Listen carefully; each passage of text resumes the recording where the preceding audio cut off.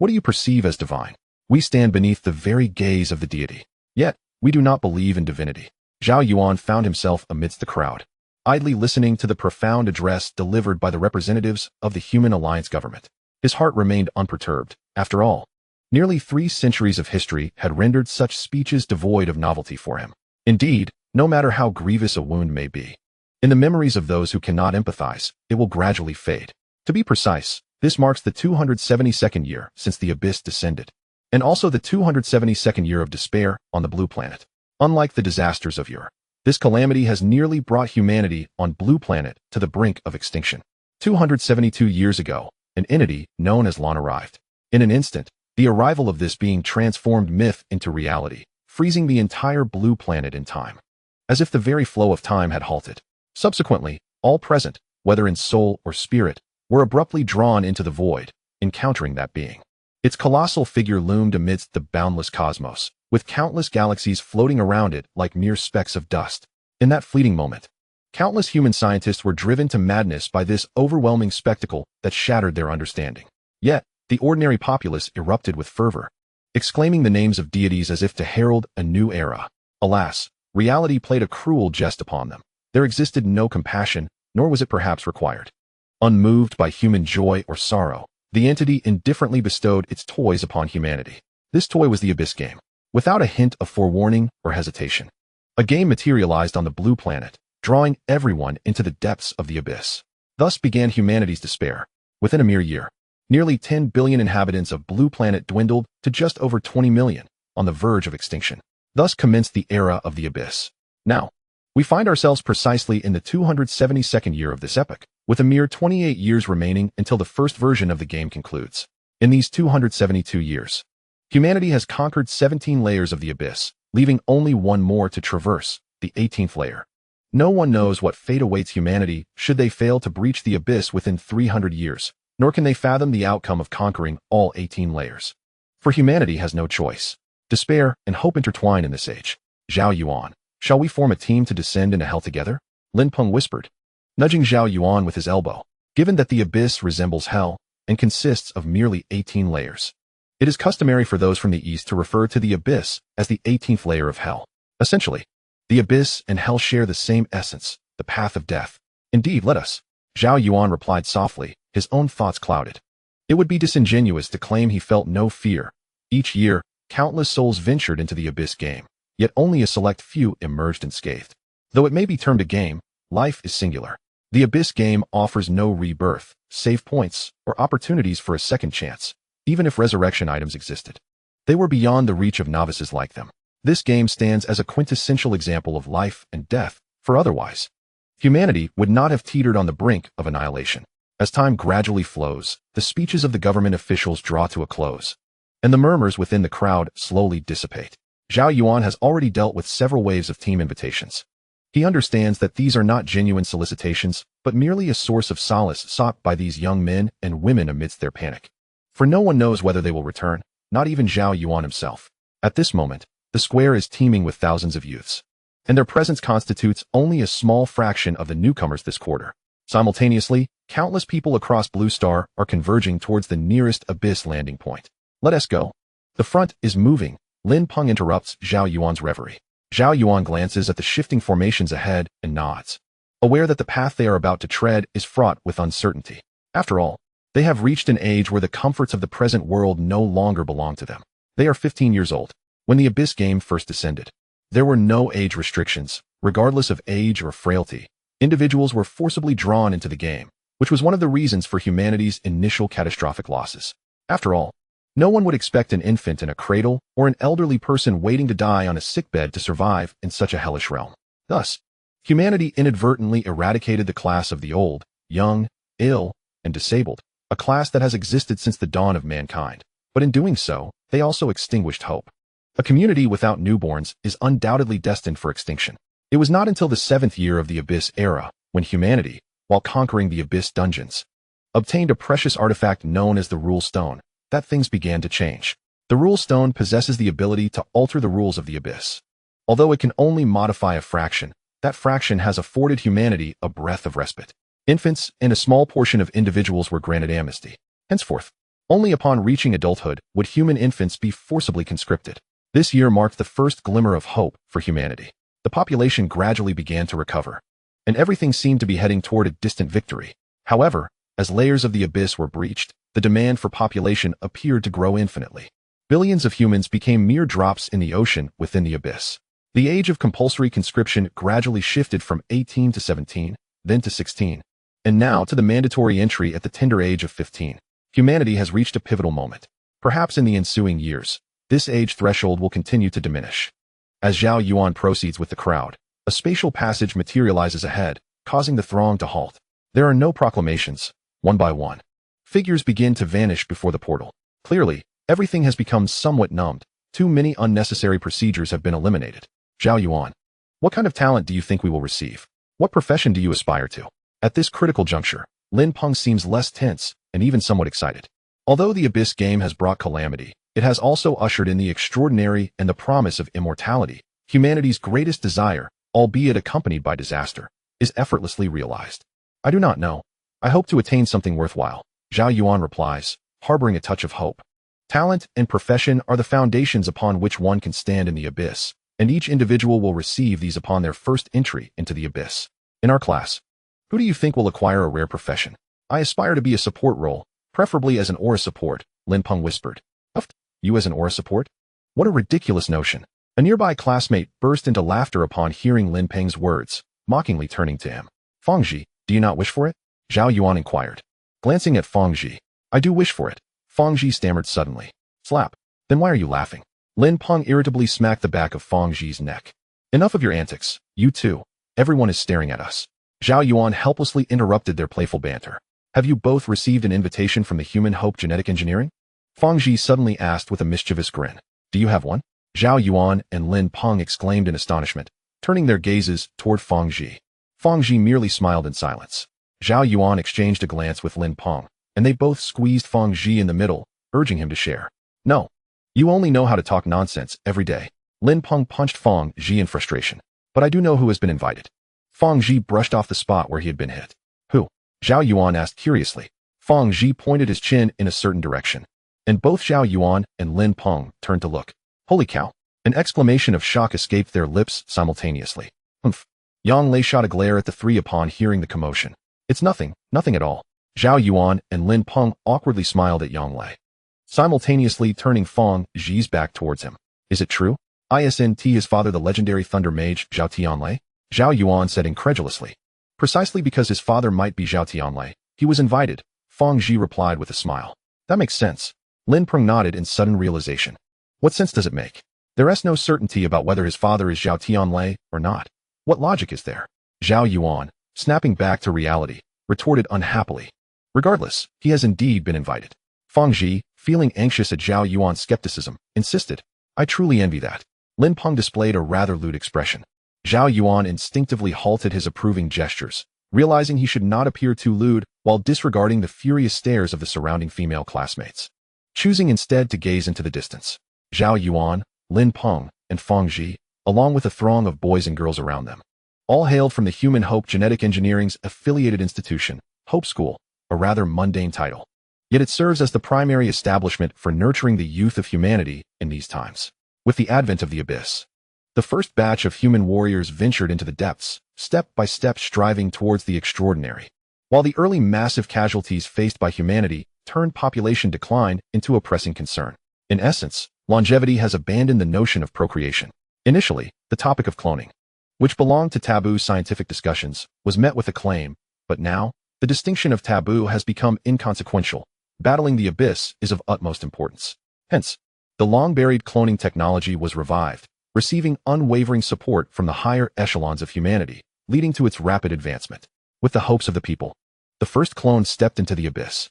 The outcome nearly breached humanity's defenses, for as soon as the clone entered, it was endowed with an independent persona by the abyssal game, transforming into a native race of the abyss and almost becoming an independent dungeon. Thankfully, only one had entered, preventing an uncontrollable situation, and it was soon dealt with by the human warriors. Thus, humanity has gleaned a profound lesson, and the technology of cloning has once again been consigned to obscurity.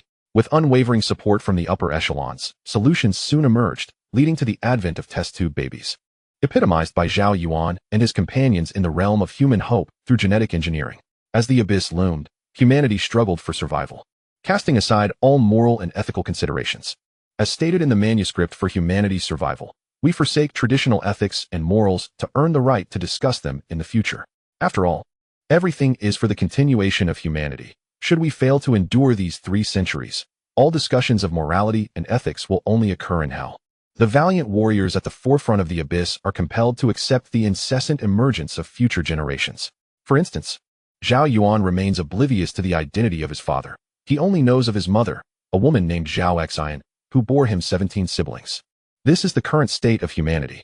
Zhao Yuan, with his limited understanding, cannot fathom how a mother can give birth to 17 children. However, the last time he met her, she radiated joy, for upon their birth, they would be nurtured by the genetic engineering initiative, far removed from their mother.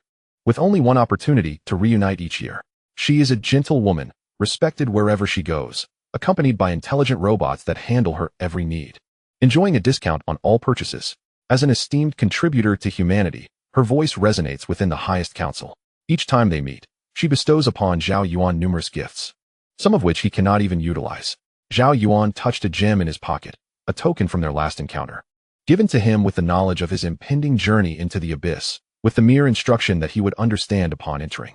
Zhao Yuan turned his gaze, wondering if she would come today. Behind him, only the throng of people obscured his view of her arrival. As the procession advanced, they soon reached their destination. Zhao Yuan cast one last glance behind him, bravely stepping into the abyss. Farewell, mother. Chapter 2. As Zhao Yuan stepped into the spatial corridor, a brilliant light enveloped him, prompting him to instinctively close his eyes. When he opened them again, he found himself amidst a vast expanse of stars, surrounded by twinkling celestial bodies that shimmered with an elusive brilliance. The abyssal game has logged in. Please confirm. While Zhao Yuan remained momentarily stunned, a deep, resonant voice echoed. And in that instant, he sensed a subtle force sweeping over his entire being.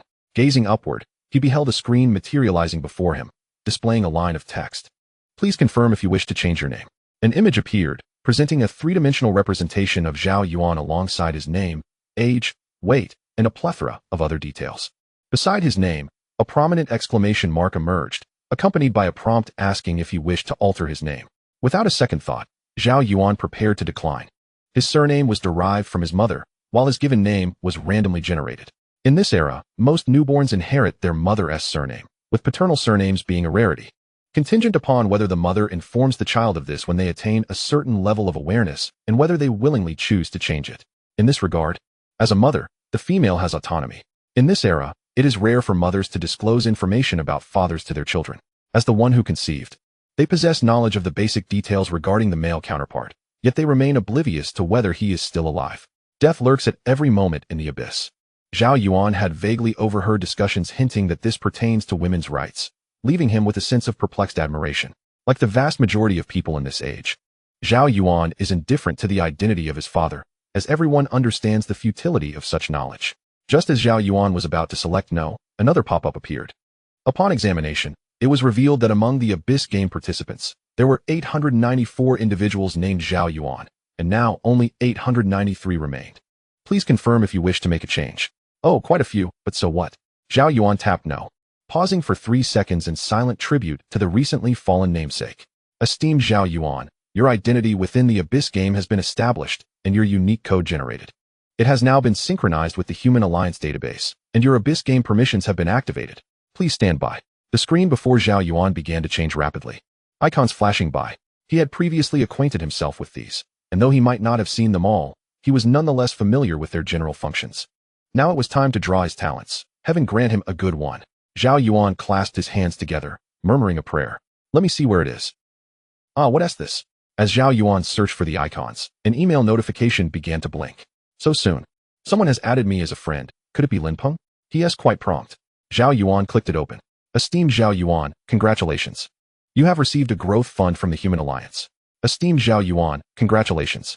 You have received a growth fund from your father. What on earth? A growth fund? I've never heard of such a thing before. My father? Let me see. Zhao Yuan, puzzled, opened the growth fund from his father. In an instant, the screen vanished, and an envelope gradually materialized in the void, slowly opening to reveal text, accompanied by a male voice. An audio envelope? Zhao Yuan mused. his expression somewhat peculiar. This form felt archaic.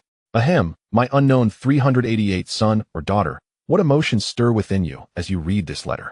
For me, Old Wang, it's quite complex. When I returned from grinding monsters in the wilderness, I received a notification from the Abyss game stating that I had 72 children logged in. I was utterly bewildered. I have never even touched a woman's hand. How could I have children? In a moment of reverie, I recalled my lost youth from 30 years ago. In response to the call of humanity, I sacrificed it, never anticipating the rapid fruition of such a decision. Here we are in the apocalypse, and scientific advancement has truly accelerated. Where was it all this time? At the same time, I also received a letter from your 27th sister. I am pleased to learn that due to her exceptional learning abilities, she has joined the Human Hope Genetic Engineering, becoming an outstanding biogeneticist, thus avoiding the abyss and attaining amnesty.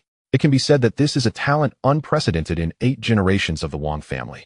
She wrote to inform me that she is optimizing and cultivating backups of my descendants, generating countless versions, fulfilling my wish for many children to bring blessings. The sound began to transform into a series of beeps, leaving Zhao Yuan speechless.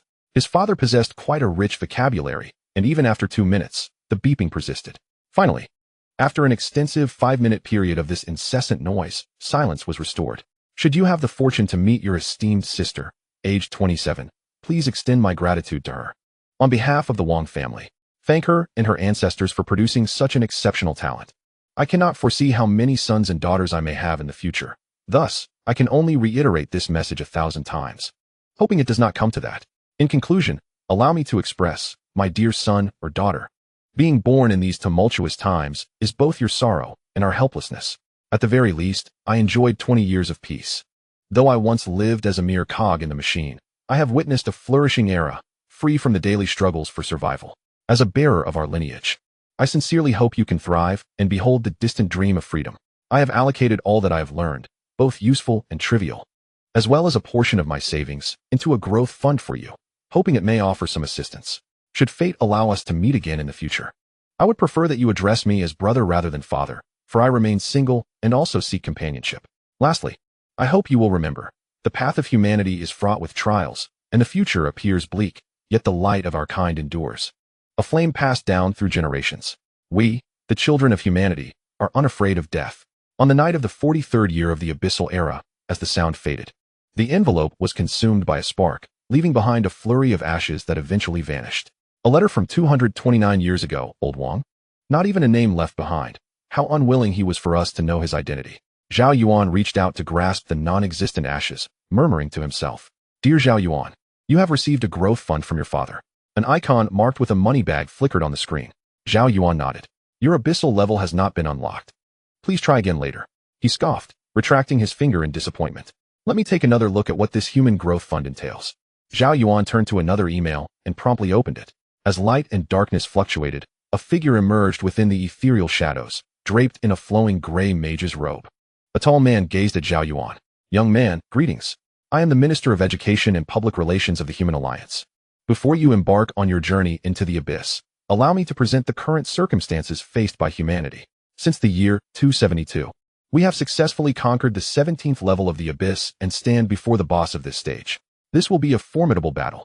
We estimate it will take 12 years to complete this level, with a mere 300 years remaining until the version update. Time is truly of the essence for humanity. As we have reached the 17th level, our elite number over 3 billion. Yet, in the vastness of the abyss and against the formidable final boss, we remain utterly insignificant. We anticipate a greater influx of humanity to alleviate the current pressures, and the only viable solution is to expedite your growth. Thus, after deliberation within the Human Council, we have established a growth fund to assist you in your rapid development. Our aspiration is that in 12 years, you will converge with us, and we shall propel no fewer than 4.5 billion souls into the 18th level, ultimately conquering the abyss within the final 16 years. This endeavor is fraught with challenges. Therefore, as you enter the abyss, you must focus solely on one objective, to tirelessly hunt monsters, relentlessly complete dungeons, fervently gather materials, and grow with unwavering determination. You have only 12 years to traverse the 272 years that we have endured. We recognize the daunting nature of this task, yet humanity requires your strength. We have already lost too many, and the future holds the prospect of further losses, but the legacy of humanity necessitates our perseverance. We can only pave the way for future generations by allowing them to tread upon our fallen bodies. thereby calling down the exalted deities and ensuring the continuity of our kind. Young warriors of humanity, are you ready? The man's voice fell silent as he gazed into Zhao Yuan's eyes, his profound gaze seemingly imbued with starlight, awaiting the youthful response. Just as Zhao Yuan prepared to speak, the light began to dim, and the figure of the man gradually dissipated. Was it truly necessary for a letter to be so vivid? Zhao Yuan scoffed. 12 years, is it really that urgent? It appears that we must indeed strive with all our might. The ideals cultivated in Zhao Yuan and his peers by the Human Hope Fund over the past 15 years began to take root at that moment. We are destined to perish. In the face of calamity, we have no choice, but we can choose how we meet our end. We shall march towards the light of human hope, paving the path with our remains, one generation after another, to the last breath. Zhao Yuan recalled their mentor, the teacher whose eyes had grown dim with age. One generation after another, to the last breath. We, the children of humanity, fear not death. Zhao Yuan's resolve gradually solidified. Esteemed Zhao Yuan, you have received the growth fund from humanity. Zhao Yuan casually clicked to claim it, pondering whether he could receive something substantial. Congratulations. You have qualified for a random draw from the human treasury, announced the system. Wow, how impressive. This assistance is no mere rhetoric, Zhao Yuan exclaimed in delight. The human treasury is a repository of precious artifacts amassed by generations of strong warriors, along with the legacies of those who fell in battle, containing treasures of immeasurable value. A collection that spans nearly 200 years of humanity's history, typically redeemable only with honor points. Zhao Yuan understood that some items were beyond their reach, reserved for the hands of the powerful to unlock their true potential. Nevertheless, the human treasury held treasures that even a single item could elude novice adventurers for decades. Give me something amazing, Zhao Yuan declared without hesitation, eagerly pressing the button. Any item would surely yield great profit. Even if sold, it would represent a significant fortune, sufficient to see him through the early stages of weakness. A flash of golden light emerged, revealing a sky-blue gem. What on earth is this golden blue? Zhao Yuan gaped in astonishment. Gold signifies legend. You have received the sage's blessing. Zhao Yuan seized the gemstone, and instantly, the details of the gem materialized before him. The sage's wish, type, extraordinary item level, legendary usage count, 1 magical attribute. Wish, for further details, please click Evaluation. Where thorns abound, a path returns. A consumable item? Or an extraordinary artifact? Zhao Yuan pondered its purpose and clicked on the details. Wish. In the Empire of Normanos, a sage once emerged, his name echoing even to the divine realms. He had wished for every thorn-laden path he traversed. Thus, when faced with choices, it may provide you with answers. Effect. When confronted with a career choice, it resonates with your innate talents, granting you a significant probability of acquiring a profession that aligns with your abilities, limited to once. Splendid. Now, I need not worry about career selection. Zhao Yuan smiled. For choosing a profession is not merely a matter of preference. Rather, it is the profession that chooses you. Chapter 3 At last, the moment of utmost excitement has arrived. Talent. May the heavens bestow their favor upon me. Finally, Zhao Yuan discovered the option for talent extraction. With a heart filled with trepidation, he clicked on it. In an instant, the heavens sparkled with starlight, and streams of light seemed to streak across the sky, descending upon Zhao Yuan. Among them, one particular ray was extraordinarily swift, rushing toward his forehead in an instant. Talent unlocked. Zhao Yuan, congratulations on becoming an abyssal player. The familiar voice resounded once more as Zhao Yuan gently closed his eyes, savoring the essence of his newfound talent. Talent is the extraordinary beginning. From this day forth, Zhao Yuan has irrevocably stepped into the realm of the extraordinary. Talent. Iron-headed child, non-modifiable. Active, when you initiate an attack. Your rationality gradually diminishes, dispelling all negative effects. During the activation of this talent, you gain a body of invulnerability, rendering you immune to all forms of confinement, deceleration, blindness, and other restrictive effects on offensive skills, while also permanently increasing both defenses by 50. With each passing second in combat, the dual defenses increment by 1, stacking up to a maximum of 200 layers. Passive 1. Courage. As an iron-headed child, your courage is unquestionable. Even the divine cannot make you retreat. When in a hostile state, you will not be pushed back and are immune to all repelling and knockback effects. Passive 2. Fearlessness. As an iron-headed child, the world in your eyes should appear diminutive. When in a hostile state, if your opponent's size is double yours, your attack speed increases by 10, and life steal by 5. If their size is quadruple yours, your attack speed increases by 20, and life steal by 10. Attack speed can stack up to a maximum of 1,000, while life steal can stack up to a maximum of 250. Passive 3. Compassion. as an iron-headed child. Your brilliance is all too easily extinguished, evoking sighs of lament. You will receive a 30 damage reduction, which is the final mitigation. Details: final mitigation refers to the damage ultimately endured, including divine and true damage. The priority of damage reduction is as follows: skill damage reduction, dual defenses, final mitigation. Evaluation: 1 life is grand, death is absurd. Evaluation: 2 brave and bold, charge forth.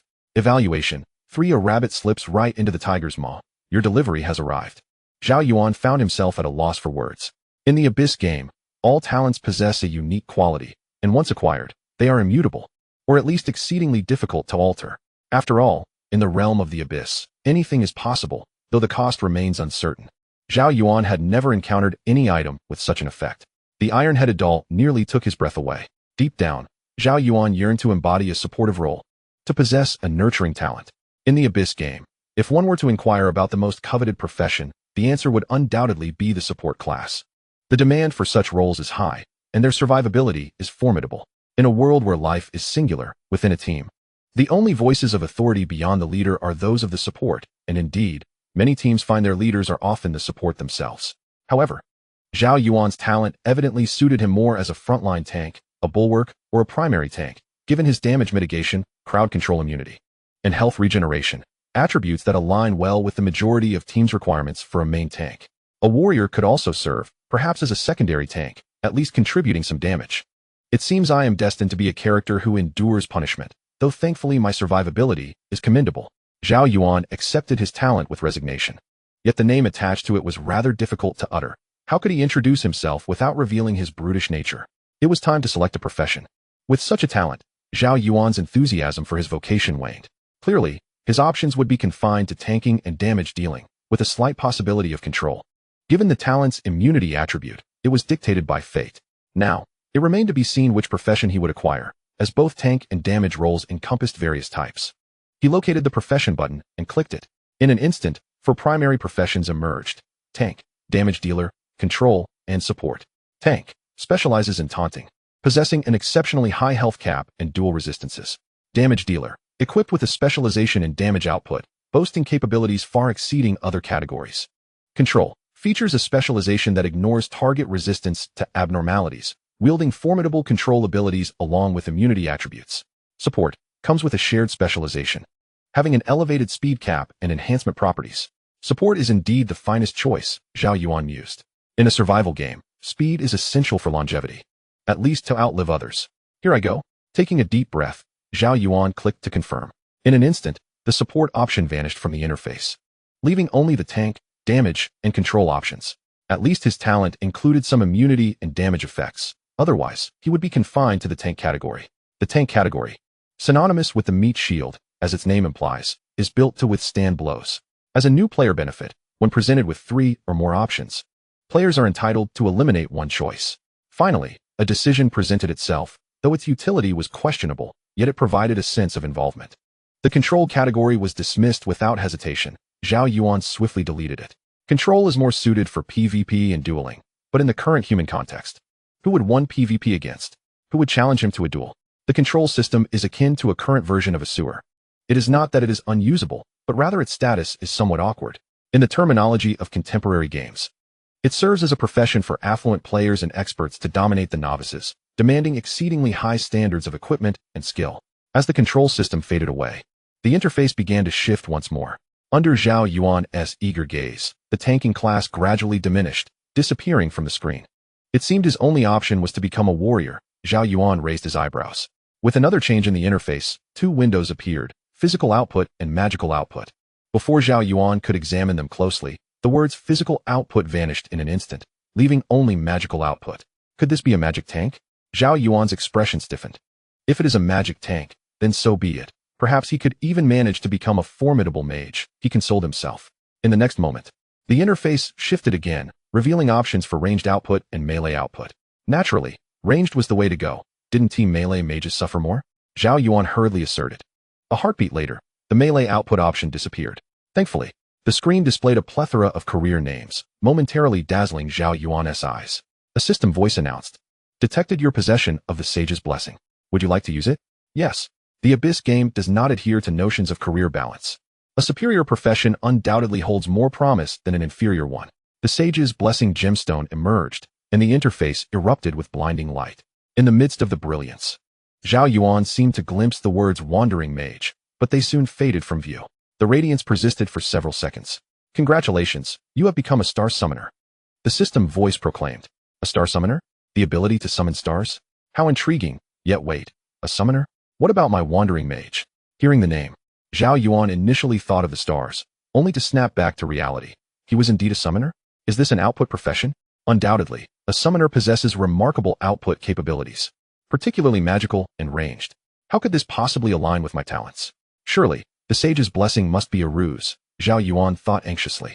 Previously, he could have accepted becoming a warrior or a magic tank, but a summoner was entirely beyond his expectations. It is not that the summoner class lacks strength. While it may not be exceptionally powerful, it is certainly not weak. Once it reaches maturity, a single summoner can rival an entire army, a feat unattainable by other professions. However, the challenge lies in the early stages, where survival becomes arduous. Without substantial resources, a summoner's rise is considerably more challenging than that of other output classes. In the early game, the best strategy is to capitalize on team resources, but summoners are notoriously burdensome at this stage. Currently, in the Abyss game, the most mainstream and fitting team composition has become nearly fixed. As a well-structured team, a primary tank must be present to absorb damage at the forefront, followed by a secondary tank with both defensive and offensive capabilities, typically filled by a warrior or magic tank. This ensures that, in the event of an unforeseen mishap with the primary tank, there remains someone to mitigate damage and protect the rear line from sudden demise. Following this, there are two output positions, generally consisting of one physical output and one magical output, with choices between melee and range determined by the team's preferences. At last, there exists a control position and an auxiliary role, designed to assist and safeguard the two output roles, preventing them from catastrophic failures due to errors. Many teams opt to eliminate the control position in favor of an assassin class, which is adept at swiftly concluding battles or harvesting opponents. The assassin's formidable burst damage capabilities allow them to obliterate a weakened boss in the blink of an eye, making them highly favored. The auxiliary role, needless to say, is fundamental to the formation of any team. However, the summoner, as a legitimate output class, finds itself in an awkward position. The summoner's primary damage output relies on their summoned entities, which count as semi-allied units. In the chaos of team combat, this can easily lead to positional bottlenecks, straining the front line and hampering the mobility of other damage dealers. Consequently, one member may find themselves perpetually adjusting their positioning, significantly diminishing their output capability. Furthermore, summoned entities are prone to receiving auxiliary skills, resulting in critical moments where the auxiliary may be on cooldown and unable to provide support to their teammates. The summoner, when considered as a damage dealer, imposes excessively high demands on the team. Thus, they are often the first to be excluded from consideration. Given the plethora of output classes available, it is impractical to adjust the configurations of others for the sake of a summoner whose performance is not particularly outstanding, rendering it a low-cost, high-risk endeavor. As the game progresses, while the summoner may grow stronger, the relevance of others diminishes, creating a contradiction. Consequently, early teams find no need for a summoner, while later stages render the summoner superfluous to the team. In this age of efficiency, how can an early solo player compete against a team? Without access to team resources, one is inevitably left behind. The challenges of the early game make reaching the later stages a formidable task. Abyssal game has existed for nearly 3 centuries, yet no summoner has truly risen to prominence, relegating them to obscurity. Zhao Yuan felt a deep sense of disappointment. After a considerable time, he managed to regain his composure, realizing that he could only take one step at a time.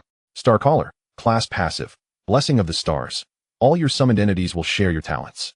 Fixed skill, light of the stars. You can freely switch your attack range. As a ranged attacker, you can inflict single target damage on distant foes, with a range 10-fold that of your weapon's length. When switching to melee, you can deal area damage in a cone in front of you, with a reach 15 times that of your weapon's length. In Abyssal game, all attack ranges are enhanced by divinity levels. Is there a hint of promise here? Reading the class description, Zhao Yuan felt a flicker of hope. Could it be that misfortune might turn into fortune? Light of the stars. This seems akin to a basic attack skill. The ability to switch distances appears quite promising. It is time to venture forth. I wonder how they are faring. After a considerable while, Zhao Yuan found tranquility. As he spoke to himself, the entire login space began to dim, until it was enveloped in complete darkness. Chapter 4. Is this the Abyss? In the distance lay an endless expanse of mountains beneath a sky adorned with fluffy clouds. Nearby, the verdant grass thrived, accompanied by the sweet melodies of birds and fragrant blossoms, starkly contrasting the imagined abyss. It was entirely another realm. The panel data has been generated. Humanity wishes you a pleasant journey. A chilling voice resonated, jolting Zhao Yuan back to reality as he accessed his personal interface. Name, Zhao Yuan. Occupation, Star Summoner. Age, 15. Talent, Iron-Headed Child. Damage, 10 health, 100 attributes. Stamina, 1 magic power, 1 agility, 1 defense attributes. Armor, 0 magic resistance, 0 additional attributes. Critical hit bonus, 0 armor penetration, 0 all anomaly resistances, 0 skill, Light of the Stars. Magic power influences magical output. Stamina affects the health ceiling and dual resistances, while agility impacts both movement and attack speeds. Fundamental knowledge was not foreign to Zhao Yuan and his peers, as they had all studied how to grow and develop in their previous lives. The Abyss, though dubbed a game, is far from the games of the real world. Life here is invaluable, and survival is the foremost attribute. Thus, in the Abyss, nearly everyone's attributes revolve around survival, mindlessly stacking health, defense, and agility is a common practice for all but damage-dealing professions. While not necessarily the only correct approach, it is certainly a valid one. After all, one must live to deal damage, and the output of the deceased, no matter how formidable, is of no consequence, regardless of how thick a boss's health may be. We shall wear it down. Of course, damage-dealing professions must accumulate a significant amount of damage if they were to prioritize defense like other professions. The sight of them against a boss would be disheartening. Other professions possess certain functionalities, while the primary function of a damage dealer is, unequivocally, to deal damage. Therefore, their damage attributes must meet standards, or else they will find themselves without a party. A damage dealer without a party in the Abyss is doomed, even in the wilderness. They are prone to swift demise, and the moniker of fragile is never misplaced. Yet, there exists an exception. Among damage dealers, the summoner stands in stark contrast. The summoner's output capability is predominantly reliant on their summoned entities. Their own damage is merely a supplementary flourish, better if present, inconsequential if absent. Typically, summoners focus on enhancing the output of their summoned allies after securing their own survival. The growth fund has been unlocked. Please claim it promptly, the system announced. Zhao Yuan shifted his interface, noting the flashing words growth fund, which included the human race growth fund and his father's growth fund. He clicked to claim his rewards. You have obtained a longsword, pants, a hat, a tunic, and 2 rings. You have acquired 100 health potions and 5,000 gold coins. The former items were from the human race fund, while the latter came from his father's fund. There was nothing more to be said. He equipped all the gear and stored the potions and coins. In an instant, a longsword, a piece of cloth armor, a hat, and pants adorned Zhao Yuan, while 2 rings appeared on his fingers. These items are universally applicable across all professions, commonly referred to as whiteboard gear. There are no class restrictions, allowing anyone to wear them. The attribute enhancements they provide are merely slightly superior to having none at all. In the Abyss, equipment is categorized into 2 types, conventional gear and sets.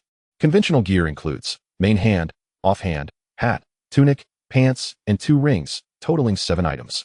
The qualities are categorized into 6 levels: ordinary, excellent, superior, legendary, mythical, and divine, represented by the colors white, blue, yellow, purple, gold, and red, respectively. The equipment set consists of 6 items: a top, pants, a belt, shoes, and 2 rings, all possessing a singular quality, often referred to as green. The attributes of 2 equipment sets may simultaneously take effect, yet only one can manifest at a time. This phenomenon is humorously dubbed by Abyss players as the inner and outer garments. The sources of regular equipment are remarkably diverse, ranging from outdoor dungeons to any wild monster, which randomly drops equipment of varying qualities. In contrast, sets can solely be acquired within dungeons, with an array of unique combinations available. Hey, don't block the way, step aside. A voice of complaint suddenly emerged from behind Zhao Yuan. It was at this moment that he noticed the myriad of figures materializing in the void, indicating that everyone had emerged from the login space. Zhao Yuan quickly moved aside, making his way towards a less crowded area. Although countless individuals had appeared around him, the atmosphere remained surprisingly tranquil. Even those who wished to speak loudly seemed to succumb to the pressure of their surroundings, lowering their voices. After all, this was not merely a game, but a battleground. A rhythmic sound echoed in his mind, and upon inspection, he found numerous friend requests flooding in, all from acquaintances. Zhao Yuan readily accepted them, simultaneously adjusting the settings to have all notifications directed to email alerts, who could bear constant reminders ringing in their head. What class are you? What is your profession? Are you a support? I'm a paladin. Shall we team up? I'm support, looking for strong damage dealers, preferably female. I can heal. Zhao Yuan, bemused by the barrage of group messages, responded with a universally understood gesture. Yet, he soon received several equally friendly replies, which he silently acknowledged. Scrolling through, he searched for messages from Lin Peng and Fang Ji but found none. It appeared that they were not on his friends list. Those two slackers. Zhao Yuan swiftly located the two and sent friend requests, which were promptly accepted. Simultaneously, a video call request came through. Seeking a secluded corner, Zhao Yuan connected the video. In an instant, two faces appeared before him. Zhao Yuan, where are you? Fang Ji inquired first. Feeling a spark of inspiration, Zhao Yuan summoned a dynamic map and, glancing at his location, responded, I'm in Suiyuan town. What about you? We're in Chafeng town. Let me check how far apart we are. We should meet up soon. Lin Peng interjected, activating the map for reference. Wow, that's quite a distance. For teleports needed? Too poor to afford that. They both chuckled in unison. Have you received the Human Race Growth Fund? Zhao Yuan asked. Yes, everyone has that. What about the Parental Growth Fund? Lin Peng queried, curiosity evident in his gaze. Nothing much, just asking, Zhao Yuan replied, withholding further details. All right, let us discuss your classes. Fang Ji interrupted, his tone serious. You can't hold it in, can you? I thought you'd manage to keep it a secret longer. Since you asked, I'll tell you. I'm a paladin. Now what about you two? Lin Peng rushed to speak. Wind of Jilan, Fang Ji chuckled. Support? Lin Peng inquired eagerly. Pure support. Fang Ji affirmed with a nod. Pure support refers to talents that solely provide auxiliary benefits, devoid of any other attributes. Goodness gracious, esteemed one, please consider supporting me. Lin Peng expressed enviously. Unsurprisingly, as a pure support character, he would soon amass a cadre of exceptionally skilled teammates. A pure support holds a position in the support hierarchy, second only to the aura support. After a prolonged silence from Zhao Yuan, both turned to him. Summoner. Zhao Yuan replied helplessly. Goodness. A sewer. Lin Peng exclaimed. Ahem. Fang Ji's expression shifted as well. Shall we form a team? Zhao Yuan inquired of the two. Ahem. Did you call me mom?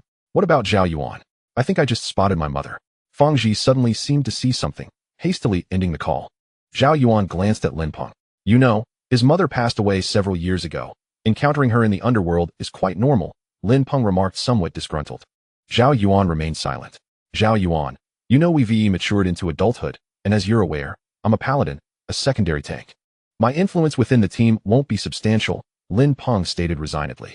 Zhao Yuan chuckled softly and nodded. Soon, both ended their calls. The placement of a summoner's summoned creature is crucial and can severely harm the team. A misstep might result in a complete wipe. After disconnecting, Zhao Yuan checked the time. It was nearly upon them. The crowd was gradually congregating near the outskirts of the town. The world boss was about to be summoned. A prize for newcomers and a vital opportunity for them to establish themselves in the Abyss. In the Abyss game, each player possesses two levels, a pinnacle level and a divine level. The pinnacle level increases continuously with experience, lacking a fixed cap. With each level gained, the primary attributes increase by 2 points. The divine level, however, is the most formidable aspect of the Abyss game. The crushing effect of the divine level is daunting. Simply put, if your pinnacle level is 1 while your opponent's is 10, equipped well and skilled, you might prevail, but with such a significant disparity in divine levels, surrender is often the only option. Even if they stand idle, you cannot defeat them. With a mere gesture, they can vanquish you. Such is its tyranny. This crushing effect renders even slaying minor foes exceedingly arduous. However, for Zhao Yuan and his contemporaries, these challenges no longer pose difficulties. They are merely the trials of pioneers, with predecessors having paved the way with their sacrifices. Whenever newcomers enter the Abyss, the Human Alliance dispatches high-level players to assist them in acquiring their first divine point. Everyone gathered quietly outside the small town, awaiting the event. Shortly thereafter, Zhao Yuan received a team invitation. Mu Lanfeng invites you to join the team. Do you accept? Naturally. He clicked yes. Upon entering the team channel, Zhao Yuan was greeted by a torrent of messages, uniformly scrolling at such a rapid pace that it became nearly illegible. Greetings. Esteemed one. You consistently unveil legends and shower us in radiant glory. Zhao Yuan promptly copied, pasted, and sent his response. In an instant, his message was drowned. Zhao Yuan glanced at the top of the channel. The current team count was 120,000, swiftly rising to 130,000, and after several minutes, it gradually approached 300,000. The team leader appointed Zhao Ling as the vice leader. The team leader appointed Wang Sheng as the vice leader and Lu Duantian as the vice leader as well. Zhao Yuan opened the team interface and indeed saw that, apart from Mu Lanfeng at level 532, the other three members were all at level 499. Following them were Zhao Yuan and his group of novices, all at level 0, as they had yet to defeat a single monster and thus had not reached level 1. After approximately half an hour, the system's voice echoed through the air. The roar of annihilation is about to descend. All players, please prepare. Countdown, 459. The team leader had activated the team voice chat. Click yes. Chapter 5, I am Mu Lanfeng. When the boss descends, do not move. You must not run. I will repeat this 3 times. I am Mu Lanfeng. When the boss descends, do not move. You must not run. I will repeat this 3 times. I am Mu Lanfeng. When the boss descends, do not move. You must not run. I will repeat this 3 times.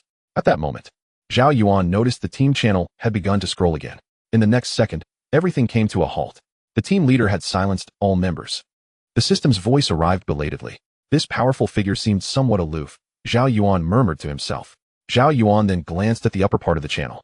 The team consisted of 720,000 members. In the first layer of the abyss, there were 12 novice villages like the one in Yuan Town, which meant that in this session alone, there were at least 64 million players. With at least 10 sessions a year, that equated to a minimum of 86. For million youths from the human race entering the abyss annually, nearing 100 million. How many lives would that require to sustain? In the next decade, the numbers could grow even larger. It seemed the higher-ups of the human race were prepared to gamble everything. As the countdown reached 0, a fierce wind suddenly surged, swirling leaves around as a massive figure obscured half the sky. The roar of annihilation has descended, proclaimed the system voice. 1, 10, 100, 1,000, 10,000, 100,000, million. 10 million, 100 million, billion, 10 billion. What the hell? 17 billion health points. Zhao Yuan exclaimed in shock. A notification appeared. Detected player divinity level below level 9 of the roar of annihilation. You will suffer divine damage. Zhao Yuan opened the alert. And 2 lines of blood red text materialized. Due to your low divinity level, you will endure an additional 9,999 damage. Due to your low divinity level, your inflicted damage will be reduced by 99.99. This encounter was certain death. How on earth did those players manage to defeat this boss in the past? Zhao Yuan pondered in disbelief. As the boss's figure descended further, Zhao Yuan felt his body tremble, an instinctive fear urging him to flee. The divinity level promised an evolution of life's hierarchy. This sensation was an instinctive response of a lesser being confronting a higher life form. This was the allure of the extraordinary. The crowd began to stir, some faces reflecting terror, as if they were about to flee. Do not move. If you run, you will die. Steady your minds and conquer your instincts. With us here, you will be safe. A female voice resounded in everyone's ears. The vice leader, Zhao Ling, had activated the team voice chat. Indeed, the authoritative voice proved effective. Most people gradually calmed down, while a portion of those in panic were restrained by those around them, restoring tranquility to the crowd. At last, a thunderous roar reverberated throughout the land. The boss had made its entrance, a colossal black dragon, towering like a mountain before all present. Its immense wings obscured the sun, while a pair of fearsome horns radiated a chilling gleam. The dragon's scales were as dark as ink, and its blood-red eyes fixated upon the gathering of inexperienced players. You insignificant ants, your doom approaches. It bellowed, a deafening roar announcing the boss's presence. Suddenly, Zhao Yuan felt a weight upon him, rendering him immobile. You have succumbed to the dragon's might. Due to the overwhelming divine presence, you are now paralyzed and unable to move. Beware, the breath of doom will soon be unleashed. Take heed and evade. 2 notifications appeared simultaneously. Instinctively, Zhao Yuan fought against the immobilization, and in an instant, he felt a release. The innate ability of Ironhead had activated. His sanity began to wane. Yet his negative status was lifted, granting him the state of invulnerability with enhanced resistance. As the pressure dissipated, warmth surged through him, igniting a fervor in his mind. Charge forth and confront it. The impulse grew stronger as his rationality diminished, and the once massive dragon now seemed less daunting, appearing entirely conquerable. Your passive ability, Fearless, has been triggered, granting you an increase in attack speed. Yet, a flicker of rational thought cautioned Zhao Yuan against recklessness. At that moment, 4 figures materialized in the sky, 4 team leaders. Let us commence, engage. The other 3 nodded, and in an instant, 3 spells enveloped the novice players. You have received the purification effect from player Wang Sheng, alleviating your negative status. You have received the shield effect from player Lu Duantian, granting you 78 damage reduction for 15 seconds. during which you will regain 5 of your maximum health every 3 seconds. You have received the Divine Aura effect from player Zhao Ling, enhancing all attributes by 20.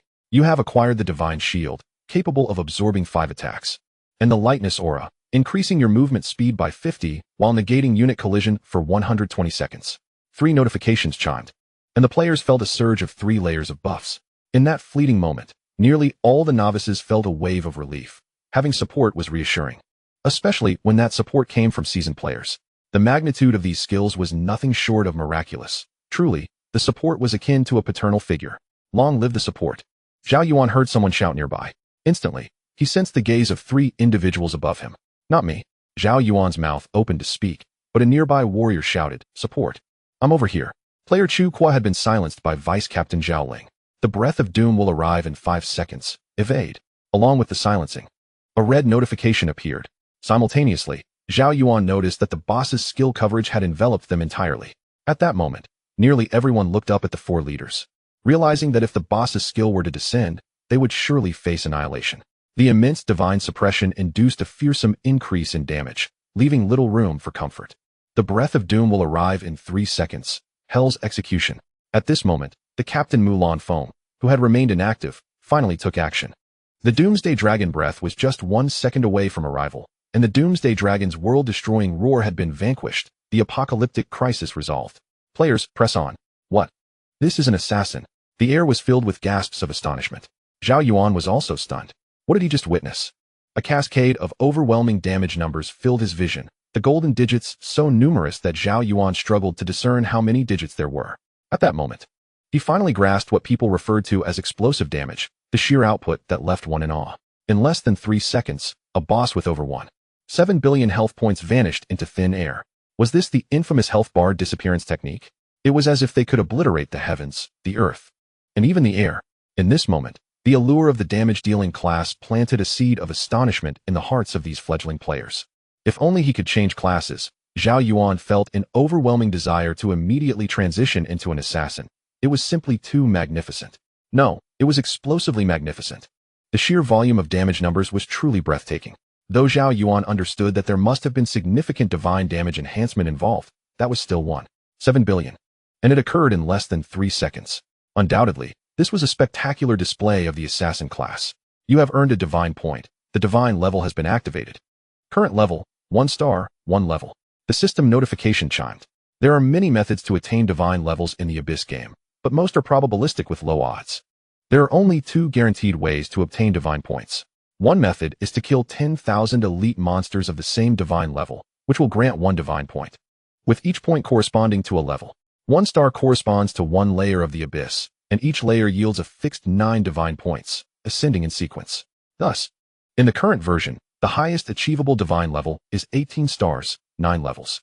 The second method, which Zhao Yuan and his companions were currently employing, is that novice players are guaranteed 1 divine level point upon their first participation in defeating a world boss.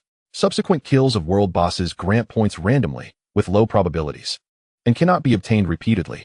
With the boss's defeat, Zhao Yuan and his companions gained experience and leveled up to level 5. Since they did not contribute to the kill, they received only a minimal amount of experience. Zhao Yuan's current status was peak level 5, divine level 1 star, 1 level. Ahem, Captain, it's your turn to speak. Zhao Ling reminded Mulan Feng, who was still striking a pose mid-air, facing away from the audience.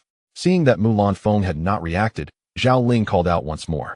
Zhao Ling, tell me, am I handsome? Mulan Feng maintained his pose. Handsome, Zhao Ling murmured. Ahem, you too, the team voice chat is on. Wang Sheng said, glancing at the pair. Have you finished showing off? Oh, how did I forget to turn it off? Zhao Ling felt a wave of embarrassment, wondering if everyone had heard her earlier words. Ahem, a minor issue. Mulan Feng stumbled slightly, but quickly regained his composure, sheathing his dagger and turning calmly to face Zhao Yuan and the others. Greetings, young souls. It is a pleasure to meet you, the harbingers of our human race's future.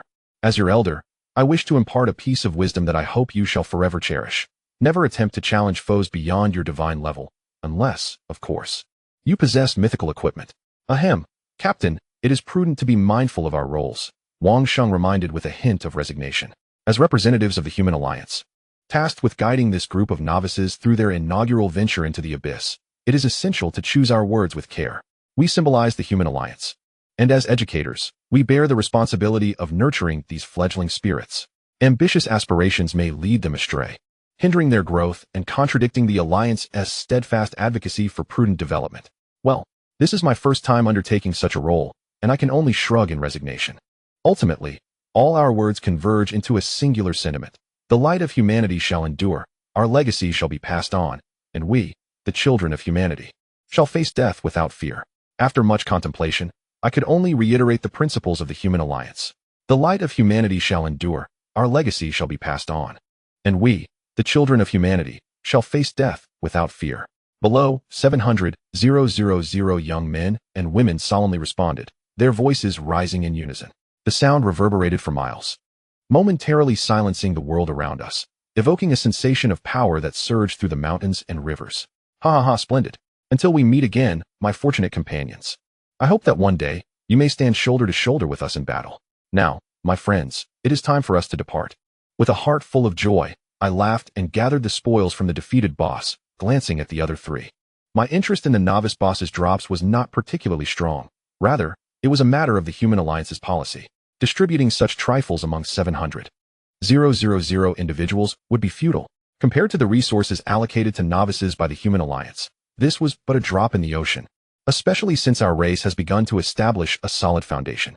The other three nodded, casting a glance at the vibrant crowd of youth below, and in an instant, the four of us vanished from sight. Chapter 6. Simultaneously, the other 11 novice villages were concluding their ceremonies.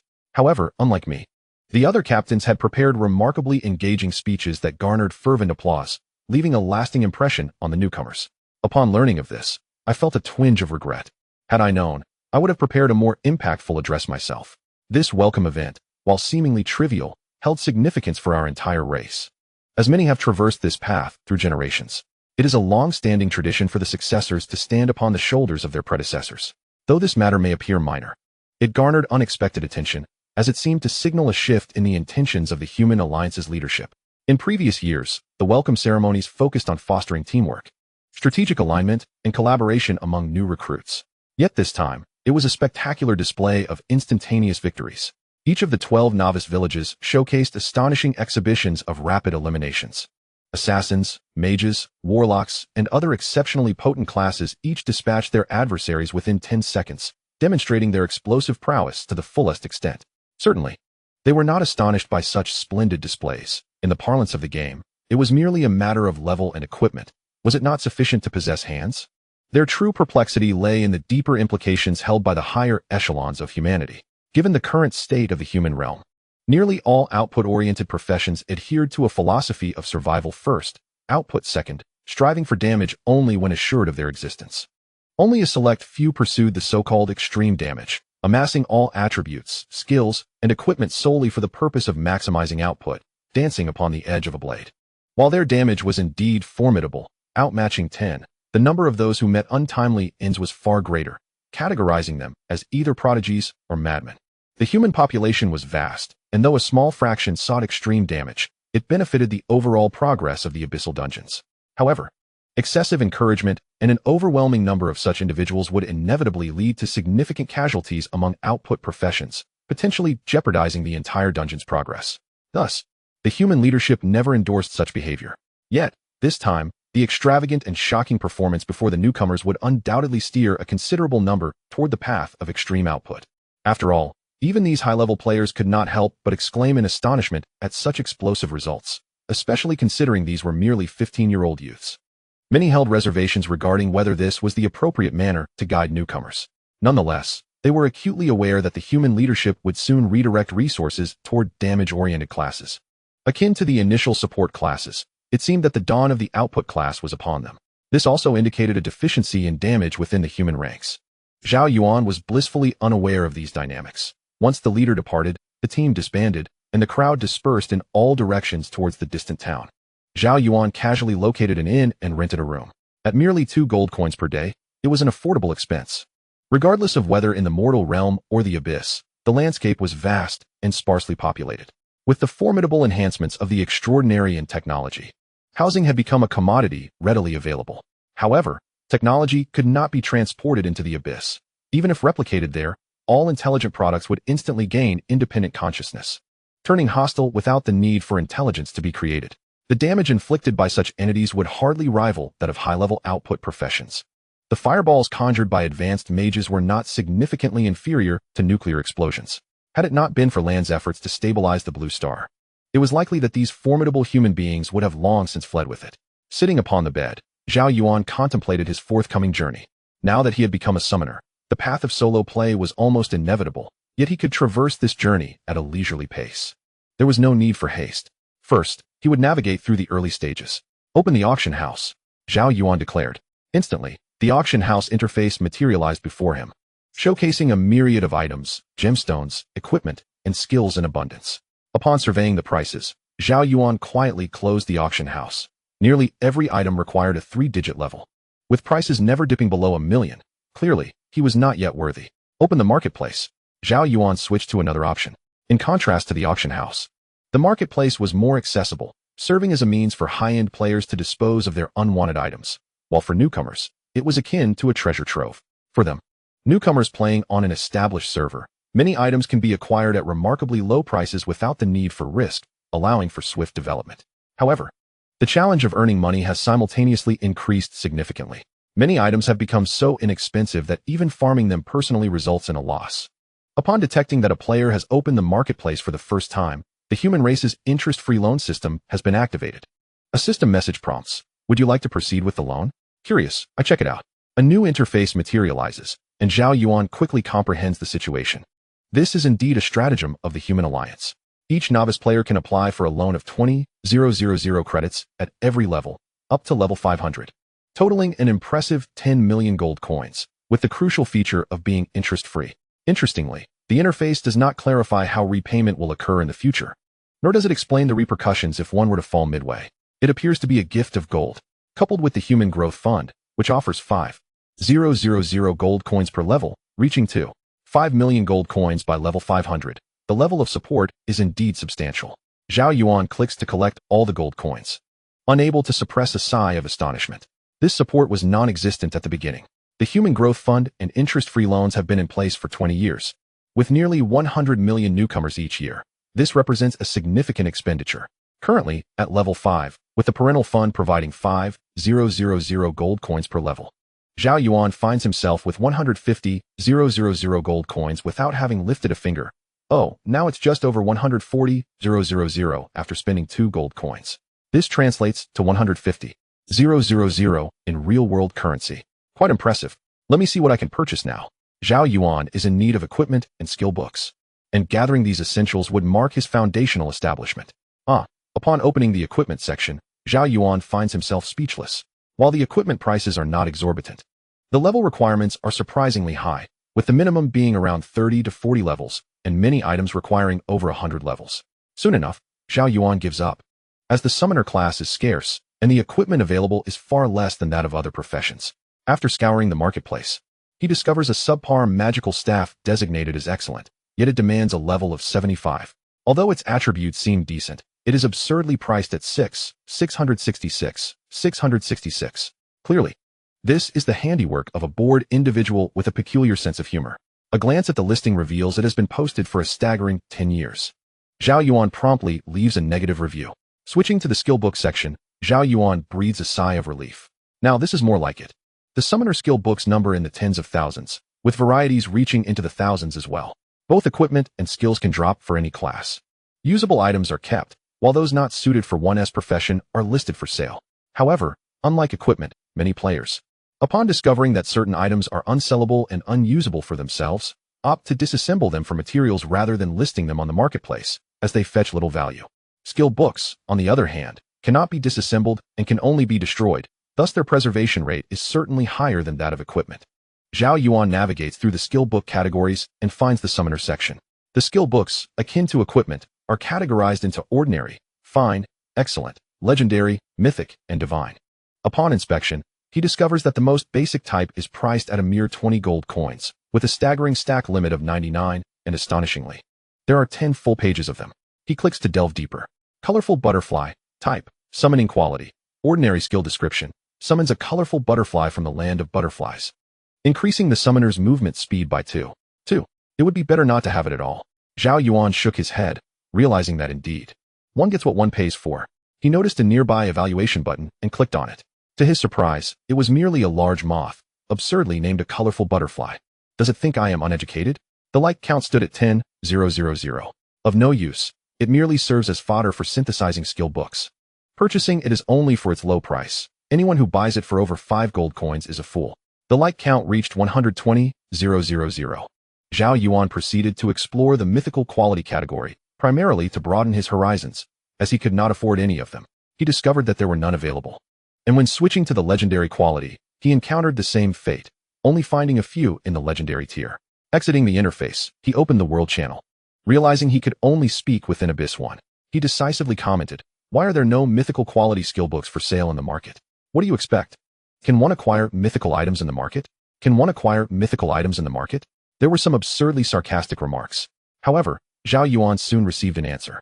Mythical quality equipment and skills had scarcely appeared throughout the Abyss. In 272 years, only 32 pieces of mythical equipment had surfaced, of which a mere 6 were weapons.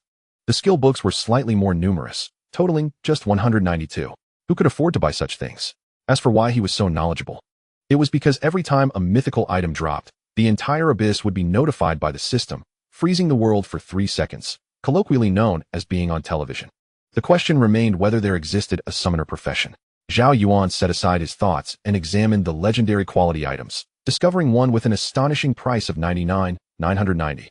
000. Flaming Bone Dragon. Type: Summoning Quality. Legendary Skill Description: Summons an ancient dragon engulfed in flames from the fiery abyss, inflicting continuous damage to the surroundings while applying dragon's might to enemy targets, immobilizing those of lower level than the summoner for 3 seconds, and unleashing a fiery breath that deals substantial magical damage.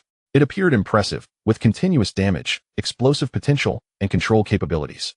Zhao Yuan opened the evaluations. It's enormous. I can only say this thing is massive and magnificent. Likes: 220,000. What use is being handsome if no one wants you in a party? Likes: 800,000. Honestly, the skill itself is commendable, but this price is utterly outrageous. Do you think this is 200 years ago? Likes: 111,750,000. The one above is talking nonsense. Likes: 120,000. The one below is spewing foul words. Likes: 300,000. Zhao Yuan continued browsing several others, finding that legendary quality skill books were not too shabby, with a few reasonably priced ones. However, for Zhao Yuan, they were still too expensive, and he resolved to wait until he had more funds. His gaze fell upon the first book, which, unlike the others that often started at millions, was priced at only 1.2 million. Giant Horned Ant. Type: Summoning Quality. Legendary Skill Description: Summons 4 giant horned ants from the ant kingdom to besiege a target. With a certain probability of applying a paralysis effect, at maximum level, it can summon 6. He opened the evaluations, finding them rather insipid. Nonetheless, Zhao Yuan's eyes brightened upon discovering a particular remark. I have had some experience with it. How should I put it? Its physique is quite comparable to that of contemporary cats, exhibiting remarkable resilience and formidable offensive capabilities. However, its attack speed is excruciatingly slow, causing observers considerable distress. As one might wish to intervene and assist in damage output, I cannot recommend its use. I suggest that summoners opt for the Abyssal Explosive Bear, which is both resilient and powerful, wreaking havoc amidst swarms of lesser foes, and, crucially, capable of withstanding boss encounters, making it an invaluable ally on the path of solo adventuring. With 588 million likes, Zhao Yuan conducted a search for the Abyssal Explosive Bear, only to discover its absence in the marketplace. Upon finding a potential buyer, he sent a message swiftly. Is it cheap, esteemed one? The response arrived promptly. Scram, came the curt reply, devoid of any superfluous punctuation. What a fiery disposition. Chapter 7. Very well. Zhao Yuan shrugged, feeling little disappointment, as he had never intended to purchase one. Soon after, another message arrived. A newbie? It was apparent that the esteemed one had perused Zhao Yuan's profile and refrained from blocking him outright.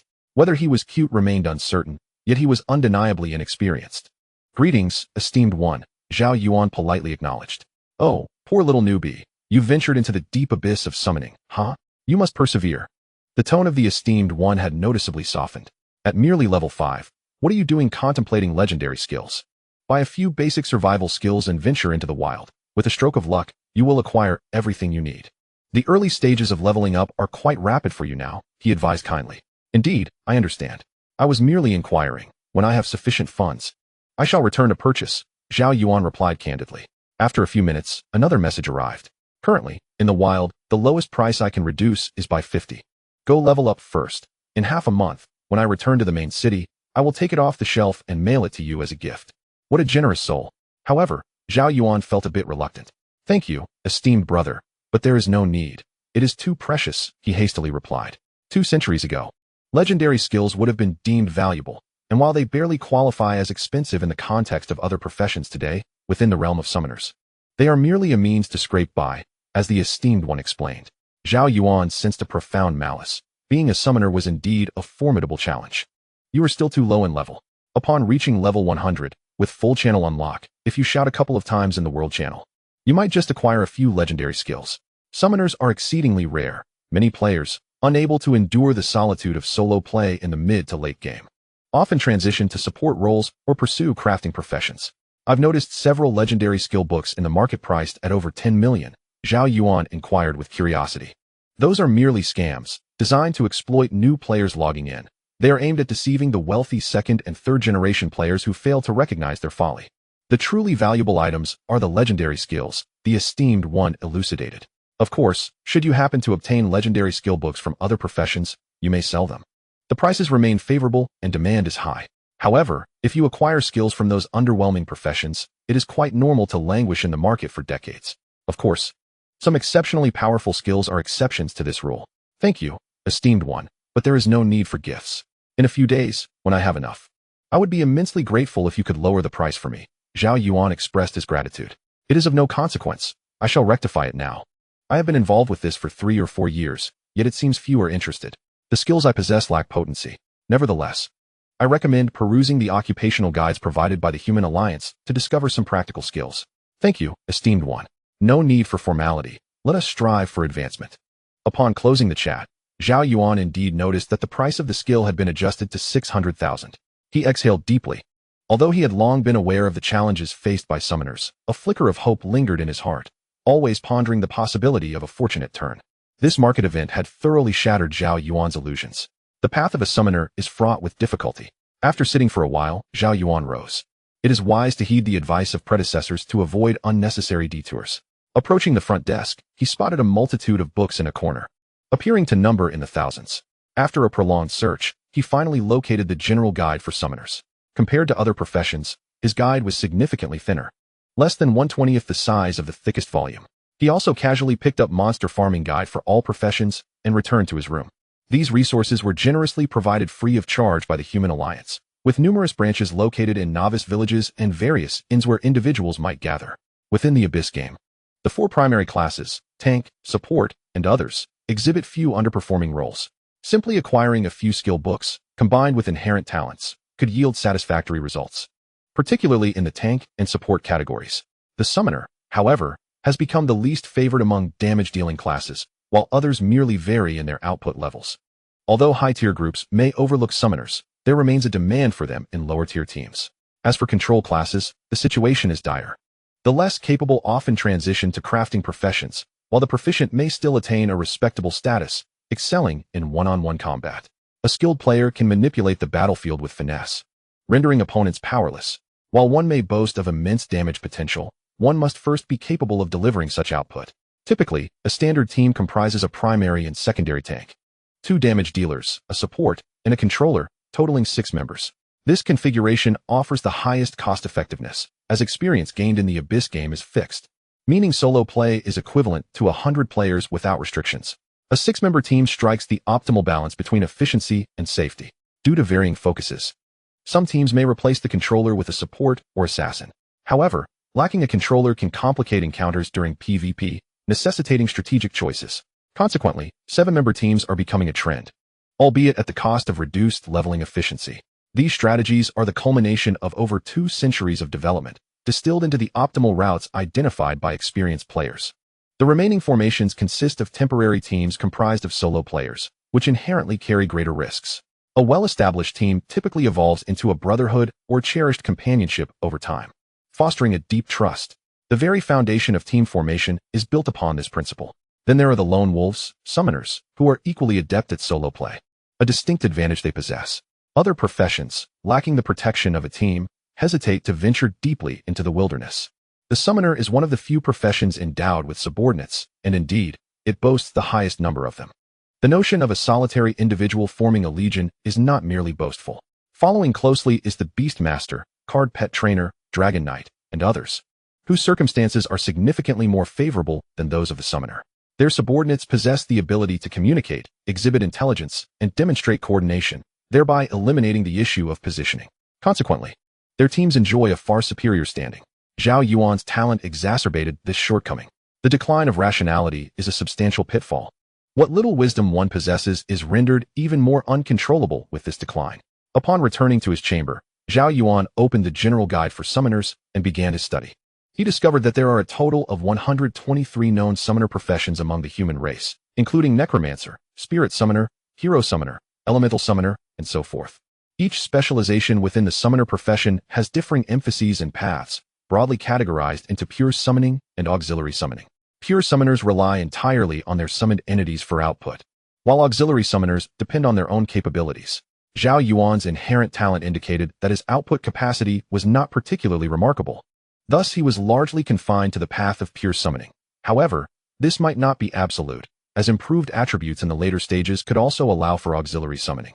Through his research, Zhao Yuan comprehended what he ought to pursue. In the Abyss game, every 5 levels grants a skill slot, enabling the unlocking of all initial skill slots by the time one reaches level 25.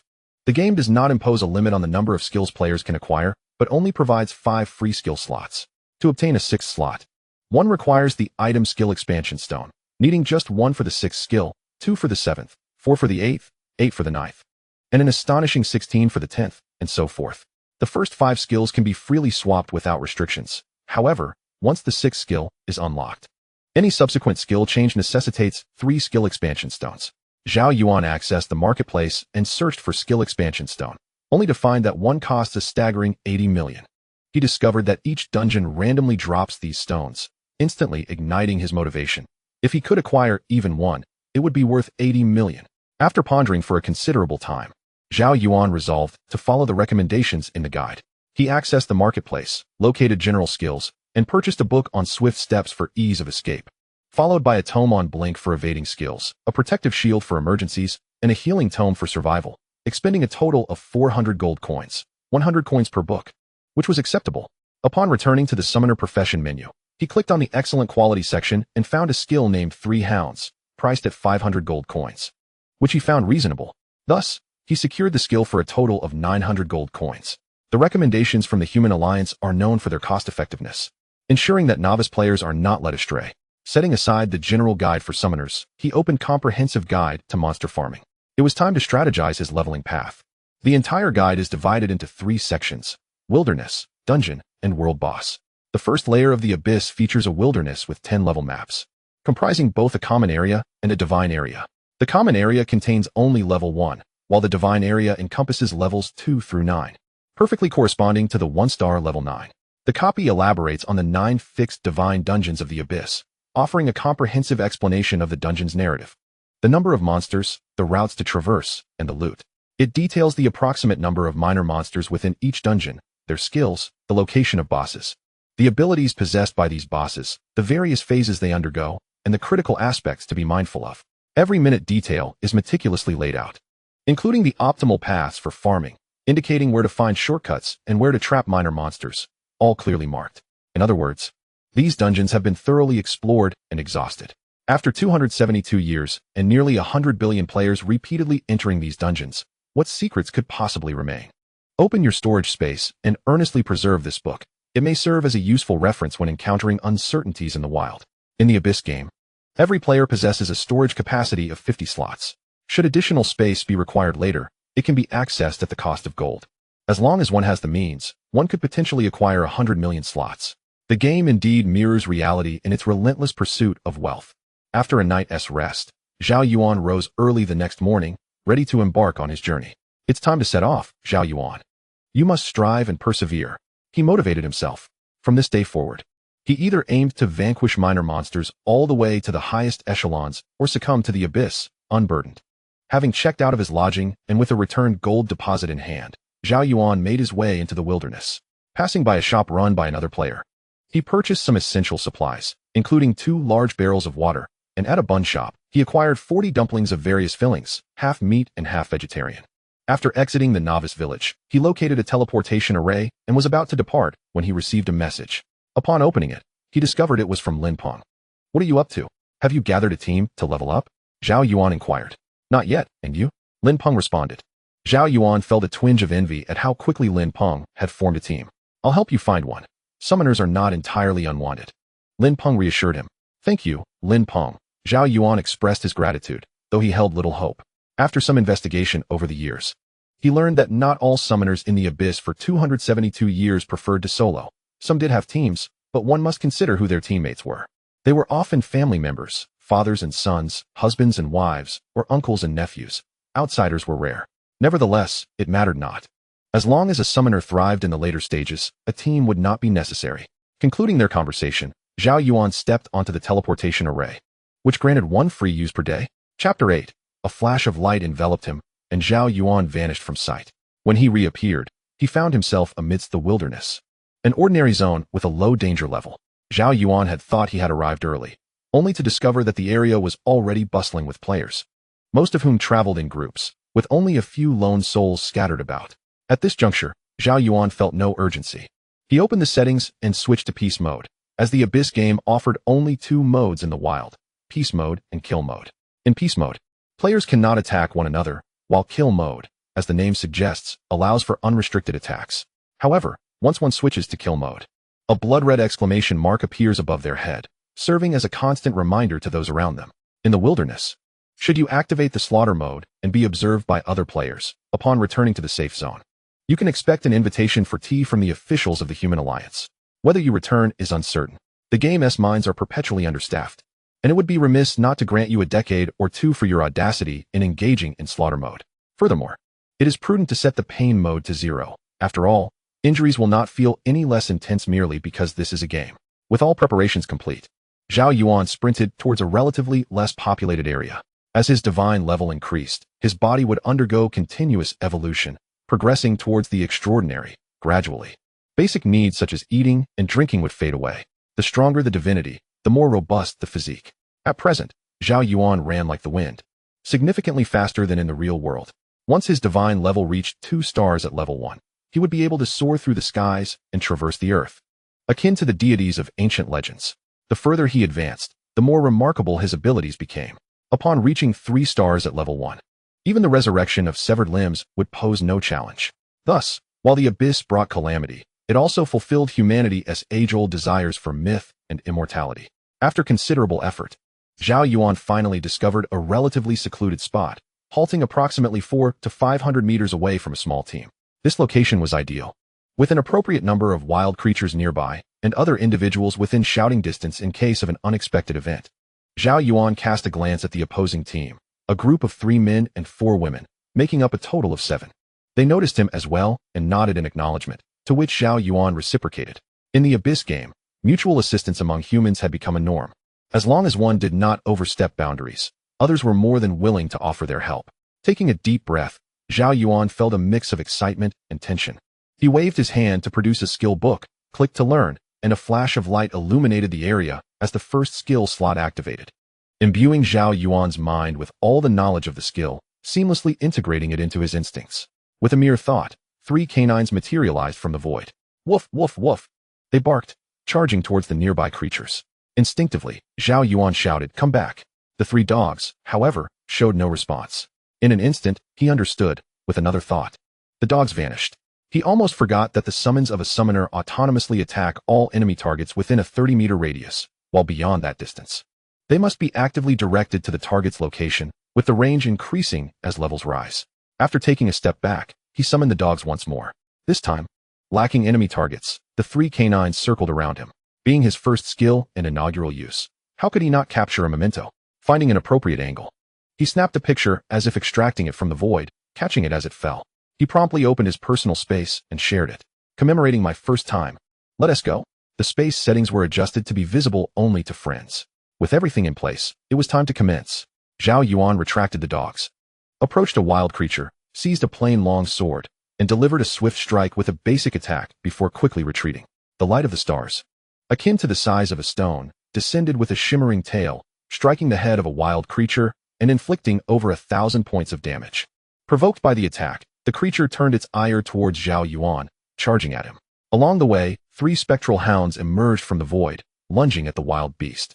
In a swift flurry, they dispatched the creature, which bore a resemblance to both a pig and a sheep.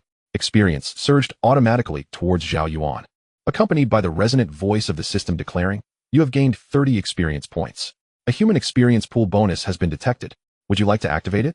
A circular icon emblazoned with the word experience illuminated on the interface. Zhao Yuan clicked to investigate, and the system's voice echoed once more. "The human experience pool bonus has been activated. All your experience gains will be amplified." Zhao Yuan scrutinized the interface description, his eyes alight with realization. The human experience pool, initiated by the Human Alliance and collectively endorsed by the higher echelons of humanity, garnered widespread support from formidable human warriors. Since the introduction of the Rule Stone, modifications to the Abyssal game had enabled humanity to establish this system. The human experience pool consists of a voluntary contribution of 1% of the daily experience accrued by each senior player, which is then aggregated after a deduction by the Abyssal game. Each senior player amasses a vast amount of experience daily, and as the pinnacle level only grants 2 attribute points per level, the requirement for immense experience for subsequent upgrades renders the 1% contribution negligible for them. After all, the divine level remains paramount. Yet, even that mere 1%, earned through relentless toil, is a heartfelt offering to assist the younger generation. Currently, the experience bonus stood at 800. Zhao Yuan clicked to examine the effects of the bonus. The flames of the human legacy shall one day coalesce into an inferno. Piercing through this abyss, he mused. Gazing upon the desolate wilderness, Zhao Yuan comprehended that beneath the surface lay the countless remains of his forebears. It was no exaggeration to say that every inch of land flowed with human blood. When the abyss descended, billions of humans arrived without strategies, enhancements, or assistance, charging into this hell barehanded in search of survival and advancement.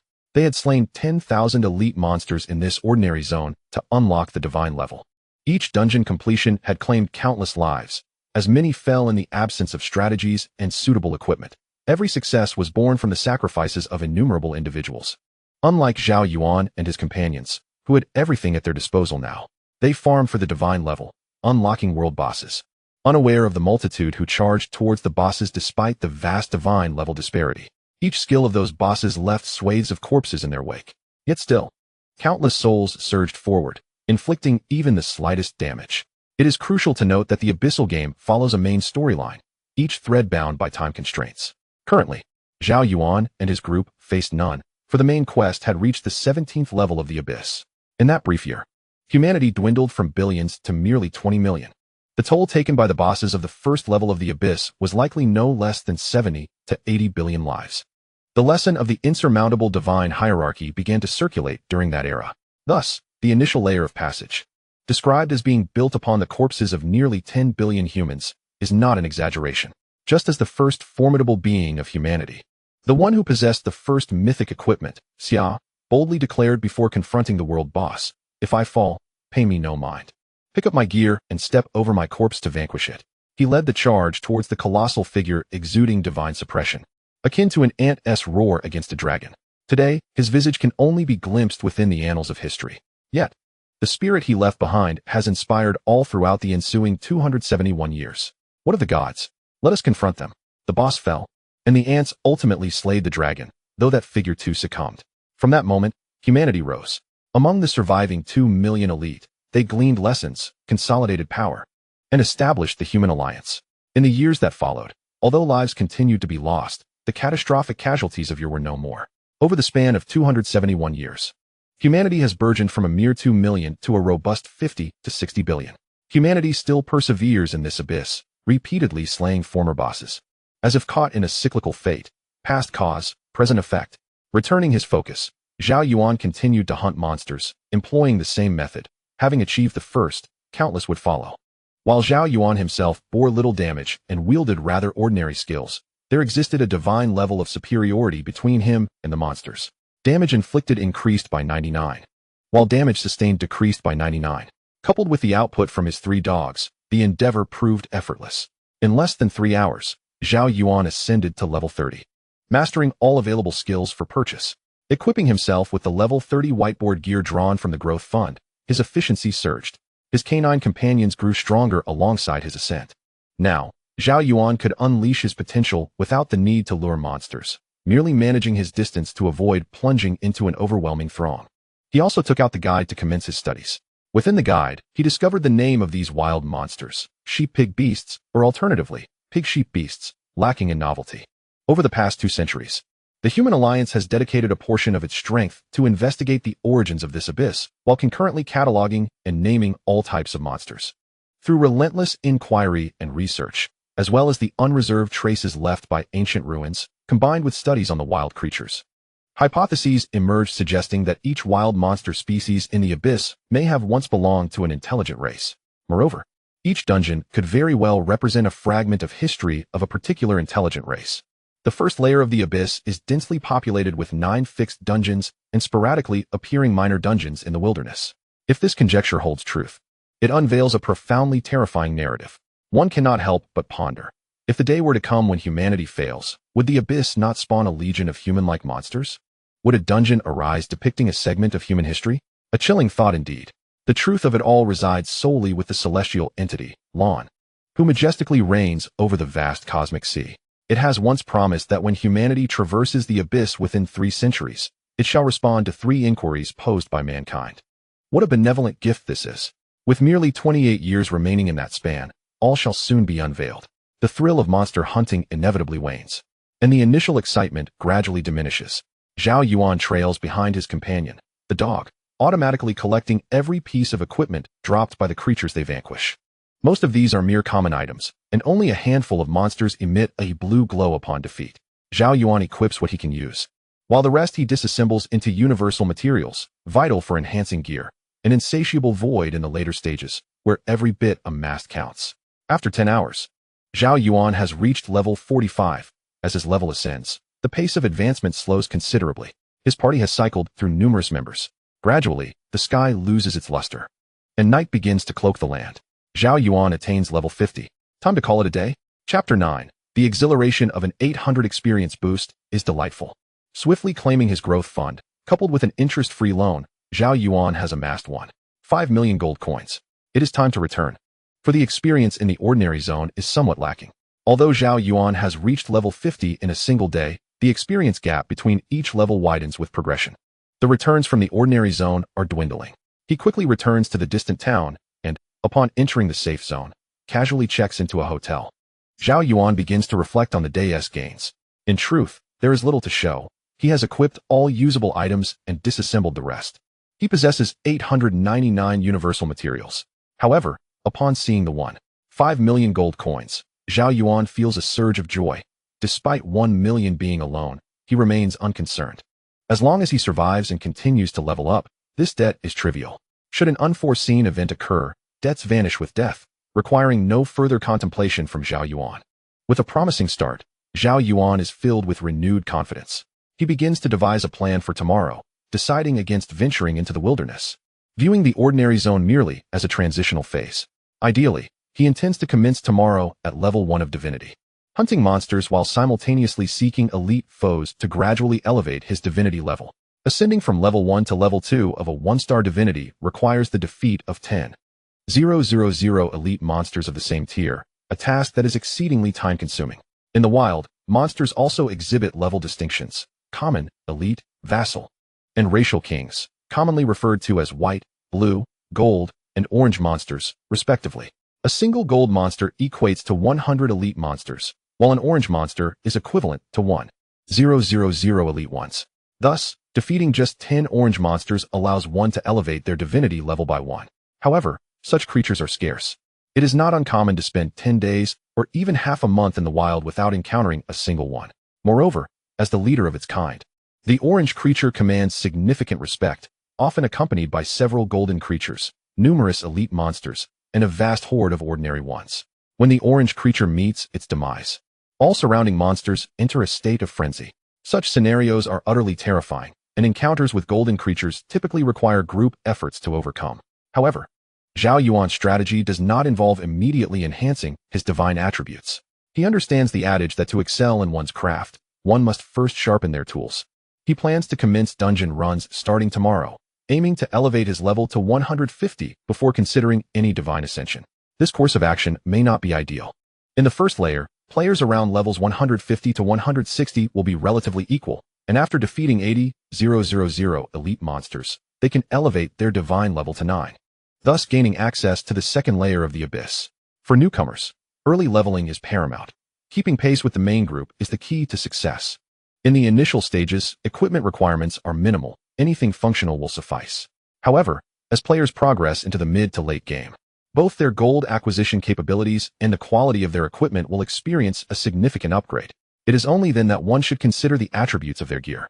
Zhao Yuan is aware of this. Yet the issue lies in the fact that others possess teams, achieving monster clearing speeds that far surpass his own. Particularly, a frontline fighter can charge into a swarm of monsters, taunting them and gathering a large group, while a control specialist can unleash a devastating area of effectability, allowing the rest of the team to unleash their full damage potential, clearing hundreds of foes in mere minutes. This efficiency is something Zhao Yuan cannot hope to match in solo runs. Thus, he intends to take a different approach, employing risky tactics. He aims to acquire a full set of gear within the dungeon to significantly bolster his capabilities before concentrating on elevating his divine level. Zhao Yuan flipped through the guide to the dungeon content and began to study it meticulously. The first layer of the abyss contains only 9 fixed dungeons, each corresponding to a divine level. There are no entry requirements. Even a player at level 0 can enter.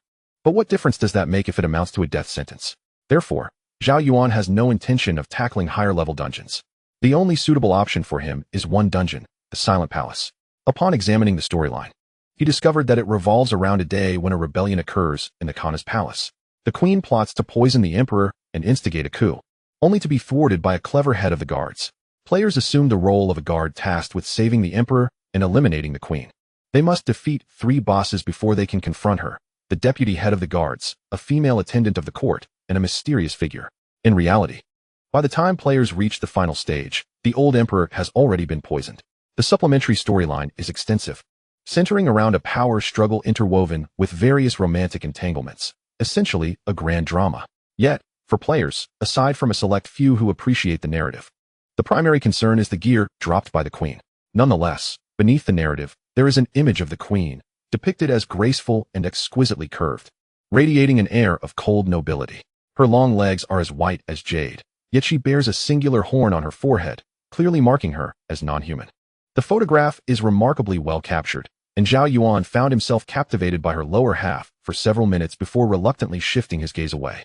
Then, a fixed random drop of a green item occurred, alongside a probabilistic drop featuring various types of gems, skill enhancement stones, and other random equipment.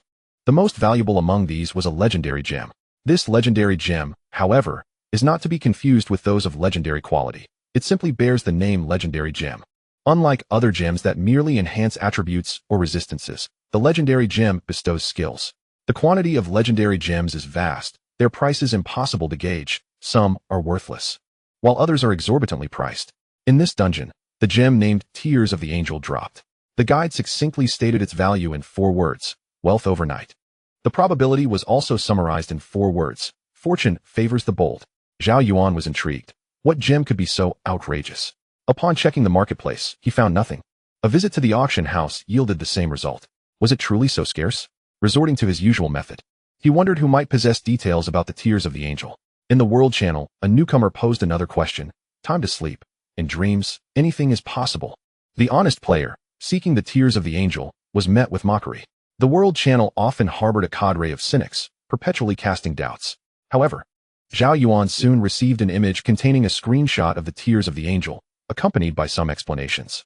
Tears of the Angel. Type: legendary gem level. 19 stars. Gem effect: Frost Angel's Tears effect. Description: 1. Survival instinct. Upon receiving fatal damage, the player is granted angelic protection. The Tears of the Angel will freeze the player, rendering them immune to damage and untargetable. The player cannot move for a duration of 10 to 30 minutes. After 10 minutes, they may choose to break the freeze, instantly recovering 20 of their maximum health and increasing their movement speed by 170, allowing them to ignore unit collisions for 2 minutes. If the freeze is not broken, it will automatically dissipate after 30 minutes. 2. Unforeseen fortune. If the player receives fatal damage within 30 seconds of breaking the freeze, the damage will be nullified, and they will be randomly teleported within a 1,000-kilometer radius. Goodness, what a life-saving skill, Zhao Yuan exclaimed. As he continued to read, he learned that the tears of the angel had historically dropped at an exceedingly low rate. Yet, over the vast population in a span of over 200 years, there had still been a number of drops. The highest tier at the auction house was a 7-star Tears of the Angel, which sparked intense bidding, frighteningly fierce. This 7-star gem had a cooldown of merely 7 hours and was met with frenzied competition, ultimately selling for a staggering 72 billion gold coins, setting a record for legendary gem transactions. Conversely, the lowest tier, the 1-star Tears of the Angel, boasted a cooldown of 12 days, yet still commanded a minimum sale price of around 1.5 billion. Wealth overnight was not merely a dream. In the abyss, all items, skills, equipment, and gems related to survival were priced at least tenfold, if not hundreds of times, higher than their counterparts. It's you. Whether I become wealthy depends on you, Zhao Yuan mused. If fortune favored him and he stumbled upon a 9-star Tears of the Angel, it would surely make his ancestors proud. Having decided to tackle the dungeon, Zhao Yuan no longer hesitated and began to diligently research the dungeon strategies and routes. After a considerable period, he felt a twinge of fatigue and prepared to take a break. At that moment, he noticed a notification in his personal space. Upon opening it, he found that acquaintances had been liking his posts on social media. These were his classmates. Many had discovered that Zhao Yuan had become a summoner. Expressing sympathy and encouragement towards him, Zhao Yuan thanked each one in turn. Regardless of whether their sentiments were sincere or superficial, they were all adults. And as long as appearances were maintained, it sufficed. After all, expressing gratitude cost him nothing. Having dealt with these interactions, Zhao Yuan scrolled through social media, discovering that nearly everyone had leveled up to around 50, with some even soaring to level 62. Truly remarkable. Of course, there were those who had not leveled up today, engaged in team-building activities, which was also reasonable, for they would soon become brothers in life and death. It was wise to forge bonds early on, if personalities clashed. It was better to part amicably and avoid future conflicts within the team. Goodness, this rascal, Zhao Yuan exclaimed as he stumbled upon Feng Zhi's social media post. A wave of envy washed over him. A 6-member team comprised of 5 females. Could he handle that? As a pure support character, Feng Zhi found it easy to assemble a team, but Zhao Yuan had not anticipated this rascal would recruit 5 girls. In their previous life, they had sworn an oath to become noble single gentlemen, refusing to be mere breeding stock for their race. Yet upon entering the abyss, he had betrayed that vow. What captures a maiden's heart most effectively? Surely, it is the gallant act of a hero saving a damsel in distress. As a support character, was it not his duty to heal and protect? After a few encounters, would the girls not lay bare their hearts? Though Zhao Yuan and his companions were merely 15 years old, in the context of 2 centuries ago, they would not even be considered adults. However, times had changed. In recent years, the human alliance seemed to have developed an obsession with childbirth, indulging in the propagation of the species to an astonishing degree. They cared not how or with whom one procreated. As long as a child was born, rewards would be bestowed, increasingly generous with each occurrence. It was said that if one were to give birth at the age of 15, the alliance would almost wish to immortalize one's likeness in a statue, erected in every gathering place of humanity.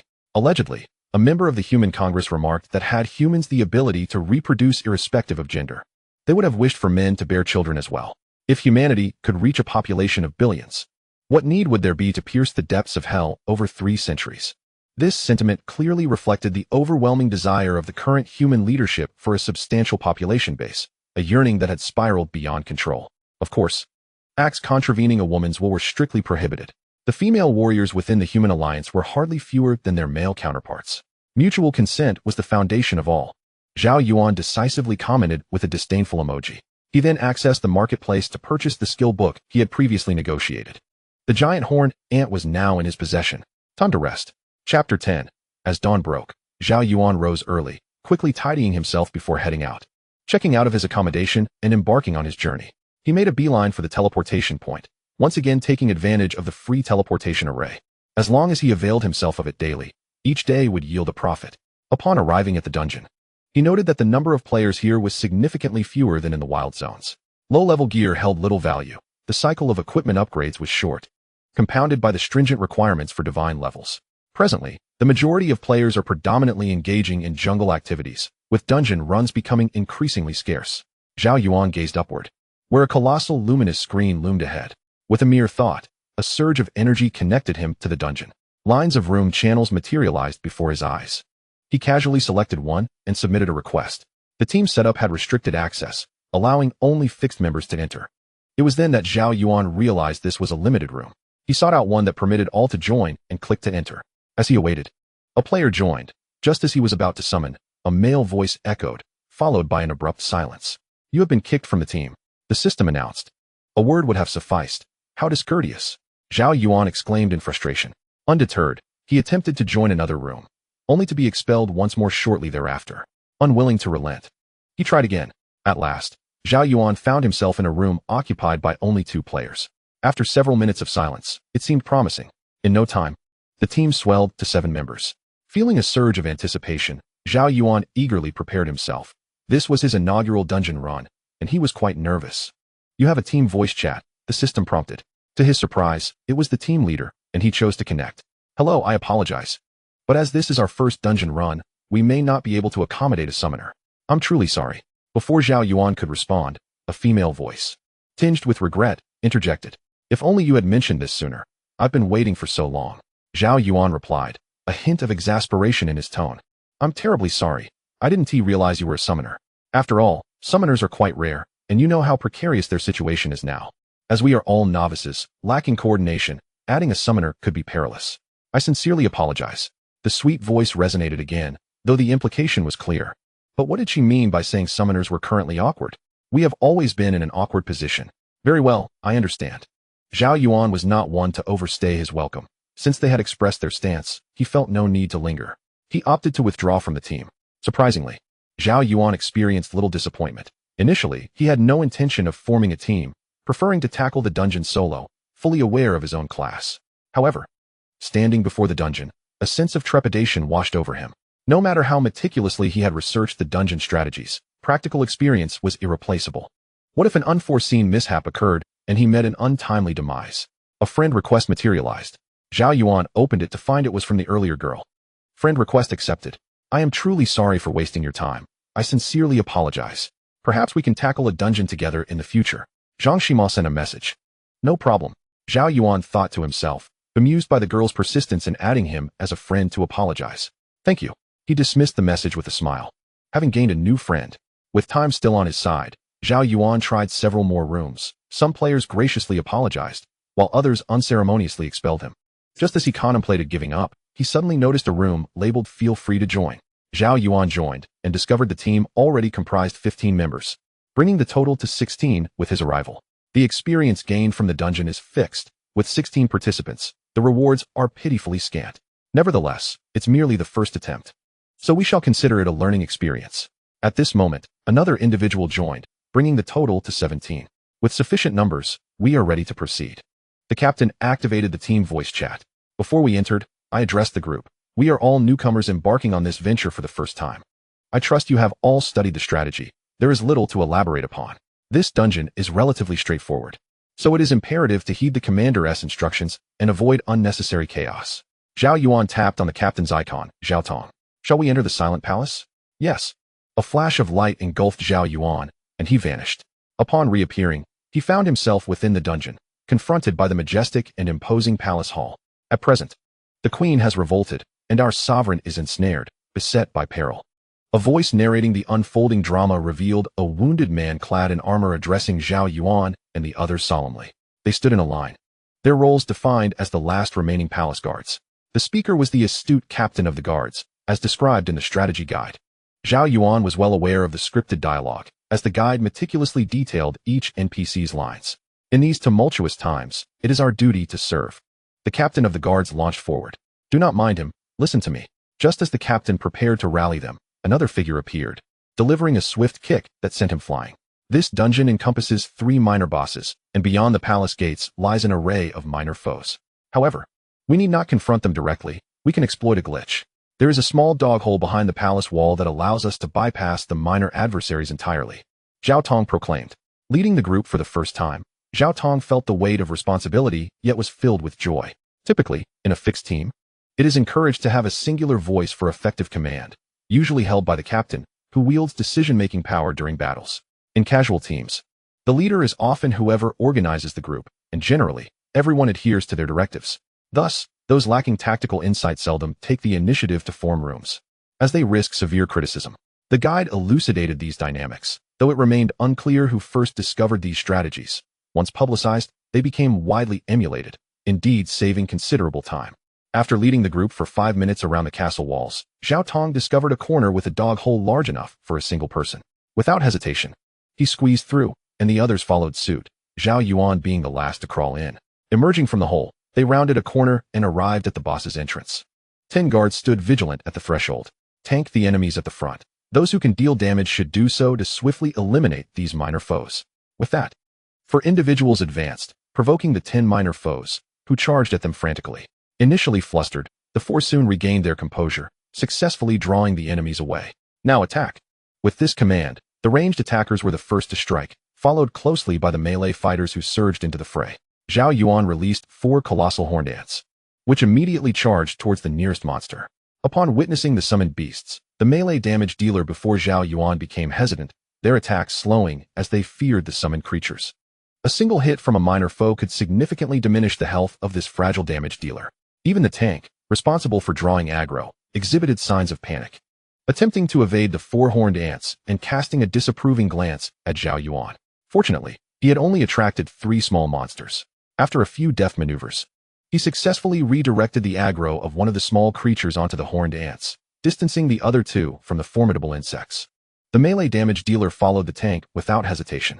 Zhao Yuan shrugged in resignation. The horned ants were no larger than kittens, and due to the innate passive abilities of the Star Summoner class, all summoned creatures shared Zhao Yuan's talents. As soon as the horned ants appeared, they activated the Ironhead talent and the passive Fearlessness, instantly bestowing upon them a significant increase in dual resistances. With their size surpassing that of the horned ants by a factor of 2, they gained a 10 attack speed bonus and 5 lifesteal. The small monsters, being slightly taller than an average person, had at least 10-fold the advantages, with a minimum of 100 attack speed increase. Even the naturally slower horned ants found their speed augmented. The 4 horned ants swiftly dispatched the small creature, and with Zhao Yuan's maximum talent boost of 250 dual resistances, combined with damage reduction, the small monster was utterly ineffective against them. At that moment, Zhao Yuan felt a sense of capability. However, he lamented the fact that almost everyone had subconsciously distanced themselves from him. Alas, the path ahead was fraught with challenges. More than 10 small monsters fell before the collective strength of Zhao Yuan and his 17 companions in less than a minute. The monsters were quickly dealt with, and now they were poised to confront the first boss. Everyone's thoughts turned towards the entrance of the boss's lair. Try to attack with basic strikes, Zhao Tong advised, casting a glance at Zhao Yuan. The suggestion to try was already quite gracious. Zhao Yuan could only nod, feeling rather uncomfortable with the situation. How had a summoner managed to infiltrate their ranks? Perhaps he should take a better look next time. Nevertheless, it was not a grave issue. Could 16 individuals not handle one? Zhao Tong was equally bemused that such a rare class would appear among them. It seemed there was little hope for valuable drops from this dungeon. Zhao Tong's class was that of a blade master, a hybrid warrior balancing between tanking and damage dealing. As a melee fighter, he held a disdain for summoners, who lacked an understanding of cooperation, thereby complicating positioning and requiring greater precision in their performance alongside summoned creatures. Noticing the gathering of the group, Zhao Tong cast one last glance at Zhao Yuan, who nodded in acknowledgement once more. "Let us proceed," he commanded, and a throng of players surged forward. Upon entering, a massive figure emerged, towering half a meter above the others and broad enough to match 2 Zhao Yuans, exuding an air of formidable strength. The gigantic horn upon its forehead radiated a menacing aura. Frontline, prepare to taunt. You 4. Ensure your coordination is seamless to avoid losing the boss's aggro. Damage dealers, unleash your full might. Crowd control, be vigilant in interrupting the boss's skills and restraining its movements. Support, keep a close watch and protect everyone. Zhao Tong outlined the strategy with precision. Others had no objections, though the pressure on the support role was somewhat daunting. Among Zhao Yuan and his 17 companions, only one was designated as a support character. Nevertheless, encountering a support player in a wild team was a rarity, as such professionals seldom ventured alone. Fortunately, nearly everyone possessed life-saving skills. Each member had a healing flash, and as long as they remained calm, they would be fine. Let us not rush. Take it slow, pay attention to positioning, and do our utmost to avoid casualties, Zhao Tong advised one final time.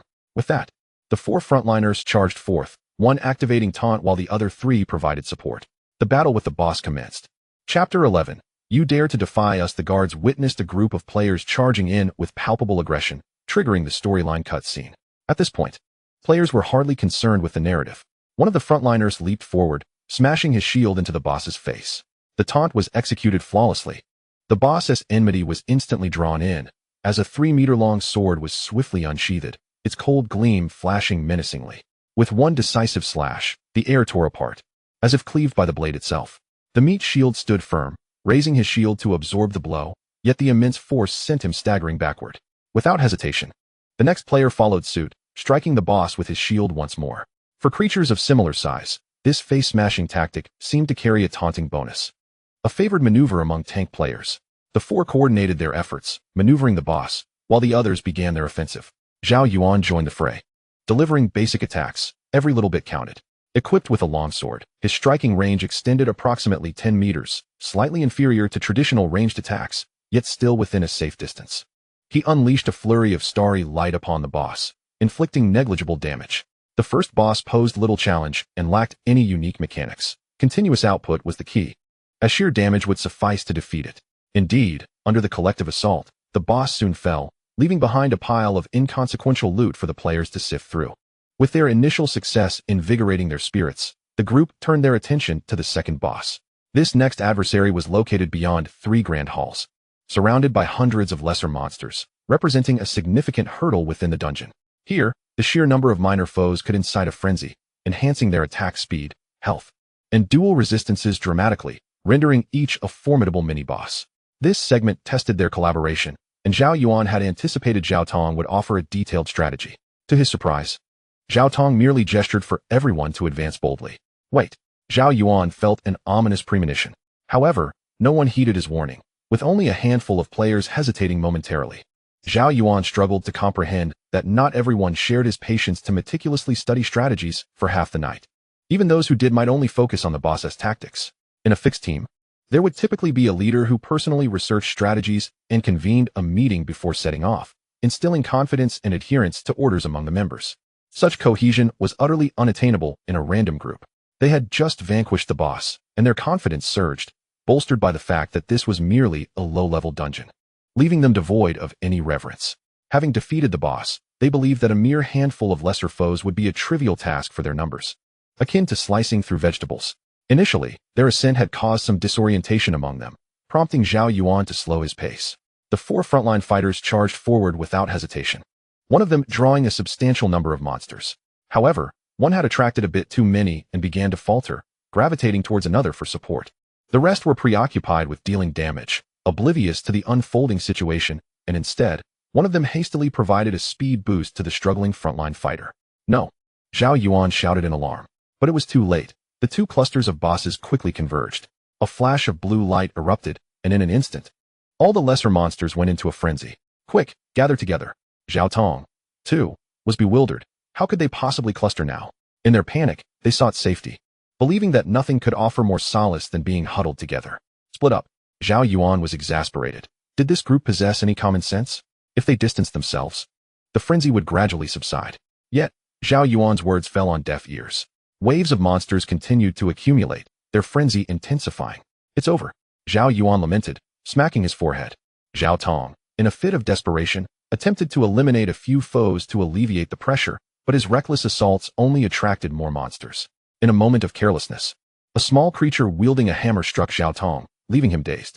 Oh no, I'm stunned, Zhao Tong realized as he saw several gleaming blades aimed at him. It's the end.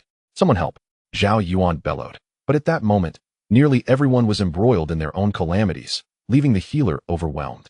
Zhao Yuan hastily repositioned himself, striving to rescue his comrade. However, as the giant horned ant approached, it was already too late. Half of Zhao Tong's head was severed. His brain matter splattered across the ground. No divine intervention could save him now. Just then, someone rushed over, attempting to save Zhao Tong, but met with misfortune instead. They were nearly sent flying by the giant horned ant and, in a desperate attempt to escape, were struck by a small monster S-blade, forced to use all their healing spells to break free from the encirclement. The giant horned ant was so diminutive, akin to a kitten, that in their haste, they failed to notice it at their feet. Casting a glare at Zhao Yuan, they exchanged no words, all focused on rescue. Zhao Yuan dodged a small monster and decided to withdraw from the giant horned ant, better not to complicate matters further. Witnessing a comrade fall, chaos ensued among the remaining fighters. Some, recognizing the inevitable, began to retreat. The group devolved into utter disarray, resembling a rabble. Zhao Yuan, feeling helpless, activated his sprint and ran without looking back. Finding a safe spot, he promptly exited the dungeon. This ragtag team was far too unreliable. He pondered how many would return safely from this encounter. Death had become the norm in this abyss. He vowed to be more cautious in the future, to avoid recklessness, and to not let pride cloud his judgment. After exiting, Zhao Yuan hesitated for a moment, but ultimately decided to reassess the situation. If all else failed, he would tackle it solo and take his time. In the room's title, he noticed an invitation, initially intending to dismiss it. He reconsidered due to his position and ultimately decided against it. Upon entering, Zhao Yuan took the initiative to examine the captain's profile, and he was immediately taken aback. Level 1280? Where did such a powerhouse come from? Goodness. A 4-digit level shattered Zhao Yuan's expectations. A prominent figure participating in this minor dungeon? Cautiously, Zhao Yuan typed in the team chat, too shy to use voice chat. On break, feeling bored, thought I'd try my luck. To his surprise, the esteemed player quickly replied, the Silent Palace, being the lowest tier fixed dungeon in the abyss, is typically a stopover. However, due to the rarity of the Angel's tier, seasoned players often come to test their fortunes during their leisure time. As levels increase, the loot in lower-level dungeons becomes almost non-existent, prompting these veterans to bring along some novices, colloquially referred to as goodwill farming. The age-old Eastern belief holds that good deeds beget rewards, a notion that many are eager to embrace when circumstances allow. After waiting for a considerable time without anyone entering, Zhao Yuan glanced at the World Channel, discovering that everyone was discussing a recent mishap involving a random team dungeon. He pondered whether they were referring to his group. After some thought, he requested permission to modify the room name, which required the captain's approval. The captain consented swiftly, and Zhao Yuan decisively renamed the room to Powerhouse Leading. Join quickly. Within a minute, 4 players joined. Noticing that they now had 6 members, it seemed the esteemed player was also impatient and promptly closed the team application. Ahem, all right. We have enough people. I'll inform you in advance that I will change the team permissions to captain allocation. I only require the Angel's tier and skill development stones. Everything else is yours. If you have any objections, feel free to exit. The esteemed player stated directly as he activated voice chat. After about 30 seconds of silence, it became clear that everyone had tacitly agreed. With that settled, he said, let's proceed. You need not lift a finger, just follow my lead. A prompt appeared. Would you like to enter the dungeon? No one selected no. The next moment, Zhao Yuan found himself once again inside the dungeon. Upon entry, a wave of sheer panic engulfed him, as if his body had received an overwhelming shock, every hair standing on end.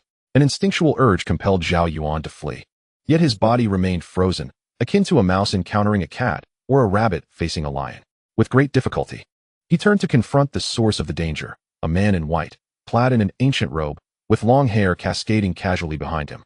A long sword slung across his back, and striking features that evoked a divine presence.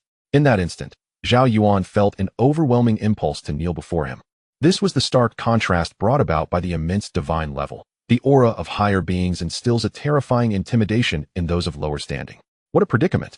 The captain, seemingly nonchalant, produced an item from his possession, which instantly enveloped him in a cloud of white mist, rendering him invisible. Indeed, with the emergence of the mist, Zhao Yuan felt a wave of relief wash over him, as if he had narrowly escaped a calamity. The other 4 members shared similar expressions of relief, involuntarily smiling. Remember to move quickly and not waste time. I'll only run this 10 times, as I have other matters to attend to, the esteemed player instructed. Zhao Yuan and the others nodded obediently. Let us go. The leader took the initiative, and Zhao Yuan and his companions hurriedly followed suit, maintaining a distance of approximately 5 meters from him, whether intentionally or not.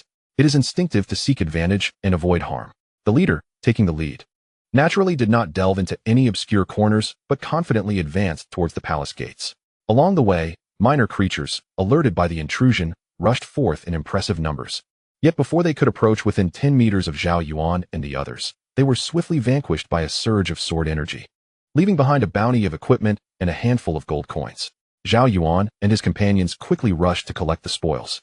The leader paused, allowing them to gather their findings before proceeding. After several waves of minor creatures were dispatched, Zhao Yuan found himself before the first boss. The moment the boss attempted to speak, it fell to the ground. The leader pressed on, continuing his advance while Zhao Yuan and his companions delightedly picked up the gold. Upon reaching the place where they had previously failed, the leader executed a series of swift movements, gathering all the minor creatures together. In an instant, the familiar blue light erupted, sending the creatures into a state of frenzy. The next moment, the unmistakable sound of a sword being drawn echoed, and tranquility was restored. In the presence of the leader, notions of rage held no sway. All beings were equal. This disparity struck Zhao Yuan profoundly. Does anyone know the divine level of this esteemed leader? One teammate whispered. Zhao Yuan shook his head. Personal information only revealed names and peak levels. But the divine level remained a mystery. With over 1,200 levels, his divine level must be around 16 or 17 stars, a teammate speculated uncertainly. Zhao Yuan and his companions were not particularly well informed in this regard. Soon, the second and third boss fell in quick succession. They arrived at the innermost sanctum of the palace, the queen's chamber. Zhao Yuan beheld the final boss, the Night Queen, who stood about half a meter taller than an average human. Aside from the singular horn upon her forehead that defied human aesthetics, everything else was undeniably striking. Especially her long, elegant legs, which made Zhao Yuan almost wish to touch them. You insignificant insects, what audacity brings you here? Just as Zhao Yuan was about to gaze further, the familiar sound of a sword echoed once more. Alas, Zhao Yuan felt a twinge of regret as the boss fell. A green light flickering into existence, an item drop. Chapter 12. Dull, and yet not. The leader murmured to himself. He then set the drop to random distribution. And in an instant, that green light vanished before Zhao Yuan's eyes. What a pity. Zhao Yuan lamented internally. He then joyfully rushed over to collect the remaining quality items, knowing that even their disassembly would yield profit. Not wishing to keep the leader waiting, Zhao Yuan and his companions quickly tidied up, snapping a photo to share in their social circles. With the leader leading the charge, they basked in a fortunate victory. Accompanied by a playful emoji, it exuded charisma. As the leader led the group out of the dungeon, Zhao Yuan realized they had completed the encounter in a mere 3 minutes and 25 seconds, a truly astonishing speed. With nothing more to say, the leader, ever busy, promptly re-entered the dungeon. In less than 15 minutes, they finished the encounter 10 times, with the leader growing increasingly swift, compelling Zhao Yuan and his companions to sprint just to keep pace with him. Farewell, young novices. The esteemed leader left a parting remark before disbanding the team. Zhao Yuan opened his inventory to assess his spoils, dismantling the useless equipment. His gaze fell upon 2 remaining green items, a belt and a pair of shoes. Mountain Breeze green shoes, level requirement, 52 type, shoes attributes, agility, 12, strength, 11 set effect. When you possess 2 pieces of Mountain Breeze gear, you gain a speed boost of 7. With 4 pieces, your attacks will inflict an additional 1 wind elemental damage. When you acquire 6 pieces, your attacks will have a 5 chance to summon a Mountain Breeze attack, dealing 75 of your current damage. Truly worthless. No wonder no one uses them, Zhao Yuan remarked. Exasperated, he then turned his attention to the belt. Pure Jade Dao belt, level requirement, 52 type, belt attributes, intelligence, 11, stamina, 11 set effect. When you own 2 pieces of pure jade gear, you receive a shield that absorbs 15 of your current damage. With 4 pieces, your attacks will gain an additional 1 water elemental damage. When you possess 6 pieces, your attacks will have a 5 chance to summon a water flow attack, dealing 75 of your current damage. This one is somewhat better. At least it has spiritual attributes. Zhao Yuan decided to equip it, as it was his first set. Each dungeon yields different types of sets. The Silent Palace dungeon only offers Mountain Breeze and pure jade gear. Although sets lack quality distinctions, there are varying levels of worth. Typically, the best sets are referred to as 99, featuring 9 attribute bonuses, along with 9 sub-attributes. However, such attributes are exceedingly rare and hardly worth contemplating. The 2 items Zhao Yuan possessed only boasted 2 attributes, classified as 20, and were deemed inferior. Apart from sets that particularly suit one's needs, players generally opt for those rated 24 or 222. Under the guidance of the esteemed leader, Zhao Yuan ascended 2 levels in just over 10 minutes, a remarkable pace. Albeit a seldom seen occurrence, he realized he would need to embark on solo adventures henceforth, as random teams were unreliable and often met with disdain. Zhao Yuan opened his character panel. Name, Zhao Yuan. Class, Star Summoner. Age, 15. Talent, Iron-Headed Child. Damage, 1040 health, 13,100 attributes. Stamina, 131. Spiritual power, 104. Agility, 130 defensive attributes. Armor, 104. Magic resistance, 104 additional attributes. Critical hit bonus, 0. Armor piercing, 0. All anomaly resistances, 0 skills. Fixed skill, Starlight. You can freely switch your attack range. When in ranged mode, you can deal single target damage to distant foes, at a distance equal to 10 times the length of your weapon. When switching to melee mode, you can inflict area damage in a fan-shaped zone before you, at a distance equal to 15 times the length of your weapon. Giant Horned Ant. Type. Summon quality. Legendary skill introduction. Summons 4 giant horned ants from the ant kingdom to besiege the target, with a certain probability of inflicting a paralysis effect on the target. At maximum level, it can summon 6. Blink, heal, sprint, shield are all common skills. Typically, one can carry a maximum of 2 in a standard profession, with Zhao Yuan being the exception, wielding 4. These 4 skills are relatively cost-effective in the early game, but will need to be replaced later on. Otherwise, it would be a waste to reallocate after unlocking the 6th skill. Zhao Yuan opened the attributes of the giant horned ant. Giant horned ant. Health. 22,000 level. 52 damage. 1. 500 attack speed. 17 magic resistance. 177 armor. 224. The attributes are commendable, truly worthy of a legendary skill, though the attack speed is somewhat lacking, which has a negligible impact due to Zhao Yuan's talent bonuses. Taking a deep breath, he prepared to solo. Let the battle commence. Zhao Yuan approached the dungeon entrance without creating a room, opting to enter directly, familiarizing himself with the scene as the familiar opening dialogue unfolded once more. He denied the captain of the guards any chance to speak and departed, for he had no need to emulate the great figures and enter through the front door. He sought out a side entrance and slipped inside. Life, after all, should not be fraught with fear. Winding his way to the first boss's door, he took a quick glance before unleashing a starry light upon the guards. Zhao Yuan initially intended to attract a single foe, but unexpectedly 5 appeared at once. He slightly retreated and summoned the giant horned ants, which charged forward, drawing aggro. Each attack from the giant horned ants dealt 500 damage. And with Zhao Yuan's talent enhancing their attack speed, the lesser foes quickly fell. Contemplating his strategy, Zhao Yuan decided to lure 10 minor enemies this time. Feeling no pressure at all, he observed that these adversaries could hardly damage the giant horned ants. With 177 points of armor, coupled with the 50 fixed dual resistance provided by Zhao Yuan's talents, this amounted to 266, further enhanced by a 1 point per second bonus, culminating in 442 points of armor. With 22,000 health, over 400 armor, 50 life steal, and 30 final damage reduction, who could possibly inflict harm? The damage dealt was less than the health regained. Was it truly the case that summoners were this formidable? Zhao Yuan's confidence surged. No longer did he test the waters, but sent the giant horned ants straight into the throng of enemies. Instantly, all the minor foes charged forth, while Zhao Yuan maintained a safe distance, ready to retreat at the first sign of danger. He was also a damage dealer, albeit a fragile one. A single strike could severely wound him, 2 strikes would incapacitate him, and even with healing, he could perish after 3 hits. It was essential to always understand one's role. This was the key to survival. As anticipated, no unforeseen events occurred. The dozen or so minor foes fell like wheat under the weight of the giant horned ants' assault. Upon encountering the boss again, Zhao Yuan unleashed the giant horned ants and positioned himself at the periphery, ensuring he did not stray more than 10 meters from the boss. Ha ha ha, how strong I am. Who dares to call summoners weak now? As he watched the boss succumb, Zhao Yuan erupted in laughter, a wave of pent-up frustration finally released. Approaching the frenzied minor enemies, Zhao Yuan swiftly divided and conquered, dispatching them all before they even had a chance to rampage. After dealing with several waves of minor creatures, I arrived at the chamber of the second boss, the lady officer.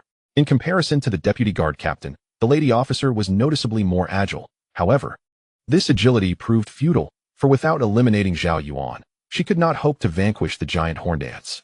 Observing her nimbleness, Zhao Yuan promptly maintained a distance of 30 meters, ensuring his summoned creatures remained at bay, while being prepared to cast healing spells at a moment's notice, leaving her with no opportunity to strike. Having dispatched the lady officer, I proceeded towards the mysterious figure. Along the way, I encountered no significant threats from the smaller creatures. Nevertheless, Zhao Yuan realized that while the giant horned ants dealt considerable damage, their ability to clear smaller foes was rather sluggish. It seemed prudent to consider an alternative for area damage. After contemplating his skills briefly, Zhao Yuan decided to replace his shield ability, sensing it offered little benefit to him. However, there was no rush, as he was adequately equipped for the time being. Upon reaching the mysterious figure, it was evident that this individual, donned in a mask, was not to be underestimated. With an adept leader at the helm, the boss did not find an opportunity to retaliate. To his surprise, the adversary turned out to be a mage, who cautiously retreated while maintaining distance and summoning giant horned ants. Yet, even as a mage, he stood no chance. The magical resistance of the giant horned ants surpassed their armor, leaving him without a viable option. On the periphery, Zhao Yuan, observing the lack of imminent danger during the boss's cooldown period, seized the opportunity to engage briefly, casting a starry light. Before long, a green light emerged, igniting excitement in Zhao Yuan's eyes. Each boss had the potential to drop green items, with only the final boss ensuring a fixed drop. The others fell to chance, and the odds were not in favor. Fortune appeared to smile upon him. Zhao Yuan hurriedly collected the item, recognizing that legendary or higher quality gear required manual collection, given their scarcity compared to other tiers. Jade Clear Orchid Ring, level requirement, 52 type, ring attributes, intelligence, 22 stamina, 11 agility, 18 secondary attributes, critical strike, 5 movement speed, 2 armor penetration, 16. Astonished, Zhao Yuan picked up the ring and kissed it. The 3 secondary attributes were particularly valuable, as summoned creatures would inherit the summoner's primary attributes proportionally and fully adopt the secondary attributes. Although the values were somewhat modest, any enhancement was better than none. Continuing my journey, I navigated through the smaller creatures until I reached the Queen's chamber. There, I encountered the Night Queen once more. You insignificant insects. Who grants you the audacity to enter here? The first thing that caught my eye was her long, elegant legs. Previously, the formidable presence had dispatched foes too swiftly for me to fully appreciate her form, but this time, I was determined to take a closer look. Employing my usual tactic, I sent the giant horned ants to the front lines while I remained cautious, as respect must be accorded to the final boss of the dungeon. Zhao Yuan stayed vigilant, constantly monitoring the battlefield. The Night Queen, embodying the attributes of an assassin-type boss, unleashed a momentous output, swiftly eliminating 2 giant horned ants, which startled Zhao Yuan and nearly compelled him to flee. However, having reviewed the strategy guide, he was aware that this ferocity was merely a fleeting moment. After dispatching the 2 giant horned ants, the Night Queen entered a phase of fatigue. Her output significantly diminished, allowing the remaining ants to hold their ground. Zhao Yuan summoned 2 more creatures. If the giant horned ant remained alive, he could summon it at any moment. However, once it perished, a cooldown of 3 minutes would ensue. The Night Queen's vulnerable phase lasted approximately 5 minutes. Zhao Yuan contemplated this, recognizing that solo play would become the norm, necessitating a frontline capable of withstanding a boss's onslaught. Relying solely on the giant horned ant for tanking the boss posed significant challenges, especially as future bosses would undoubtedly deliver more devastating attacks, potentially overwhelming the ant. The Night Queen boasted around 1.2 million health points. Zhao Yuan battled for nearly 20 minutes to vanquish the boss, primarily hindered by the Queen's overwhelming burst damage, which reduced his damage output to merely 2 for an extended period. As he surveyed the loot, disappointment washed over him. The rewards were lackluster, consisting only of fixed green gear and a plethora of worthless items, along with a meager sum of gold. He picked up an item, a mountain wind ring, hardly impressive, yet he donned it without hesitation. The set allowed for 2 rings, and fortuitously, he now possessed 2 mountain wind rings, activating the set bonus and increasing his movement speed by 7. Chapter 13. With the first accomplishment behind him, the remaining challenges seemed trivial. Zhao Yuan embarked on his dungeon-crawling journey, while others continued to level up in the wild, occasionally venturing into dungeons for a change of pace. Each dungeon run consumed roughly 40 minutes, allowing for a maximum of 36 runs in a day, which was not particularly efficient. Zhao Yuan persisted into the late hours, yet still lacked a complete set of 6 pieces, feeling fatigued. Upon returning to his hotel, Zhao Yuan lay down and opened his social media, intending to scroll through it before sleep. After a brief perusal, his expression soured. Despite spending the entire day in dungeons, he had only reached level 59, while his peers had ascended to around level 65, with some, astonishingly, even at 70. Lin Peng was at level 66, and Feng Zhi at 68, both surpassing him. Though Zhao Yuan understood that group efforts were inherently faster than solo endeavors, the sight of Feng Zhi surrounded by beautiful companions, leisurely exploring the wilderness while boasting a higher level, stirred discomfort within him. He extinguished the light, plunging the room into darkness. 2 hours later, he abruptly sat up in bed. Zhao Yuan, how can you sleep when they all surpass you in levels? Do you wish to face them? Diminished by the gap in divine levels, unable to stand tall, is that your desire? The room remained shrouded in a deep silence. No, I refuse to accept this. I cannot be a mere salted fish. I aspire to be a great fish in the vast sea. Zhao Yuan's voice erupted in a low roar. He sprang from his bed, resolute.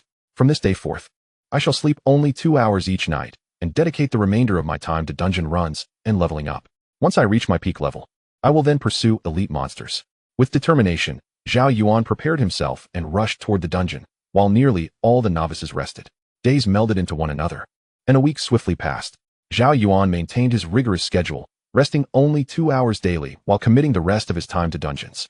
One fateful afternoon, Feng Zhi invited a female member of their team to dine. The young woman has yet to arrive, and Feng Zhi finds himself idly scrolling through his social media feed. Today being a rare rest day for their team. After grinding for nearly half a month, taking 2 days off does not seem excessive, does it? Oh, Zhao Yuan has reached level 75? How swiftly he has progressed. Has he found a team? Feng Zhi furrowed his brow. After leading the team for half a month, he has only just attained level 79. Initially, leveling up was quite rapid, but around level 60, the pace noticeably slowed, particularly around level 70, where it sometimes feels as though an entire day could pass without gaining a single level. Nevertheless, finding a team is indeed advantageous. In truth, Feng Zhi, Lin Peng, and Zhao Yuan once shared a strong bond, having grown up together. Yet, since he has taken on the role of a support character, purely supportive at that, he feels a subtle shift in his attitude towards Zhao Yuan, as if a chasm has formed between them. Contemplating this, Feng Zhi opens his friends list and sends Zhao Yuan a message. Keep it up. A prompt reply arrives. All right. Thank you. You keep it up too. Just as Feng Zhi prepares to engage Zhao Yuan in further conversation, a figure approaches. Captain, I'm here. A stunning young woman strides towards him. Come sit, Imo Xiaorong. Is there anything you particularly enjoy eating? I'll order for you. Feng Zhi rises to greet her. Captain, just call me Xiaorong. No need for such formality. We are on the same team. Her voice is sweetly endearing. Soon, the two are chatting animatedly. Once the dishes are served, she remarks, Captain, I feel we have been grinding monsters for too long. Everyone is starting to feel overwhelmed. We can only manage 8 hours of sleep daily, and the rest of the time is consumed by grinding. It's becoming unbearable. Imo Xiaorong pouts playfully at Feng Zhi. It has been a bit prolonged. What do you think we should do? Feng Zhi ponders, realizing that even he is beginning to feel the strain after half a month. Let alone the girls. I believe we should rest for 2 days each week, and aside from meals, we ought to take a 2-hour break in the afternoon and retire early at night. This would enhance our grinding efficiency, Imo Xiaorong suggests in an appealing tone. Observing her earnestness, Feng Zhi contemplates her words. Captain, other teams generally operate this way. Otherwise, we wouldn't have brought it up. Noticing Feng Zhi deep in thought, Imo Xiaorong quickly interjects again. Upon hearing this, Feng Zhi nods in agreement. Thank you, Captain. Xiaorong, are you free tonight? I've heard that the night view in Suiyuan town is exquisite. Would you care to explore it together? Yes, that sounds wonderful. I've been here for a while. Yet I haven't had the chance to truly appreciate the night sky in Suiyuan town. Imo Xiaorong agrees with enthusiasm. Come now. Did you not see the night sky when you returned from grinding last night? They share a laugh, exchanging glances. In the queen's chamber, Zhao Yuan closes his friend messages. He gazes at the stunning queen, who is left with barely a sliver of health. His heart remains unmoved. To be honest, he initially felt some anticipation at the start. But now, a week has passed, and apart from the incessant green loot, he has yet to see a single skill expansion stone. Even now, despite the queen's alluring stature, Zhao Yuan finds little interest. With a resounding thud, the queen collapses as before. A beam of green light soared into the sky, swiftly followed by an orange light. Initially, Zhao Yuan paid little heed and approached the green attire, but in an instant, he halted, his heart racing several beats faster. Could it be that I am about to be graced by the divine? Zhao Yuan's voice trembled slightly. He cautiously approached, picked up the orange light, and a voice resonated, causing him to plop down onto the ground. You have acquired the legendary gem, Tear of the Angel. He chuckled foolishly, feeling as though he was on the verge of an overnight fortune. This was akin to winning the grand lottery, with a guaranteed reward of at least several billion gold coins. Zhao Yuan beamed for quite some time before he clicked to examine the Tear of the Angel. Tear of the Angel, type, legendary gem level, 4 stars gem effect, Frostbite of the Angel's Tear effect description, 1, survival in despair, upon receiving a fatal blow. The player is granted angelic protection. The Tear of the Angel encases the player in ice, rendering them immune to damage and invulnerable to selection for 10 to 30 minutes. After 10 minutes, players may choose to break free from the ice, instantly recovering 20 of their maximum health and gaining a 170 increase in movement speed, while ignoring unit collision. Should the player opt not to break free, the ice will automatically dissipate after 30 minutes. 2. Fortuitous uncertainty. Should the player receive a fatal blow within 30 seconds of breaking free from the ice, the damage is nullified, and they will be randomly teleported within a 1,000-kilometer radius. 3. Cooldown time. 3 days. Zhao Yuan felt as though his heart might leap from his chest. 4 stars. If a single star is worth 1.5 billion, then 4 stars must be valued at a minimum of 10 billion. After a lengthy moment, Zhao Yuan gradually regained his composure and began to deliberate whether to keep the gem or exchange it for gold. Each option had its merits. Ultimately, he resolved to sell it. Indeed, the tear of the angel was a life-saving skill, undoubtedly granting an extra lease on life. However, what Zhao Yuan desperately needed was to develop his equipment and skills swiftly. The fastest route to achieve this was through financial investment, saving a considerable amount of time. One cannot have both fish and bear's paw. What to do? Sacrifice the fish for the bear's paw. Zhao Yuan resolutely decided to prioritize his rapid development. Yet, deep within, a flicker of hope remained. What if another were to drop in the future? Having made his decision, Zhao Yuan did not hesitate and quickly exited the dungeon. The worthless green attire was of no concern. With excitement coursing through him, Zhao Yuan hastened back to his room. He accessed the auction house and scanned the listings, only to find that the tear of the angel was absent. Dispelling the last vestiges of doubt, he opted to list it for auction. He initially set the price at 10 billion.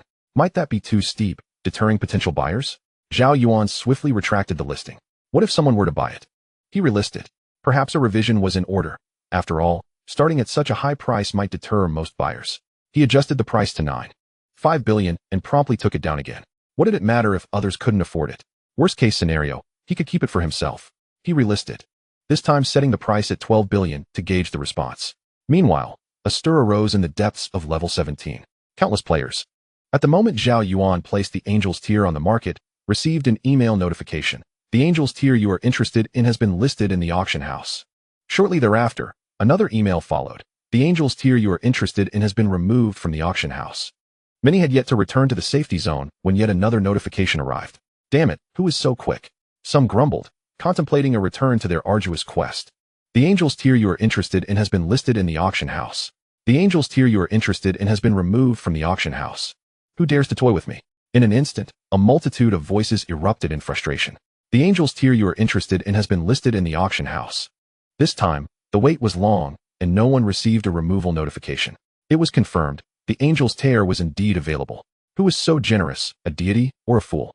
What is most crucial in the Abyss game? Life. Nothing is more precious than life itself. True giants looked down upon the Angel's Tier. They had better choices. Perhaps only the genuine 9-star Angel's Tier would stir their hearts. However, among the entire human race, such giants were still far too few. The vast majority, upon confirming the news, surged skyward towards the safety zone. In that moment, it was as if chaos reigned. A flash of sword light erupted. Billions of sword energies soared, reducing countless wild monsters to ashes. Boundless sword energies converged into a river, and a figure stepped upon this river of swords. Another figure rode upon an immense beast, galloping past, flattening mountains in an instant. Some even tore through the fabric of the abyss space, disappearing in an instant, leaving behind terrifying rifts. Others scattered golden light across the expanse, with countless golden lotuses blooming and withering, illuminating the vast mountains and seas in a resplendent golden hue. The reckless movements of these figures naturally caught the attention of those who were oblivious to the situation, leaving them utterly astonished. Instantly, a flurry of emails flashed by. Not one of you bothered to inform me. Someone cursed. You think you can afford it? You're notoriously poor, replied someone nearby, rolling their eyes. Right. After a moment of realization, they sat down. I almost forgot. I have no money. That person patted their chest, prompting their teammate to roll their eyes once more. What are you going to do? I'm going to borrow money. I'll go too. In the 18th layer of the abyss, at the human front lines, a multitude of figures soared, leaving behind a vapor of divine power swirling around. At the forefront, a figure suddenly appeared, observing the figures hastily departing from the resting area, furrowing their brow and asking, what is happening? In an instant, another figure appeared and bowed, stating, the Angel's Tier has been listed. Those with savings and onlookers have returned to the safety zone. Good. Send an email urging them to return swiftly. We cannot afford to be short on personnel at the front lines for too long to avoid any unforeseen circumstances. Understood, speaker. The individual replied before vanishing in an instant. The figure referred to as the speaker then turned to gaze into the distance. Far away, a colossal figure loomed, casting a shadow that obscured the sun. It seems we must wait a little longer, he murmured to himself. Chapter 14 Zhao Yuan hastily left the room after placing the Angel's Tier on the market, with a 7-day auction period set, and results to follow thereafter. Time could not be squandered. Zhao Yuan quickly re-entered the dungeon. At this moment, the entire channel was abuzz with excitement. Another tier of the Angel had emerged, and it was a 4-star rarity. It was uncertain whether it was released by a novice or a seasoned player. Someone lamented in the global channel, most likely, it's from an expert. How many novices venture into the Silent Palace? They might only do so occasionally for a change of pace. After all, the wilderness is far more appealing. Indeed, novices typically would use such items for themselves. Not necessarily, another countered. Novices today must rapidly evolve, while leveling up requires their own effort. Acquiring equipment and skills relies heavily on financial resources. True, novices can indeed expedite their development with money, thus advancing their levels swiftly. Are you also among them? Someone exclaimed in the global channel, an expert has placed a bid. 150 billion. Goodness, that's an increase of 30 billion. A crowd of onlookers cheered.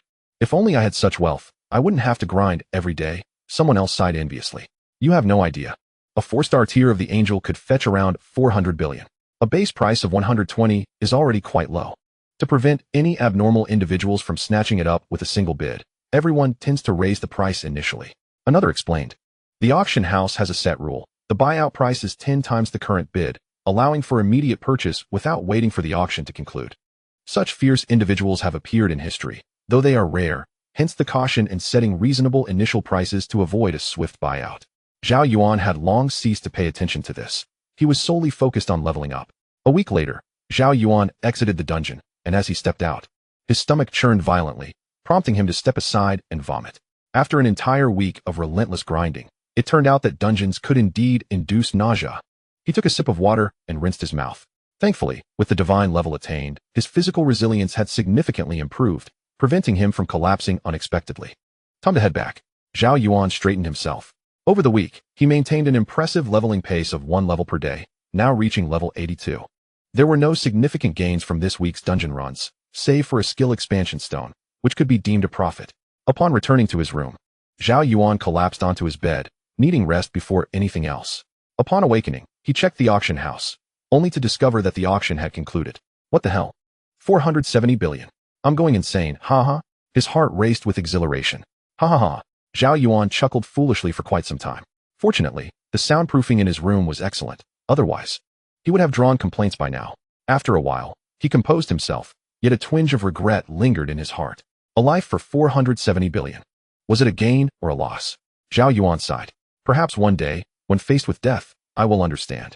He mused. You are too preoccupied with past losses. Overly concerned with the future. Yesterday is history, tomorrow is a mystery, and today is a gift. Cherish today as you would a precious gift. Zhao Yuan silently recited this ancient proverb, seeking solace within. He clicked to extract his earnings. You have received 470 billion gold coins. This amount was already after taxes, and the thought of the tax rate made him wince. It's time to equip myself. Zhao Yuan confidently opened the auction house for skill auctions. At the current level, the cost-effectiveness of purchasing equipment appears somewhat diminished. It is the skills that retain their value and can be utilized indefinitely.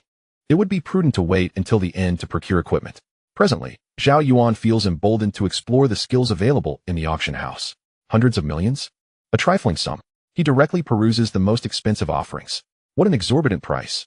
Zhao Yuan opened the legendary skills section, utterly taken aback. 80 billion?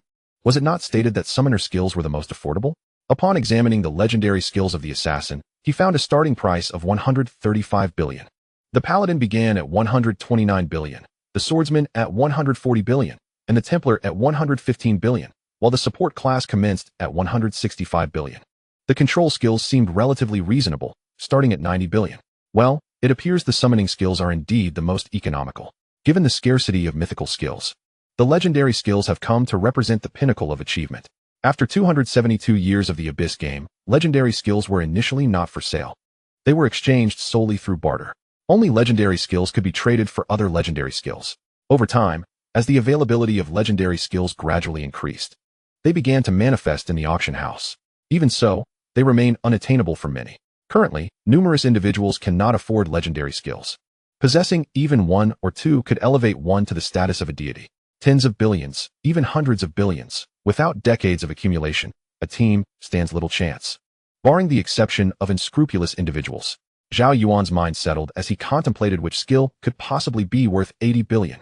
Sky Exploding Bear. Type. Summoning quality. Legendary skill description. Summons a Sky Exploding Bear from the legendary realm, initially standing at 10 meters tall, which can grow up to 500 meters as the summoner's divine level increases. Upon its appearance, the Sky Exploding Bear pounds its chest, applying a taunt effect to targets within range, while adorning itself with armor that significantly enhances its defenses and inflicts magical rebound damage upon the target. The bear can absorb a certain amount of damage, with a chance to inflict true damage equal to 10 of the target's maximum health, with a cooldown of 30 minutes. When the Sky Exploding Bear's health drops to 15, it will recover 20 of its maximum health and gain a 10 damage reduction, with a cooldown of 30 minutes. Upon its demise, the bear will gather 50 of all damage it has sustained, resulting in an explosion with a radius of 150 meters, increasing with the divine level, inflicting a healing reduction effect on all affected targets. Skill cooldown, 15 minutes. Astounding. Truly remarkable. No wonder it is a legendary skill. Zhao Yuan was left in awe. A perfect frontline tank. He no longer had to worry about the giant horned ant failing to withstand damage. There were only 7 summoner legendary skills available in the auction house, and after careful consideration, Zhao Yuan found that only 2 suited his needs. He purchased one. 80 billion. I'll add an extra gold coin. Zhao Yuan added 1 gold coin and entered the bidding. He still lacked a skill for efficiently clearing small monsters from a distance. And now he could resolve that issue in one fell swoop. Cracking Sky Butterfly. Type. Summoning quality. Legendary skill introduction. Summons 3 cracking sky butterflies from the realm of butterflies. These butterflies will unleash spatial tremors in the targeted area, inflicting continuous damage and persistently reducing the target's magic resistance. After 3 seconds, all targets affected by the tremor will endure a spatial rift, resulting in substantial damage. By actively sacrificing 1 cracking sky butterfly, the summoner can cast spatial banishment on a single target, effective within a 10-kilometer radius, which increases with the divine level. Skill cooldown, 12 minutes. Alright, that's it. Zhao Yuan gritted his teeth and clicked to bid. Meanwhile, in the abyss, layer 17, at a wilderness resting spot for players. Sister. A girl rushed out of a makeshift room, forcefully kicking open the adjacent door and charging inside. Simultaneously, a woman leaped from her bed, having fallen asleep in her clothes. Her long hair, disheveled from the sudden awakening, flew wildly as she swiftly grasped 2 long daggers behind her, creating a flurry of blade light that reduced the entire room to dust, poised for an attack. The commotion startled the rest of the team. Even the lookout girl in the distance was taken aback, her figure flickering as she appeared instantaneously. Could someone have snuck in under her watch? Suddenly, a group of 5 girls materialized before the long-haired woman, each a stunning beauty, filling the air with an enchanting fragrance. What is happening, Long Wu? Why are you shouting? The lookout girl remarked with annoyance, noticing the absence of any threat. It's sold. Sold for 8 billion. Long Wu's face flushed with excitement. 8 billion? What are you talking about? The long-haired team leader sheathed her daggers, observing the wrecked room, rubbed her forehead, and reclined back onto the bed, crossing her long legs with a sigh. The Sky Exploding Bear. Someone bid 8 billion. Long Wu exclaimed, wrapping her arms around the leader's long legs and shaking them fervently. Really? That's incredible. We're rich. One girl responded, realizing the implications. Who could it be? Someone foolish with money. Another girl mused. Is it true? The leader pondered, recollecting that 2 years prior, they had vanquished a race king, dropping a legendary skill book that had ignited the entire team's enthusiasm. Long Wu had been the fastest to retrieve it, only to find it was a summoner's skill, much to her dismay, having endured much from her teammates. Ultimately, she had to part with it for sale or exchange it for a skill book usable by someone in their team. That was 2 years ago, and no one had inquired about it since. They had nearly forgotten the incident. 8 billion. After taxes, we still have 7 billion. That's a billion each for us 7, leading us to the path of wealth. Long Wu began to giggle uncontrollably. 7 billion was sufficient for their team to accumulate resources in the wilderness for 2 to 3 decades. I heard someone recently acquired the tears of an angel. They say it could be a rookie. Do you think it could be him? One girl recalled, speaking softly. Even after knowing them for decades, her shyness still evident. Does this mean this rookie could be a summoner? The leader contemplated. I will never share the same fate with a dog. A dagger-wielding assassin girl twirled her knife, sending a flash of cold light that severed a large section of the headboard. A flicker of anguish crossed the captain's eyes. The bed I purchased for 20,000 gold coins. As the assassin maiden spoke, the other ladies swiftly rallied in solidarity. They had toiled in this abyss for nearly a century, and the most precious loss was that legendary skill book. Now, it was possible that a mere novice could effortlessly acquire it, perhaps without a shred of pressure. Truly infuriating. Cursed dog supporters. May the dog supporters meet their doom. How enviable. I too wish to be a dog supporter. Is something strange mixed in here? A group of people cast dubious glances at Chong Wu. No, don't touch me. Suddenly, Chong Wu found herself thrown onto the bed. The long-haired captain struggled to extricate her legs, prying apart Chong Wu's tightly clasped hands. She descended. The summoner is intriguing. She had always believed that this abyss was home only to worthless players, not worthless classes. Perhaps before long, A brilliant human summoner would step into the 17th layer of the abyss. Alright, enough of the ruckus. Haven't you all divided the spoils yet? The captain called out loudly as she listened to the playful banter behind her. Let's split it. Quickly, let us divide the spoils. I want to be a wealthy woman. One of the ladies exclaimed excitedly. In an instant, the 5 of them hoisted Chong-Wu and headed towards the safe zone, a cloud of dust rising in their wake. I haven't gathered my belongings yet. Chong-Wu cried out. We are about to become wealthy. Who cares about tidying up? Someone retorted with irritation. Let me down. Captain, help. As the voices faded, the group vanished from sight. The captain sighed heavily. Such misfortune. Gathering the belongings of her companions, she took to the skies, then drew her long blade, erasing all traces of the others below with countless slashes of light. She turned and pursued them. Chapter 15. 16 billion is gone. Zhao Yuan felt a twinge of regret. 2 legendary skills had cost him half of his funds. Although money came swiftly, it also departed just as quickly. Now, Zhao Yuan possessed 5 skills: Blink, Sprint, Shield, Heal, and Giant Horn Ant. Having purchased 2 more books, Zhao Yuan could only replace Heal and Shield. While one might argue these skills were useless, during this time, he had scarcely utilized them. On the other hand, in times of danger, who would complain about having too few survival skills?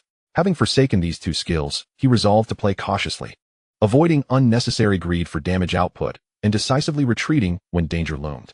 He must not harbor the illusion of a potential counterkill. Having reached this point, he was unafraid of spending further. Clicking on the universal skills for all classes, it was time to replace Blink and Sprint. Since he had the funds, he certainly wouldn't take it underground. Phantom Step. Type. Universal for all classes. Quality. Legendary skill description. Increases movement speed by 300 and grants invisibility, ignoring unit collisions. Lasting for 5 minutes. Cooldown, 6 minutes. Perfect. Simple and effective. The quickest way to shed enmity in the Abyss game is through stealth. Universal skills are significantly cheaper than class-specific skills, yet even the least expensive costs 4 billion. Purchased. Not a penny wasted. Phantom Dance. Type. Universal for all classes. Quality. Legendary. Skill introduction.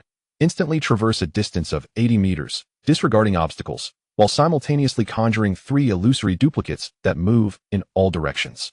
Cooldown time. 2 minutes. 50 billion. Such is the worth of this 2-minute cooldown. Truly, it is a legendary skill. Purchased. In a mere half hour, 25 billion vanished. With 5 skills and 4 legends. In that fleeting moment, Zhao Yuan had already overwhelmed the novice players of the same period. Yet, he must not grow complacent. Should there be formidable players among this batch, it could spell trouble. Equipment can wait. Zhao Yuan also desired to acquire gear, but alas, he remained underleveled. The auction house demanded a minimum level of 3 digits, with some items requiring 4. Within the auction house, Zhao Yuan found no equipment suitable for his current level. The most basic summoner gear hovered around level 490. As for the marketplace, it was replete with worthless items. Of course, the Abyssal game offered more than just these 2 trading methods. Once Zhao Yuan reached level 100 and unlocked the global channel, he could inquire within the world. Free trading would present no issue. Assessing his readiness, Zhao Yuan set forth once more, determined to grind through dungeons relentlessly until he reached level 150. He spent another week grinding dungeons, exhausted yet undeterred. At last, the auction concluded. And fortunately, no one had bid against him.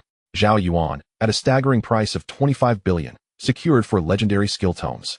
Without pausing for rest, he delved directly into a dungeon. Upon entering, Zhao Yuan summoned the sky-exploding bear. Boom! A thunderous sound erupted as a colossal figure descended from the void.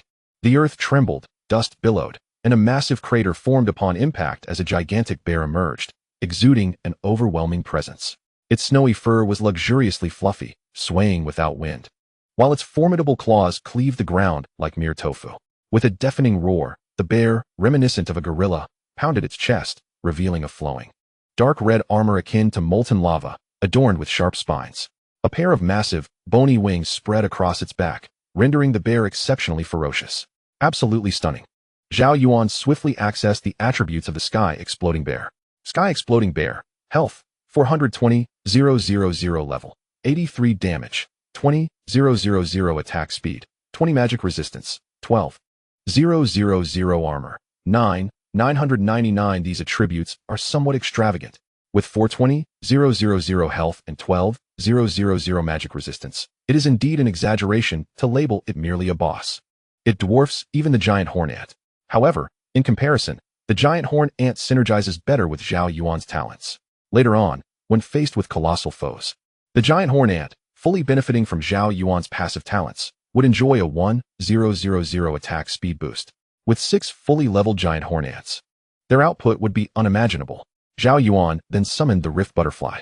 3 half-meter-sized black and white rift butterflies appeared before him.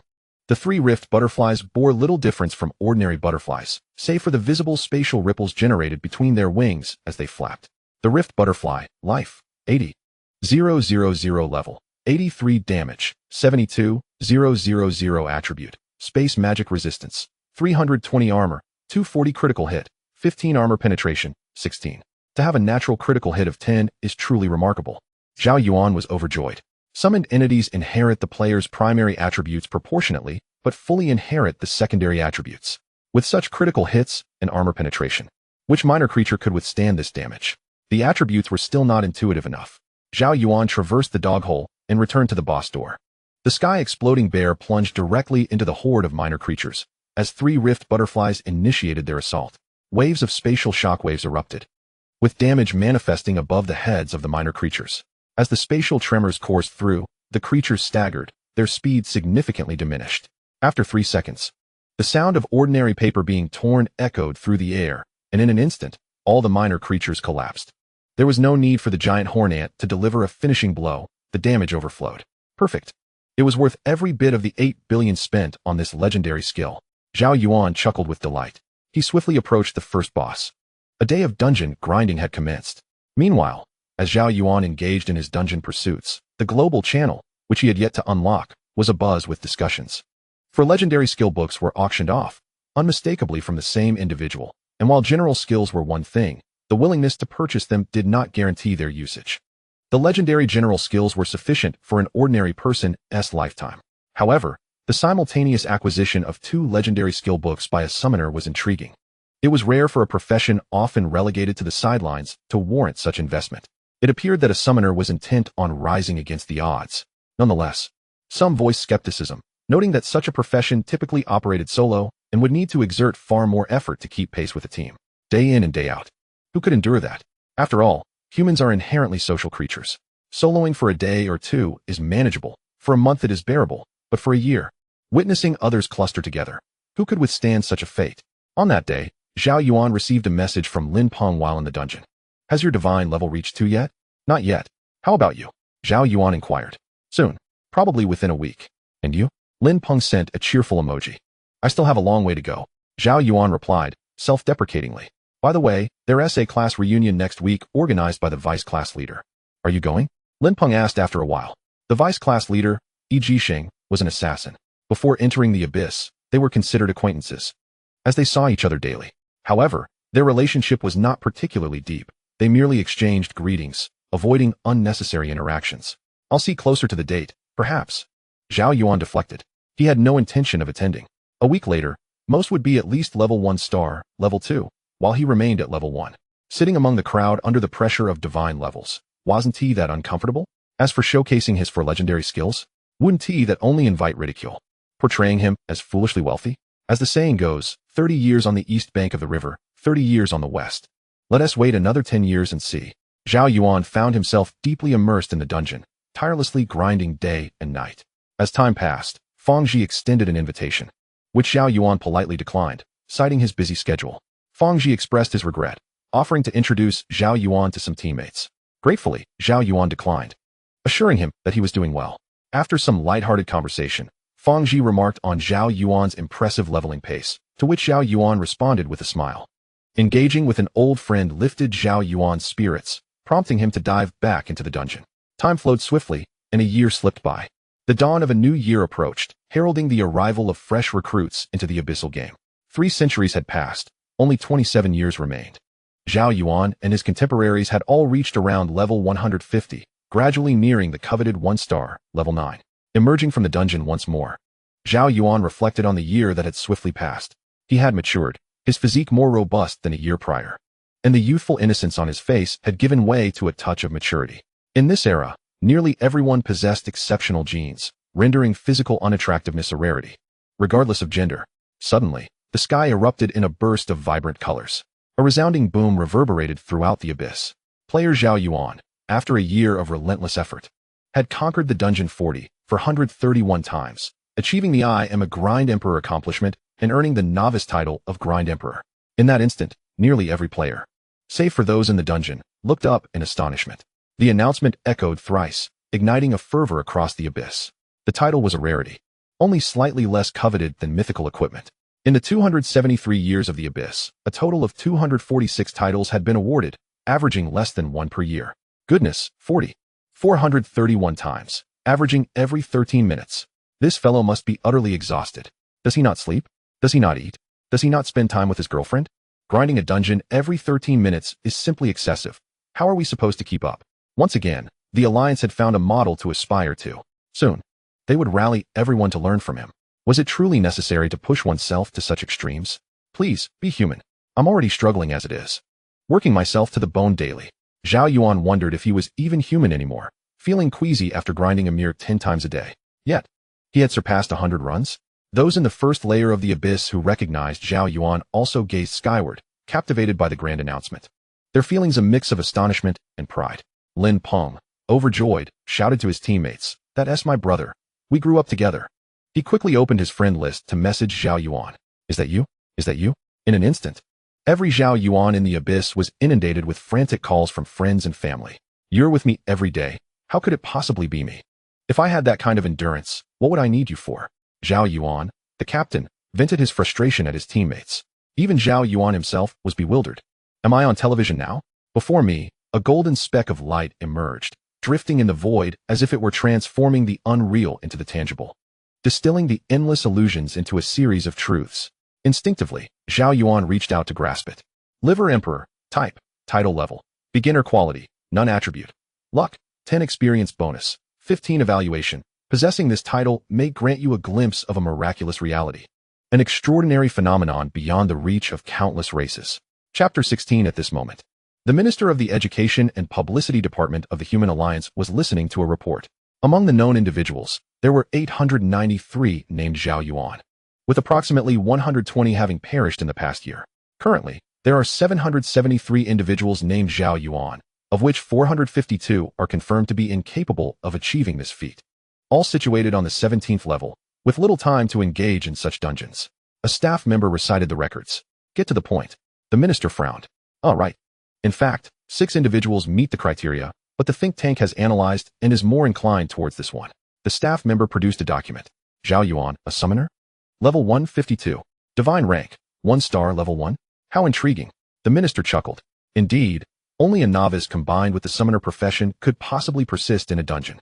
The staff member smiled in agreement. Novices are always headstrong. Titles such as this are extraordinary. They may very well involve that particular entity, so we must not be careless. The minister pondered for a few minutes, then gazed skyward. Through the vastness of the void and the infinite cosmos, there exists an entity observing all realms. Yes, personnel have already been arranged to conduct covert investigations on the first level. With the frequency of dungeon runs over the past year, once a target is identified, it will be easy to ascertain. The staff member nodded in affirmation. The Killing Alliance has been quite active lately. We must ensure that the law enforcement department keeps a close watch. They must not be allowed to infiltrate the first level and prey on novices.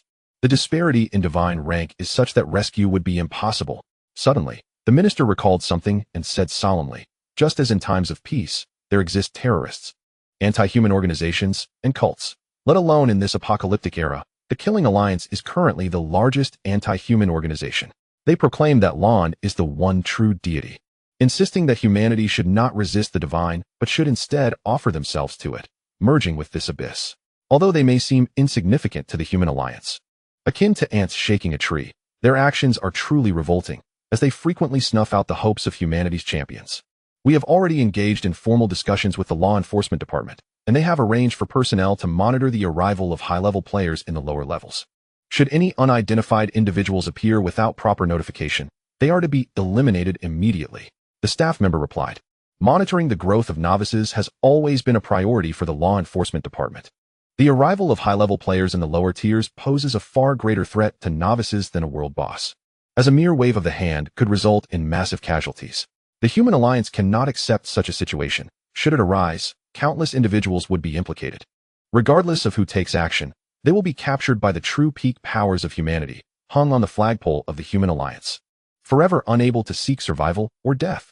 Killing is merely a last resort. True efficacy lies in prevention. Hence, law enforcement agencies are primarily engaged in oversight. Minister, we have received information confirming it is that novice summoner. The staff acknowledged the news. Let me think. I recall the Human Memorial Hall houses a complete set of legendary low-level summoner equipment, correct? The minister suddenly recollected something and inquired. Indeed. One set was left by the esteemed predecessor, Feng Wujin. The staff nodded in affirmation. Retrieve it and bestow it upon him in the name of the Human Alliance. The minister declared. However, during the previous meeting, many advocated for the equipment to remain in the Memorial Hall to honor the accomplishments of the esteemed Feng Wujin. The staff hesitated before responding. Nonsense. Utter nonsense. I vehemently opposed such a foolish proposal. Our race has not yet achieved victory. Who grants them the audacity to establish a memorial hall first? The minister erupted in anger, divine power surging violently, causing the staff to feel a chill. I will speak to the speaker. The minister promptly dialed the voice call of the second speaker. Xiao Su, speak. The speaker's voice resonated. The education minister recounted the situation and vehemently criticized the notion of the memorial hall. After a lengthy pause, the speaker's weary voice emerged. Xiao Su, I understand your points. Yet we have lost far too many over the years, and perhaps we shall lose more. They must retain some semblance of hope. After all, it has been 273 years.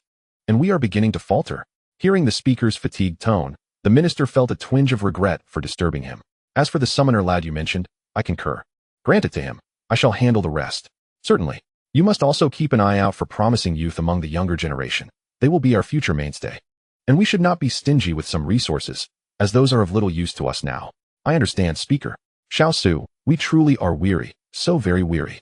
Yes, speaker, I apologize for the interruption. After ending the call, the minister glanced at the staff and solemnly instructed, proceed with it. A long sigh escaped, and silence enveloped the office. Zhao Yuan gazed in astonishment at the attributes of the title before him. The luck attribute had never appeared in the abyss before. The ability to generate attributes. The experience bonus was equally unprecedented. No equipment or gemstones had boasted such an attribute, at least not to Zhao Yuan's knowledge. These are indeed rare attributes. It is no wonder that the scarcity of titles is comparable to that of mythical equipment, as he observed the incessant flashing of friend requests. He anticipated the inquiries. Is it you? After a moment's contemplation, Zhao Yuan decided against revealing the truth.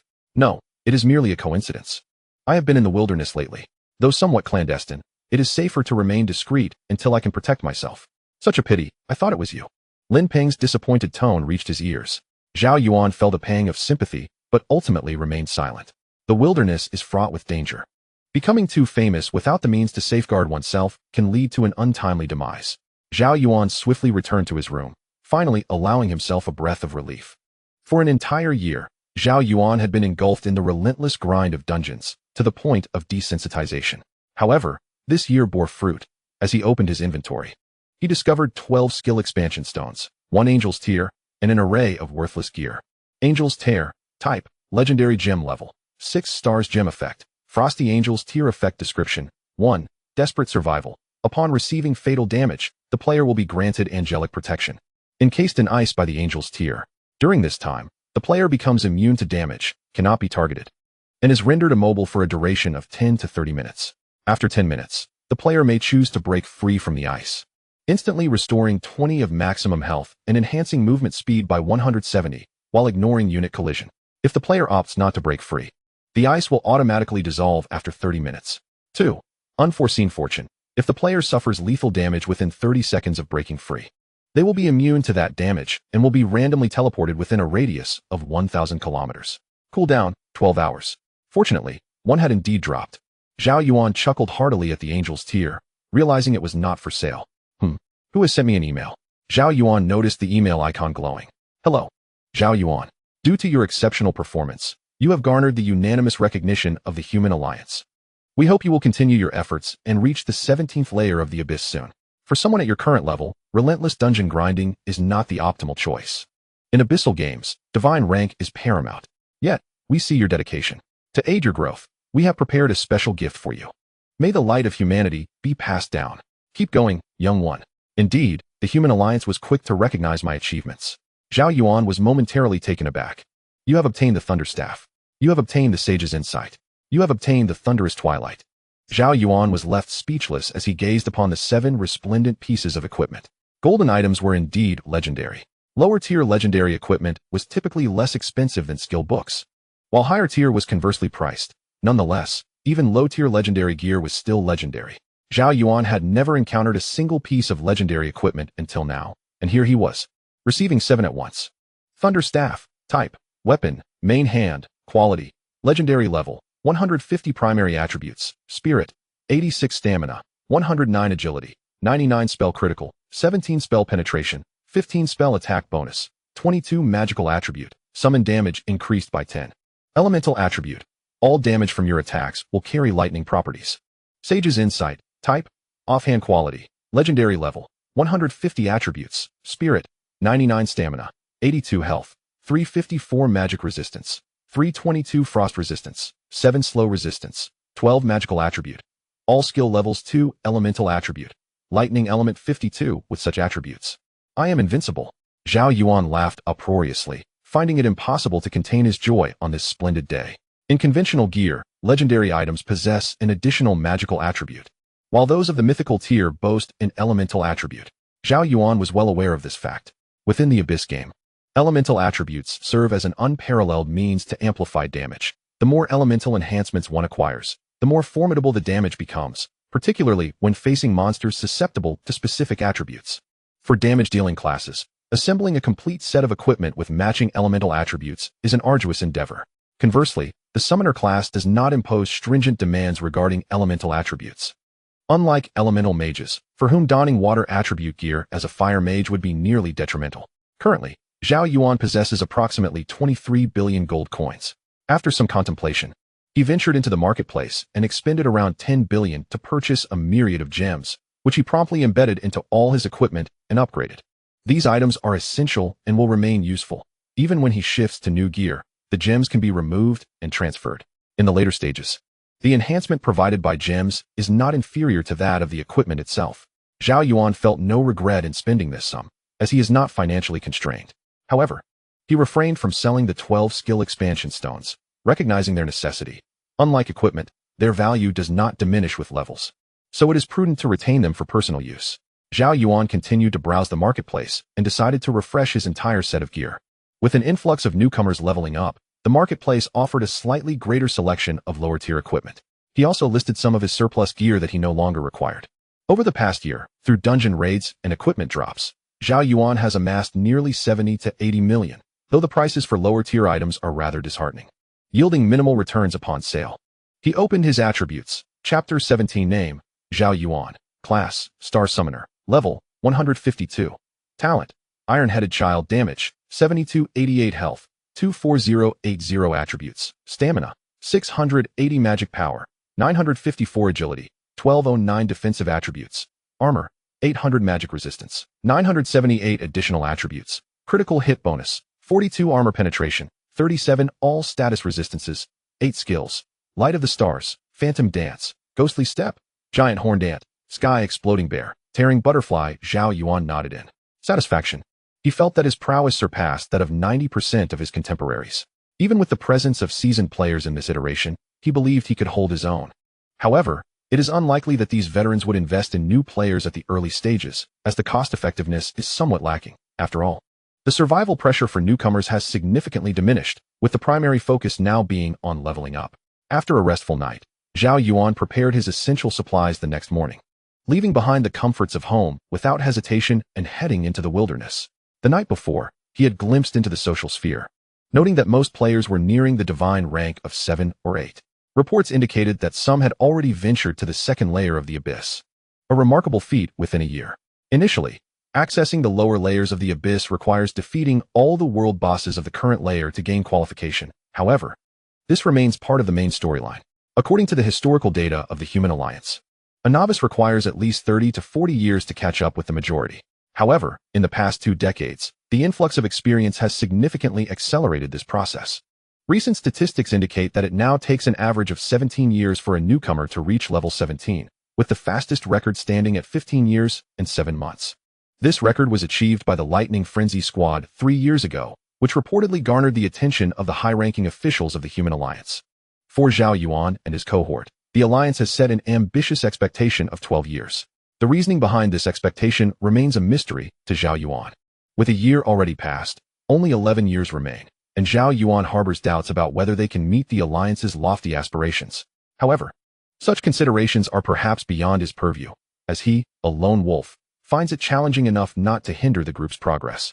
The first layer of the abyss reveals a divine map, known as the War Wilderness. As the teleportation array ignites, Zhao Yuan steps into this desolate expanse. A faint divine radiance flickers, contrasting starkly with the mundane maps. This divine terrain epitomizes the true essence of the abyss.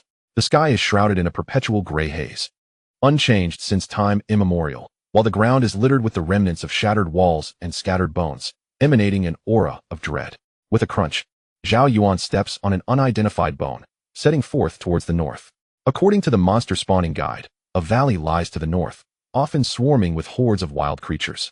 Summoning his minions, Zhao Yuan remains cautious in the wilderness, as the unique characteristics of his summoned beings excel at detecting enemy targets.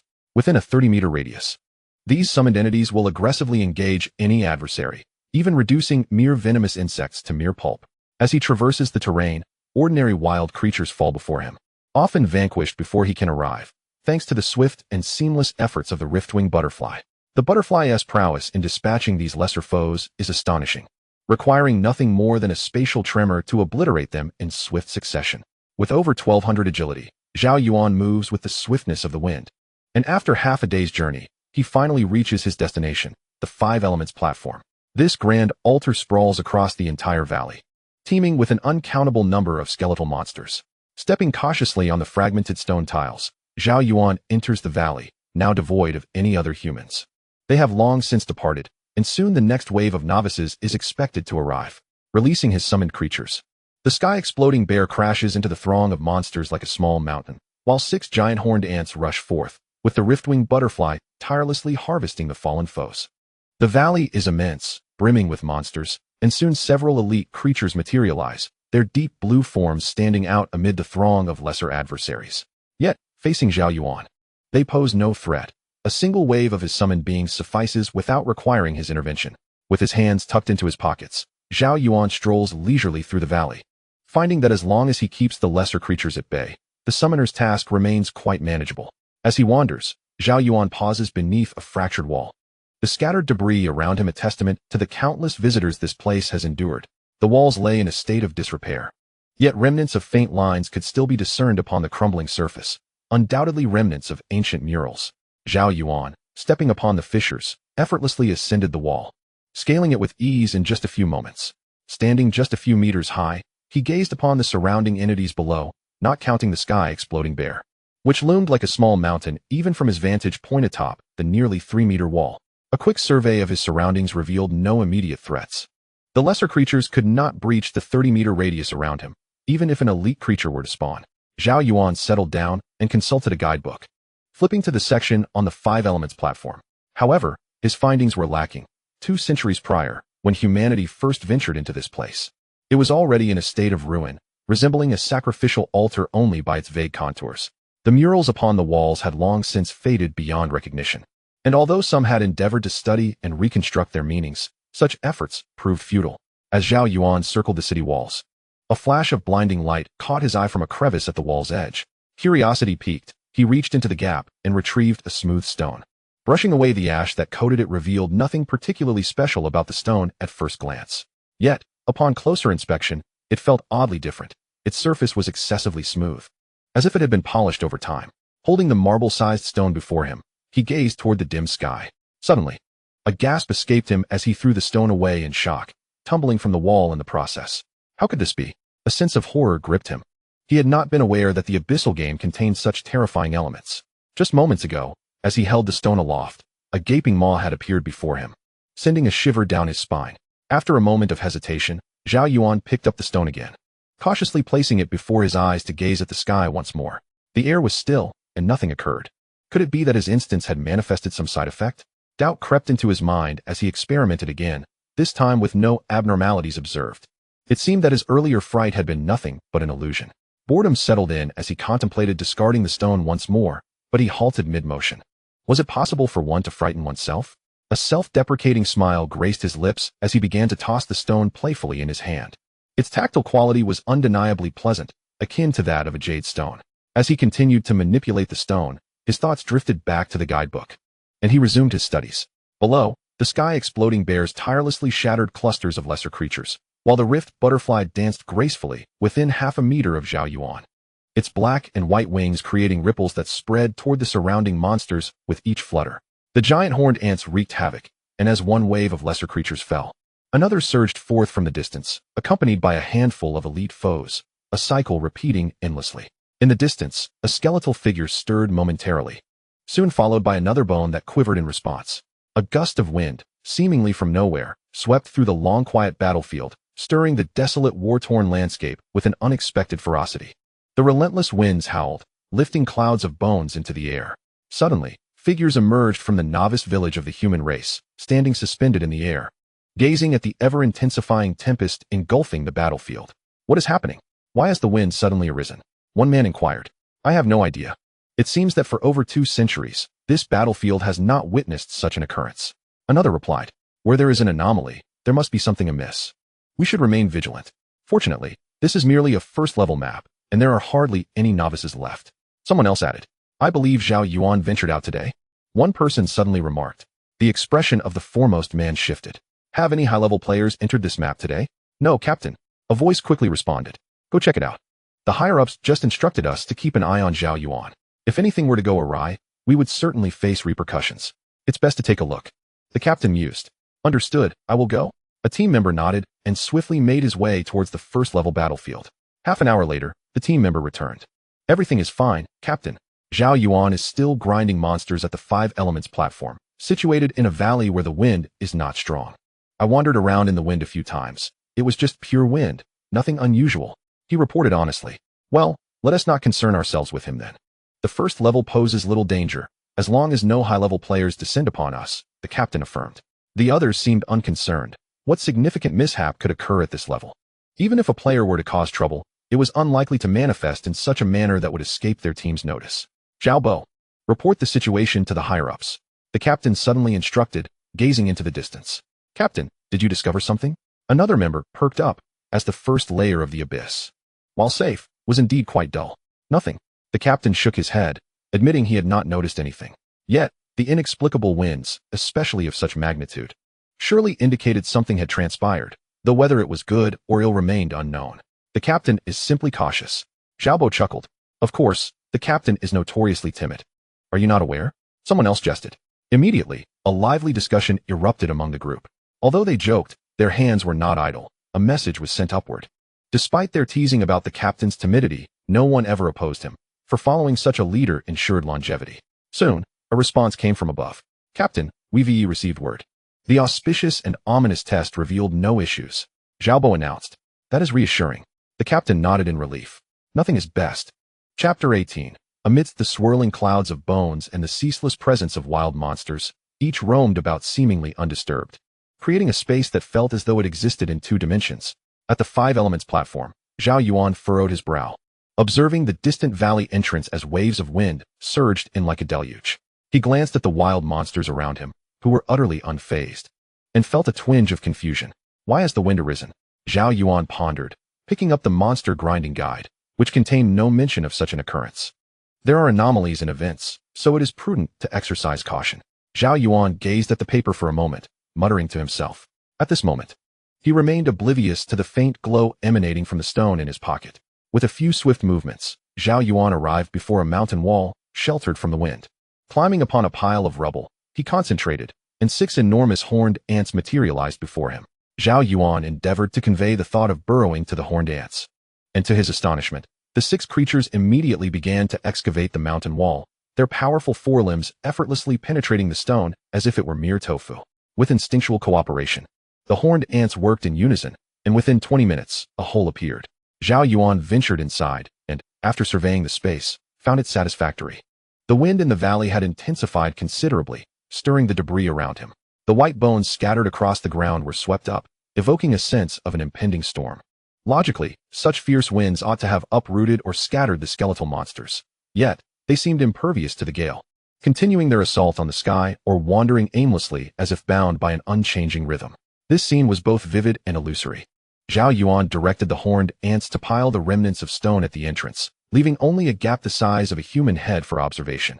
He also arranged a few stones within, selecting a flat piece to sit upon. Releasing the horned ants, he maintained a distance of 30 meters. And despite the taunts of the sky-bursting bears, his monster hunting remained unaffected. However, this method of ambushing yielded noticeably fewer elite monsters. Fewer monsters were indeed a concern. And progress was slow, yet he resolved to observe the situation, for the wind felt decidedly strange. After some contemplation, Zhao Yuan opened his friend list to inquire about the conditions. Several acquaintances reported they were in levels 7, 8, and 9, experiencing no changes. Why then? Had the wind suddenly arisen? Zhao Yuan found himself perplexed. Suddenly, he recalled the stone and quickly reached for it. To his disbelief, the stone in his hand radiated a luminous glow, prompting a torrent of bewildered thoughts to race through his mind. It was utterly implausible for the two to be unrelated.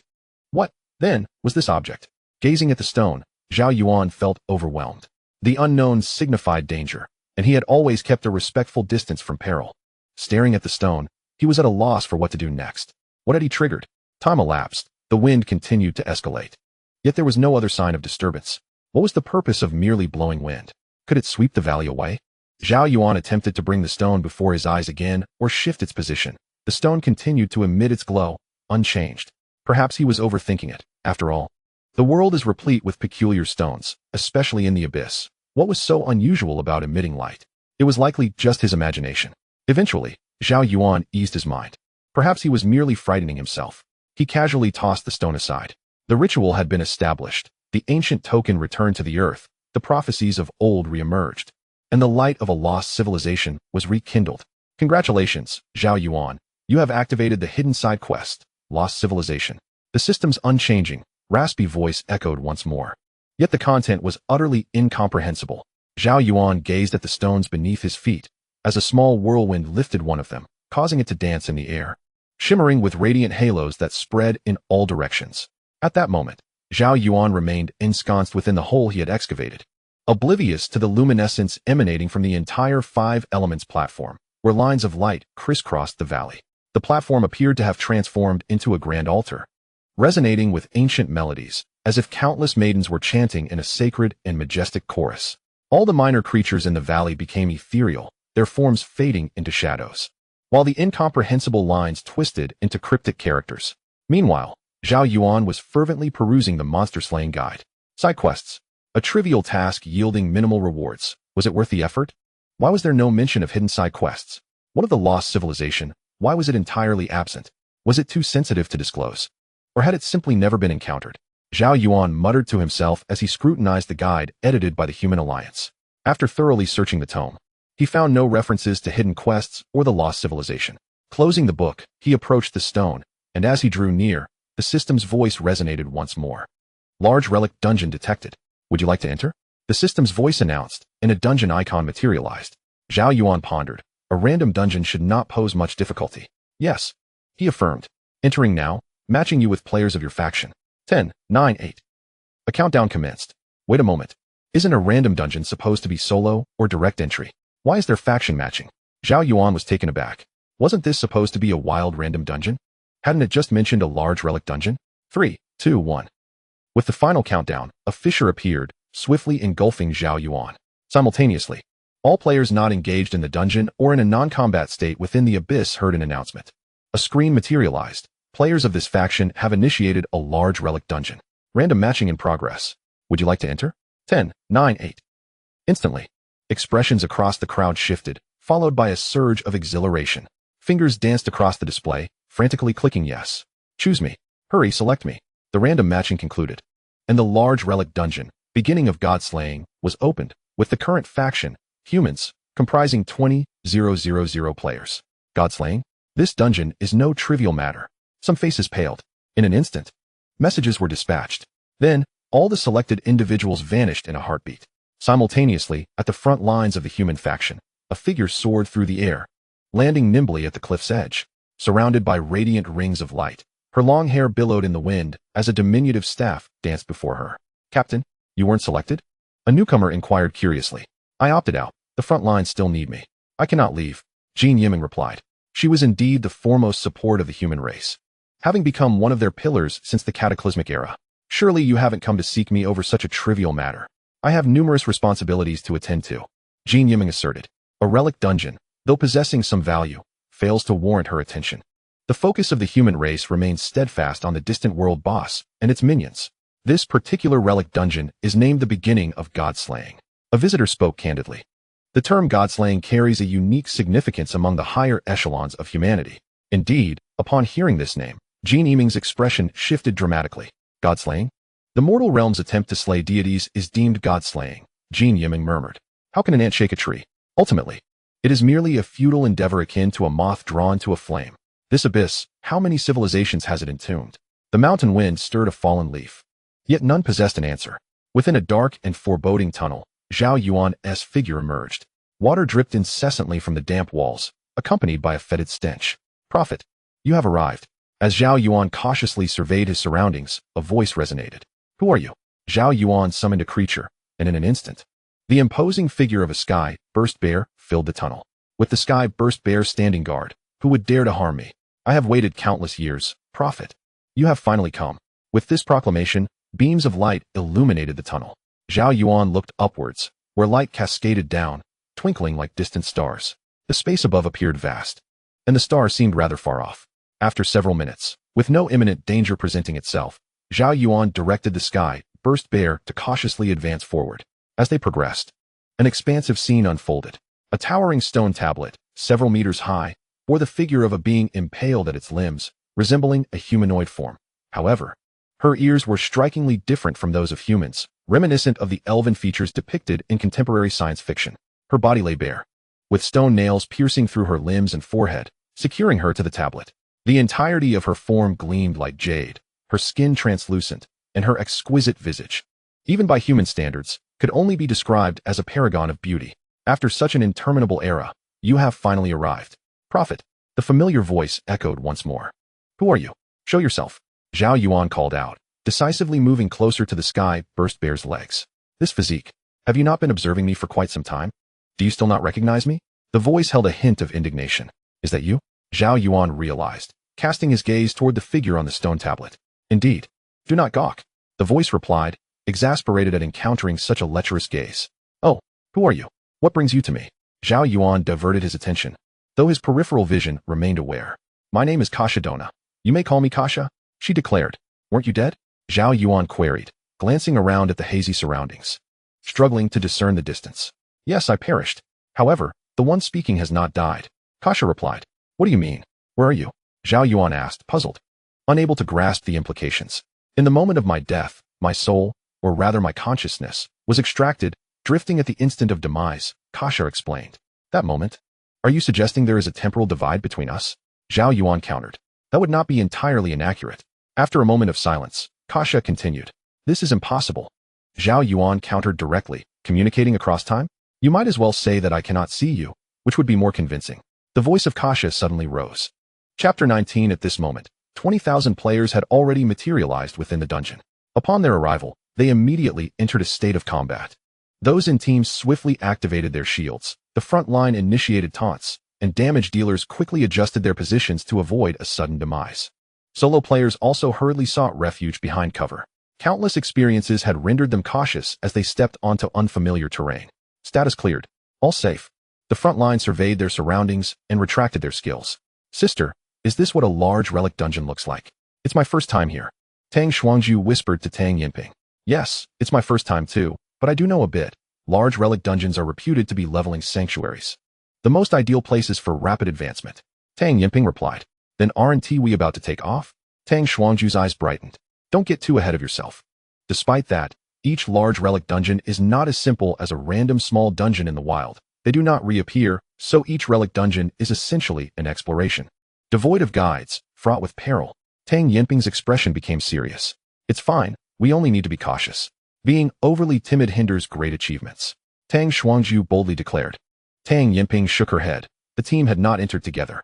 Today was originally meant for rest, and when her younger sister suddenly sought her out, she intended to show her around, but hadn't anticipated encountering such an event.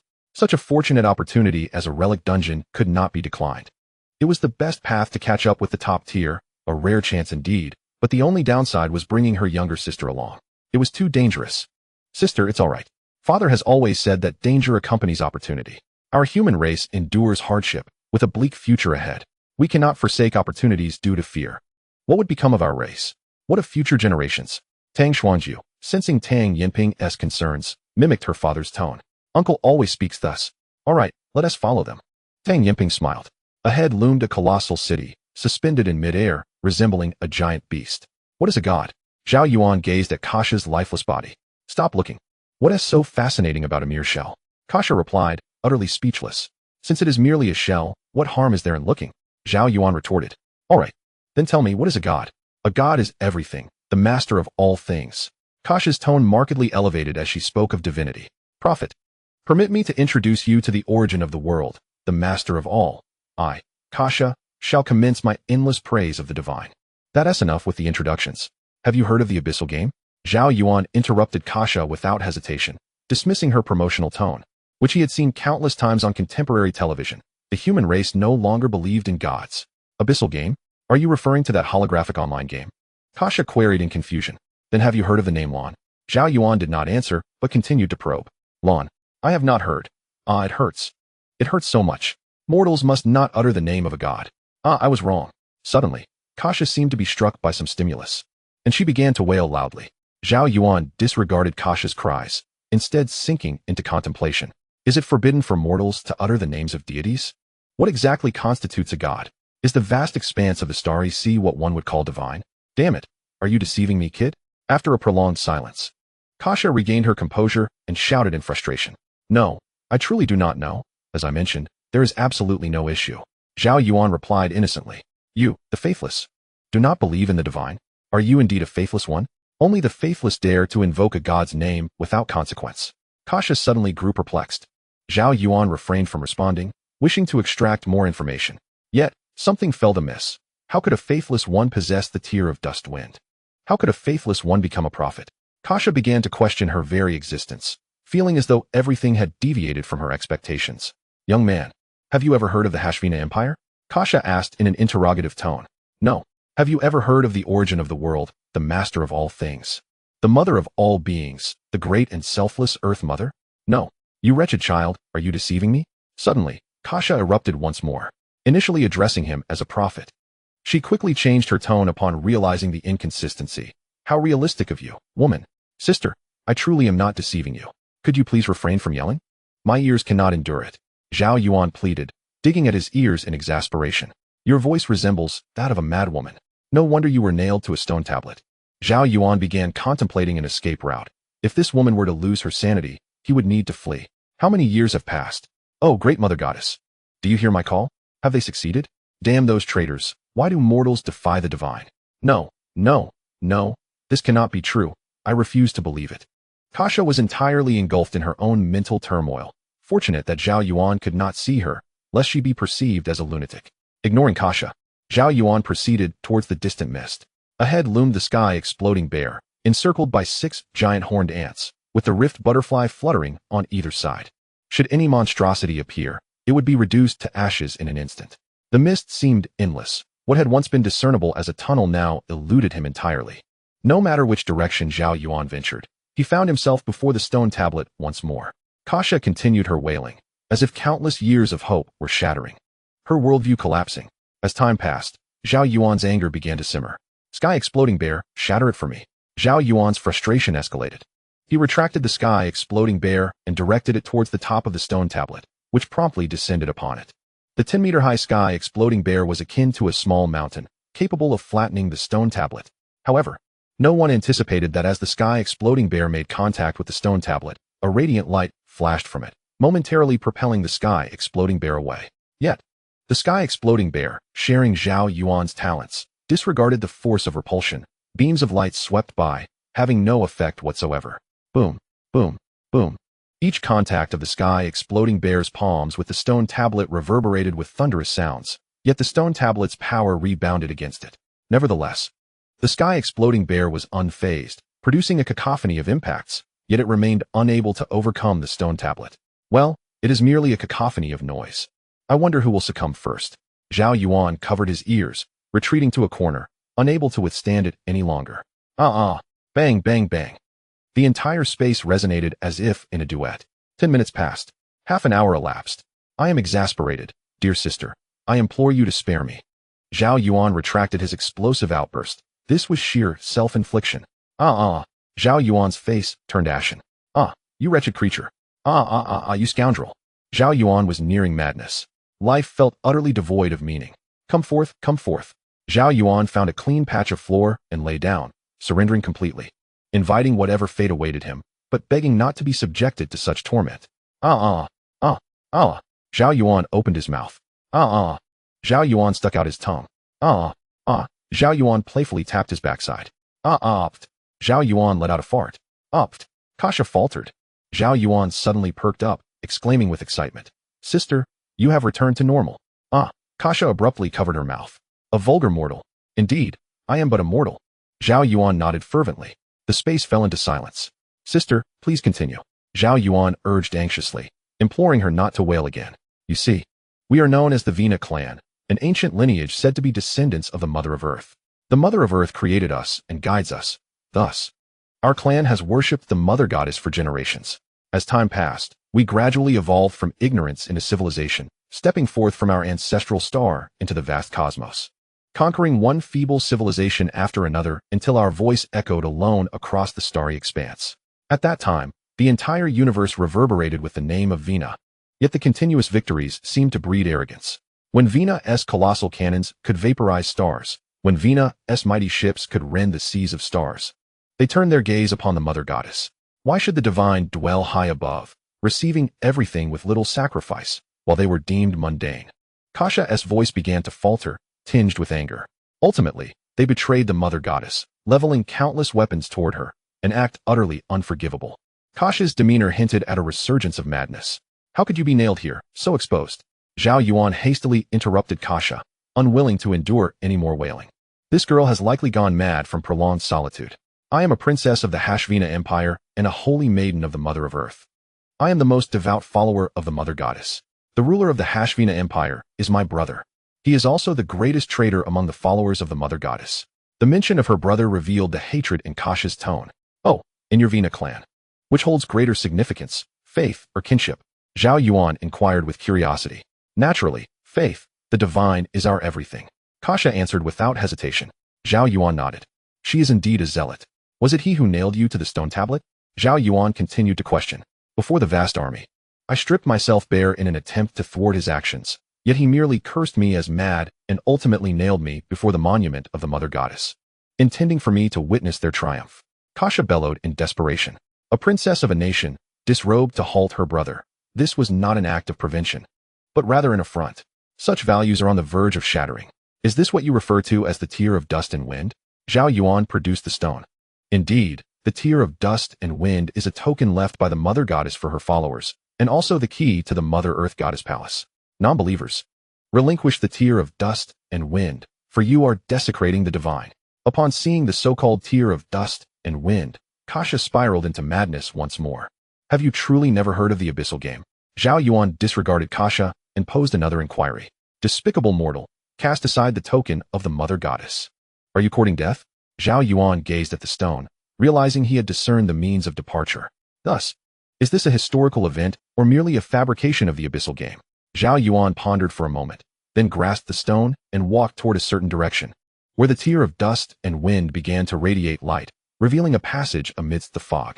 Kasha, I neglected to inform you that my kind has never believed in deities. Zhao Yuan strode forth, stepping into the light. Return. You are the prophet. How can you forsake the divine? Come back. The echoes of frantic cries reverberated, gradually obscured by the mist. Chapter 20. As the passage extended through the fog, a luminous barrier emerged. Zhao Yuan approached. My heavens! A sky filled with warplanes, towering mechs, and colossal ships that dominated half the heavens unleashed their firepower in the distance. Countless skyscrapers crumbled under the barrage of shells. Waves of light conjured by spells interconnected, annihilating innumerable warplanes, while figures soared through the air, rending the mechs. The extraordinary and technology intertwined harmoniously. The flames of war and the smoke enveloped everything.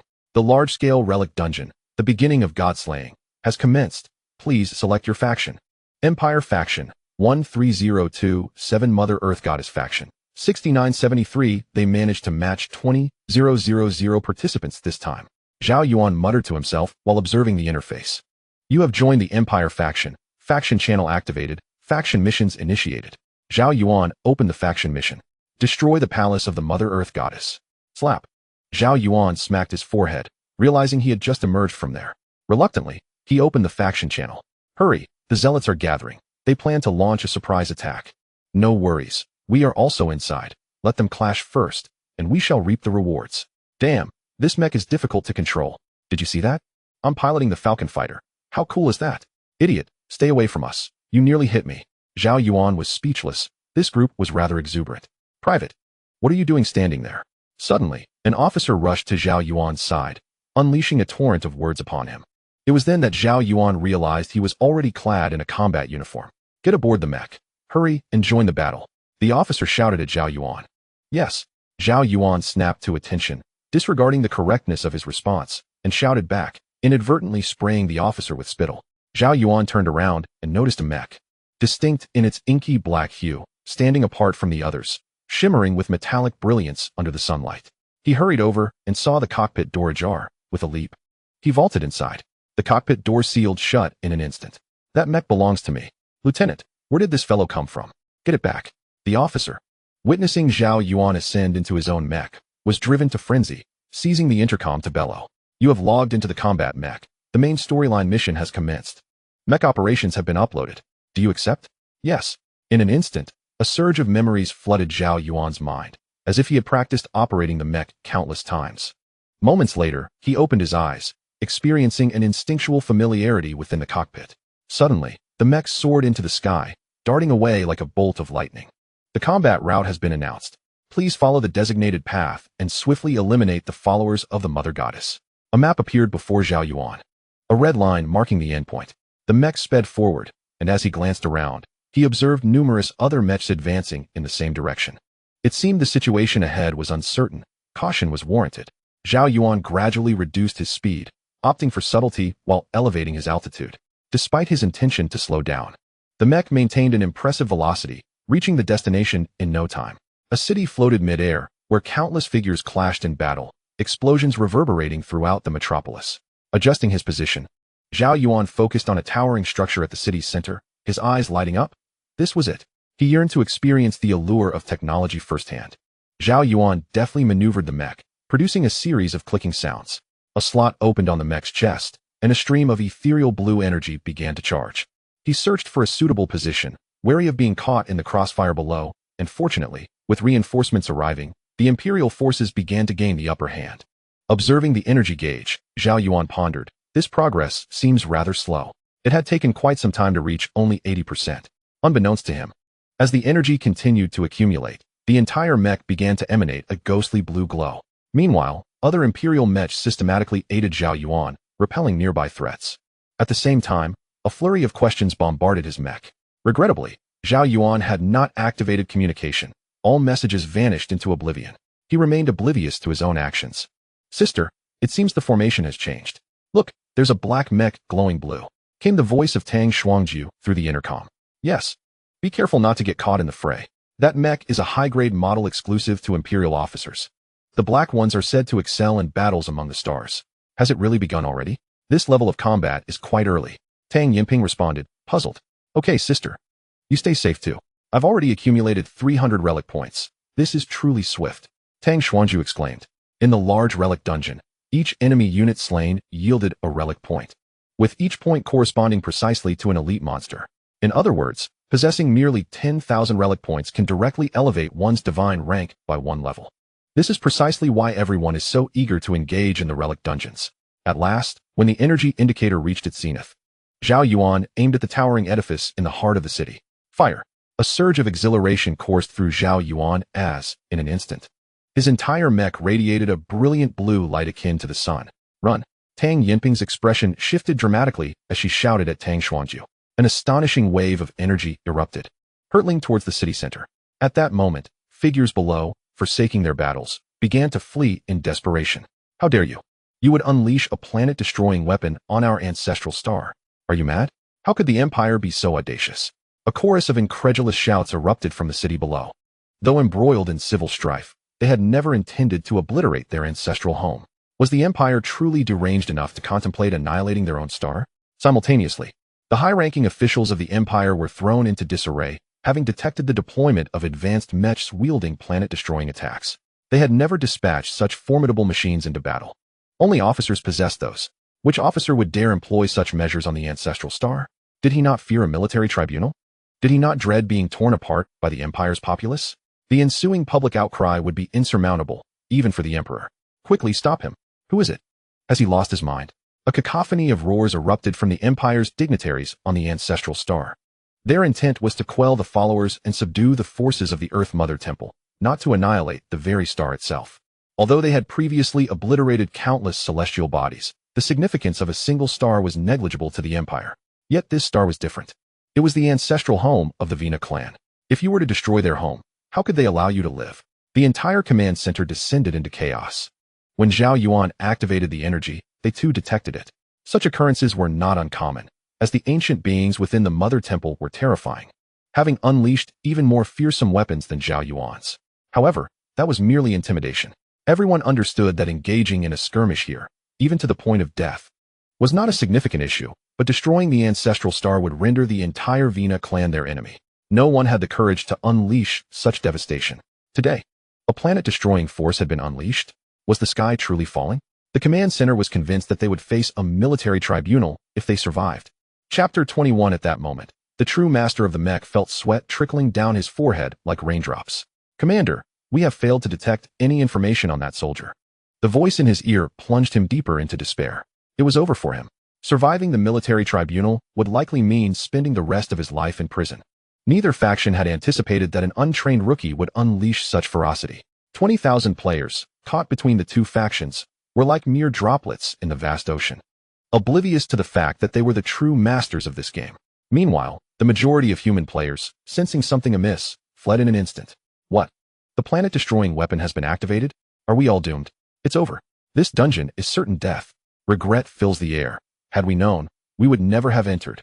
Among these 20,000, few players can withstand the obliteration of the stars. Zhao Yuan never anticipated that his casual intentions would instill such terror in the three factions. Countless capable individuals began piloting various flying vessels, pushing their engines to the limit, cursing as they surged toward the cosmos. The protective shields of numerous colossal ships beyond the stars had already been activated. Those monitoring the battlefield felt their hearts race, placing their hopes upon the Mother Goddess's domain. They must hold the line. The ancestral star cannot be destroyed. In contrast to the Empire's concern, the urgency was palpable among the Mother Goddess's followers. For the high-ranking officials of the Empire, the loss of an ancestral star would merely invite a wave of public scrutiny, resulting in a few prominent scapegoats. It would not significantly impact the Empire's strength. Some might even secretly rejoice at shedding a burden. However, for the Mother Goddess's faction, the ancestral star was the site of her past descent, a sacred ground. If it were to be annihilated, how could the faithful accept it? The Mother Goddess had not descended for far too long. What if their holy site were lost forever? The thought was unbearable. Just as the attack was about to descend, a middle-aged man, clad in opulence and wielding a scepter, materialized from the void. He cast a cold glance at Zhao Yuan, and in that instant, Zhao Yuan felt as though he had plunged into a frigid abyss. A golden rune emerged, and a massive surge of energy erupted from the scepter. The collision of golden and azure energies resounded powerfully. Simultaneously, dozens of figures, resembling the man in attire, raised their scepters outside the floating city. A colossal energy shield enveloped the entire city. A radiant explosion, akin to the sun's detonation, flashed across the sky. Zhao Yuan's expression shifted. This is bad. A mushroom-shaped cloud materialized in the air, and then silence enveloped everything. Countless silhouettes emerged from all directions surrounding the city, as protective barriers were continuously raised, shattered, and restored. Hold the line. Prevent it from reaching the ground. Time seemed to stretch indefinitely before tranquility returned. However, the legs of the devotees within the shield began to weaken, their strength waning. Inside the shield, the energy settled, revealing that the once floating city had been obliterated, leaving not a single stone intact. Only void remained. In the center of what was once the city stood the middle-aged man with the scepter, now tattered and ragged, his once glorious staff now dull. He swayed precariously, on the verge of collapsing, when a devotee swiftly flew over to support the archbishop. Just as everyone exhaled in relief, distant mechs soared into the sky, unleashing a barrage of firepower. The terrifying assault instantly shredded several bishops at the periphery into fragments. Countless soldiers of the Empire began to encircle the area. A large crimson mech shot forth from the ranks. Gildona, you are truly despicable. How dare you employ annihilation-class weaponry on the Ancestral Star? Are you not afraid of becoming a historical villain? The Archbishop glanced at the lifeless bishops surrounding him, a flicker of sorrow evident in his eyes. They were all favored children of the Mother Goddess. Sinners? For you, in the palace of the Mother Goddess, have we not long been deemed sinners? Gildona chuckled. Now, with victory in his grasp, the head of an archbishop should suffice to quell this turmoil. However, the deployment of planet-destroying weapons was not authorized by us. I cannot shoulder the blame for the destruction of our ancestral planet. Gildona felt compelled to explain.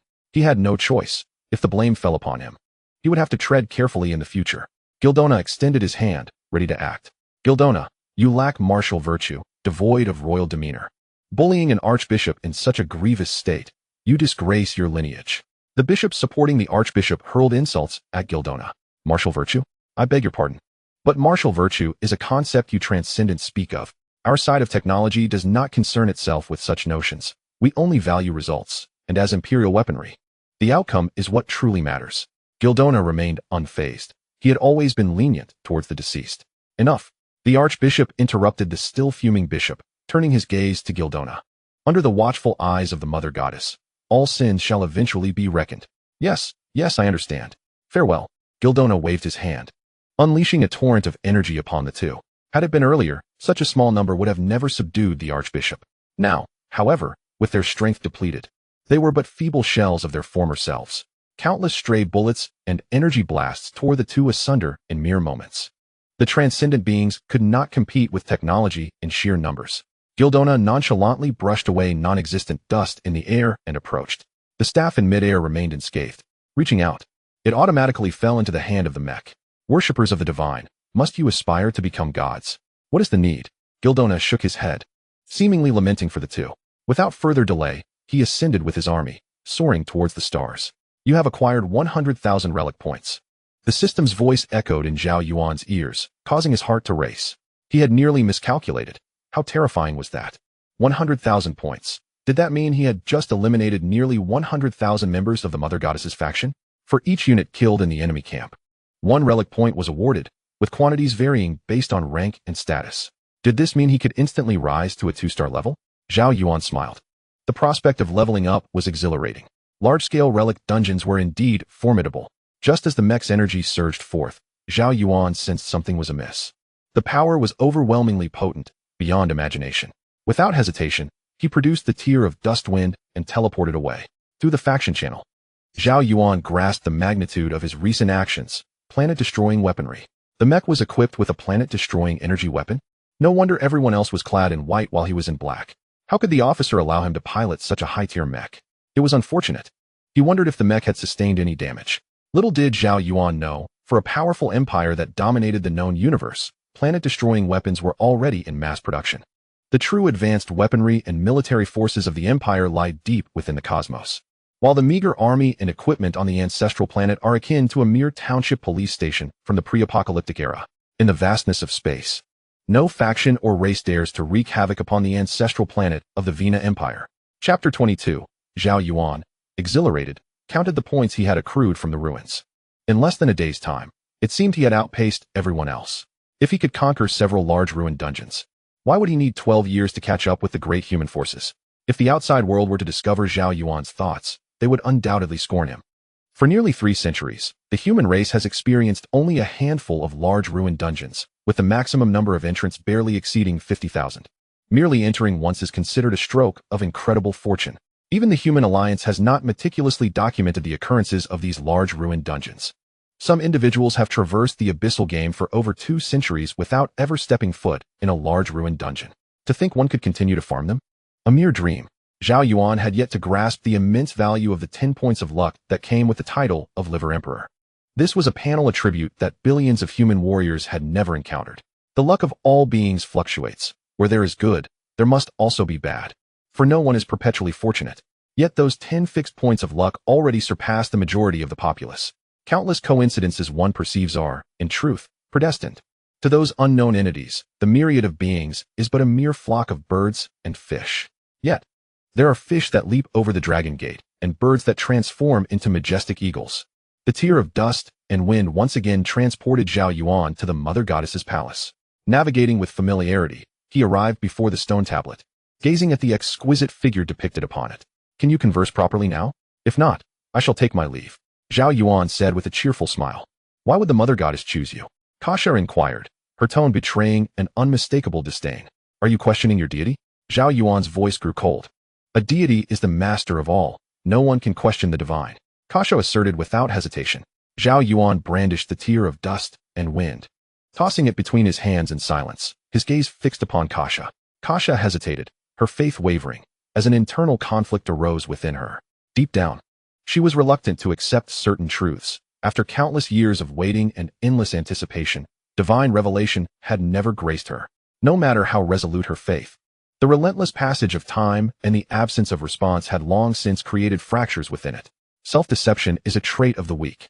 You must believe that everything is for the best. The divine observes all, Zhao Yuan coaxed. In the stillness of the vast space, silence reigned. Indeed, the divine observes all. Everything is for the best. Kasha finally spoke. What is a prophet? Zhao Yuan inquired. Long ago, a believer received a divine revelation, proclaiming that when calamity descends, a being bearing the tier of dust and wind shall return to the Vina race, and the light of the divine shall shine once more. Kasha replied, this time choosing not to conceal the truth. Perhaps he was right. It was all part of the divine's arrangement, requiring no questioning, merely to go with the flow. Are you not a saintess? Why have you not received a divine revelation? Zhao Yuan countered. The position of the saintess is not a divine duty. Rather, it is a product of compromise between the royal family and the divine temple, serving as an envoy for communication between the two. To emphasize her nobility, she is referred to as the saintess, with a princess chosen by the royal family for each generation, Kasha explained. It appears that the royal indoctrination has not penetrated the divine temple. In this regard, religion possesses a certain profundity. What does the calamity in the oracle refer to? Zhao Yuan inquired further. Initially, no one understood what the calamity entailed.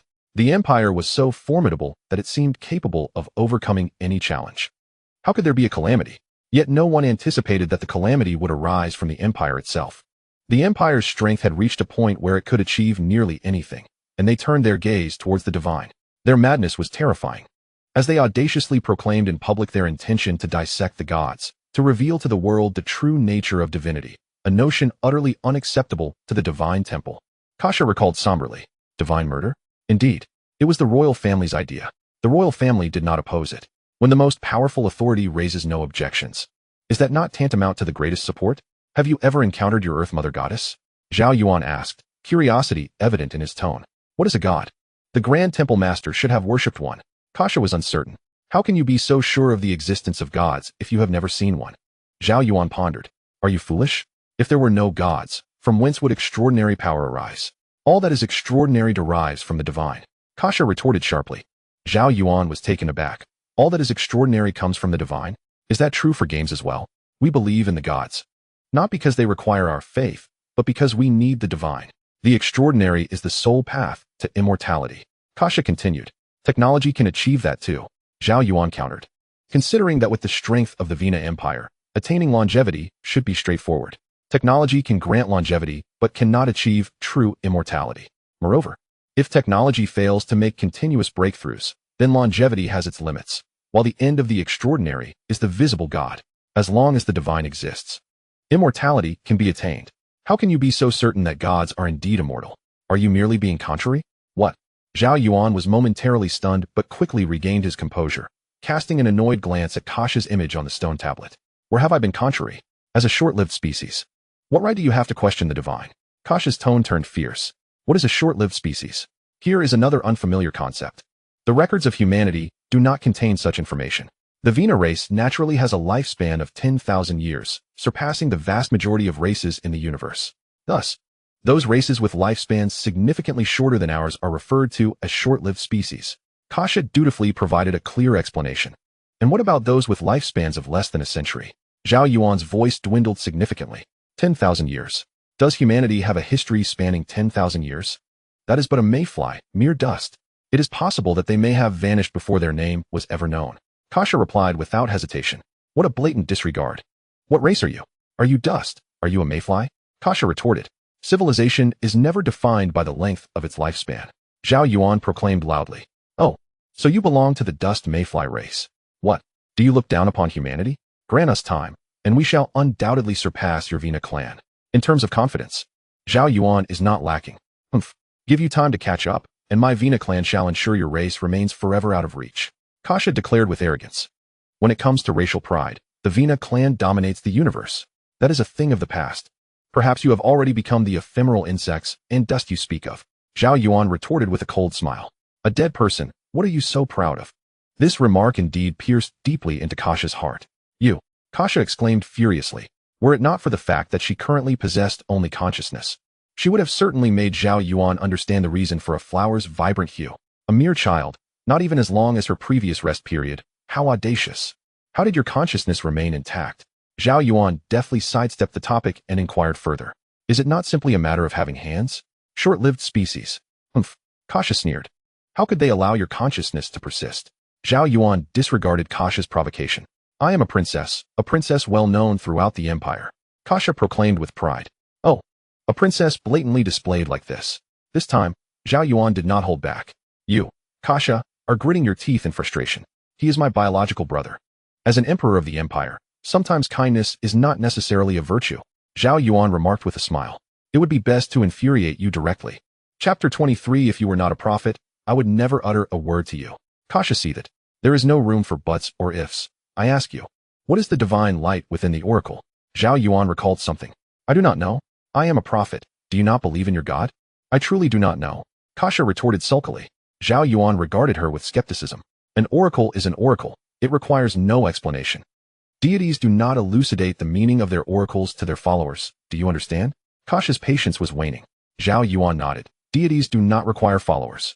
Believe it or not, where is the Mother Earth Goddess Palace? Zhao Yuan inquired again. This is it. I mean the true Mother Earth Goddess Palace.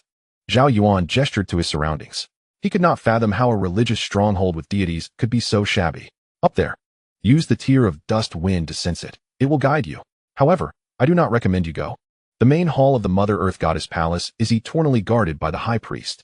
As a non-believer, you would perish the moment you set foot inside. Kasha warned. Can you see outside? Zhao Yuan was taken aback, then realized. The outside is a replica.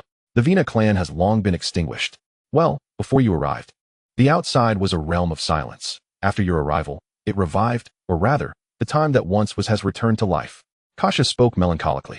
Zhao Yuan began to comprehend. Was this not akin to watching television? Is this what you referred to as the Abyss game? Thus, this must be what is termed a replica. Kasha must have also understood everything. No wonder she did not go mad. Transforming the history of my clan into a replica, allowing you to destroy it at will. Does that being not fear unleashing a divine war? Kasha pondered, unable to grasp why they too were children of the Mother Goddess.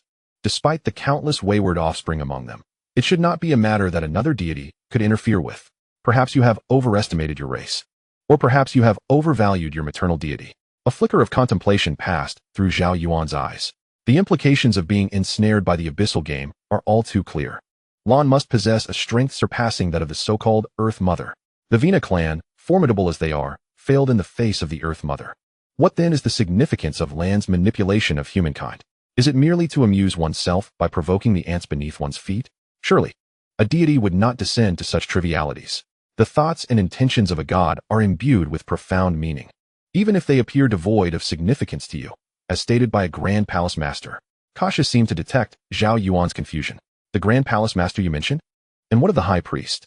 Zhao Yuan inquired, struggling to comprehend the structure of an Earth Mother-esque palace. The Earth Mother Palace is governed by 10 Palace Masters, the most powerful being the Grand Palace Master. Each Palace Master oversees 10 High Priests, a singular High Priest, countless priests, and a vast number of followers.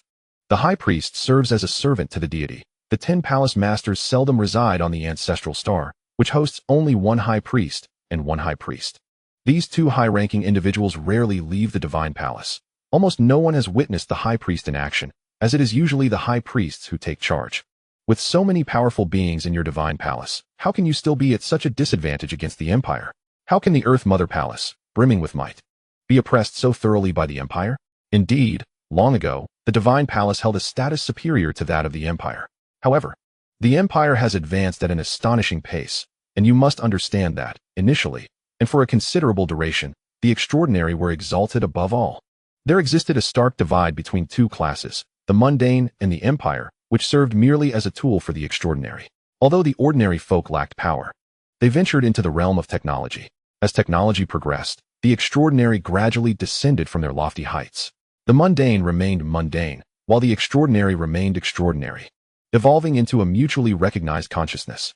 However, you must realize that the extraordinary require innate talent, which has hindered many. The growth of an extraordinary being demands an extensive period.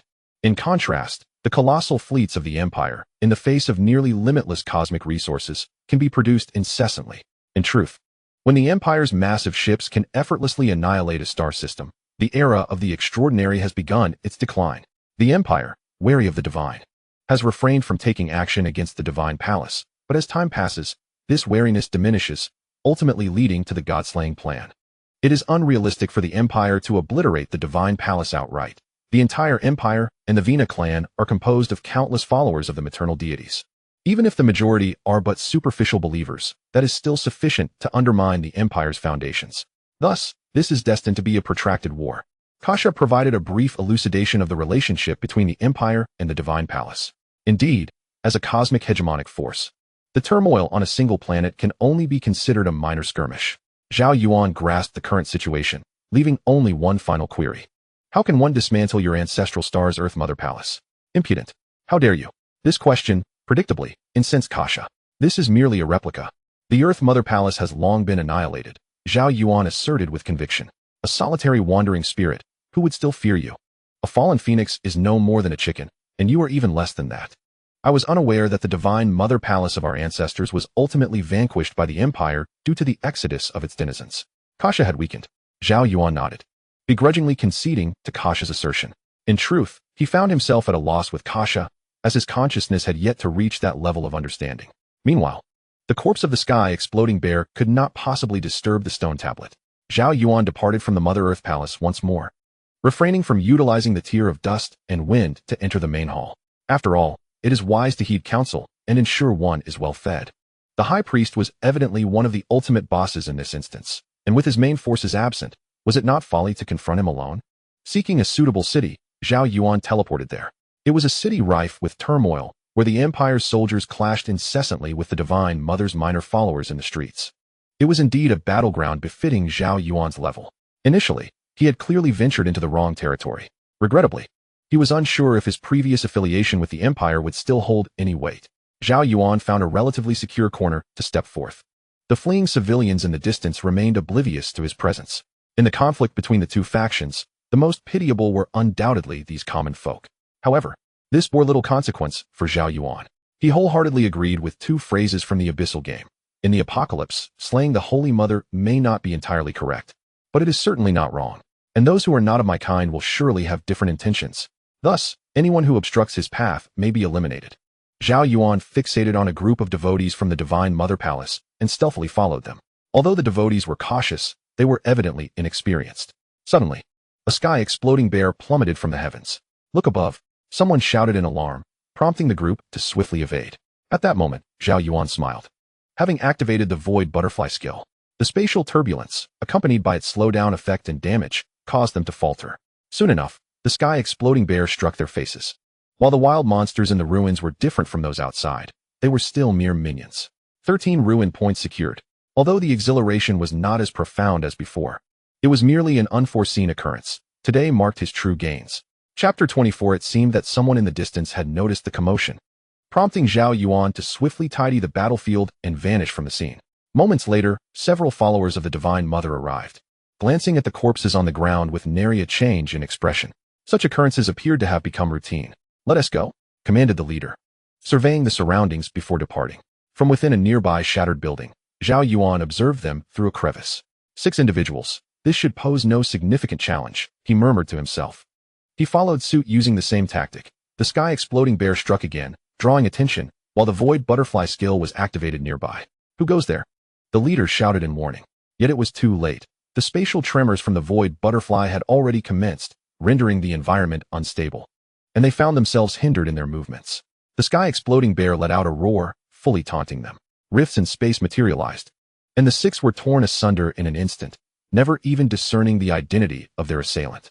The extraordinary skills of the abyssal game contrasted sharply with the powers of the devotees, making them nearly imperceptible to the latter. 30 meters away, turning to leave. Amidst the shattered remnants of towering buildings lies the finest concealment. While Zhao Yuan was busy accumulating relic points, hundreds of prominent figures from the human race congregated together. Beneath a mound of debris, a vast underground space had been cleared. You are all aware of the primary mission, I presume? The Empire requires the destruction of the Mother Goddess Palace, while the Mother Goddess Palace must thwart the Empire's schemes. How can we maximize our benefits? Let us discuss. Shall we? Lu Jian glanced at everyone and spoke. Those present were predominantly individuals whose divine levels had reached their zenith, at 17 stars, level 9. Relic points held little value for them, as accumulation had become futile. Only by completing all main tasks of the Abyss's 17th layer and advancing to the 18th layer could they ascend to 18 stars. Just tell us why you've gathered us here. I still need to level up with my little sister, Tang Yinping remarked. Others shared similar sentiments, as their foray into the relic dungeon held little significance. Large-scale relic dungeons were rare, and the probability of matching was exceedingly low. Most approached it with a mere trial mindset. They entered as if on a leisurely excursion, only to find themselves facing the onslaught of a planet-destroying weapon, leaving them with scant places to hide. Consequently, they had been evading combat whenever possible, planning to endure until the dungeon concluded, until they received the summons from a prominent figure. The players of the human race at the 17th layer had generally reached maximum divine levels, but being maxed out was merely foundational. It indicated that they would not be overwhelmed by divine levels, yet the disparity among them was vast. In contrast, Lu Jian was a member of one of the top 100 teams among the human race, his reputation eclipsing that of everyone present. In the Abyss game, joining a top-tier team ensured that no mediocrity could survive. What you may not know is that relic dungeons do not solely contain relic points. Our team has had members who ventured into a relic dungeon, where, compared to other dungeons, there exists a relic merchant. Lu Jian revealed this significant information. A relic merchant? Others were taken aback, having never heard of such a thing. However, mysterious merchants could occasionally be encountered in the Abyss game, where completing certain tasks would yield enigmatic items. The value of these items was hard to quantify. Some were exceedingly rare, while others were utterly worthless. As for how to unlock the relic shop, that remains a mystery, but it likely involves completing the dungeon to a satisfactory level. Lu Jian continued, as long as we achieve a high completion rate, it should not pose a significant challenge. What does the relic merchant offer that warrants your gathering us all here? Someone inquired. Ordinary items would hardly entice someone of Lu Jian's caliber, whose equipment and skills were nearly perfected. The relic shop contains a plethora of extraordinary artifacts, and there have even been accounts of mythical equipment emerging within. Lu Jian dropped yet another bombshell. Mythical equipment. Gasps of astonishment echoed through the crowd. A single piece could be passed down through generations, and if one were to acquire such an item, they would instantly ascend to the ranks of the elite.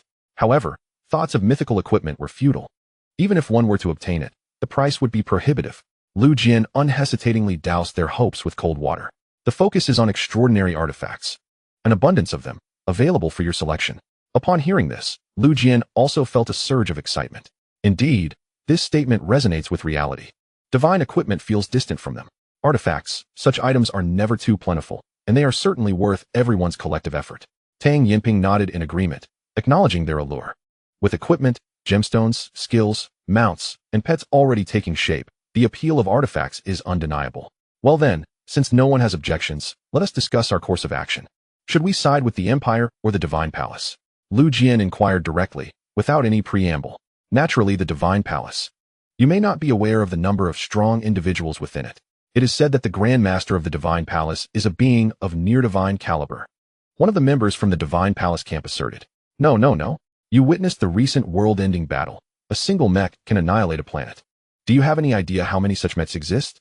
Even a lowly officer can apply for one, and they are becoming quite commonplace. A player from the Empire camp countered. Immediately, a cacophony of voices erupted, each presenting their arguments. The necessity of switching factions demands the expenditure of half of one's current relic points, and with the knowledge of a relic shop at hand, no one is inclined to squander their resources recklessly. After a lengthy deliberation without resolution, everyone turned their gaze towards Lu Jian, as he had initiated this discussion and presumably harbored an answer within.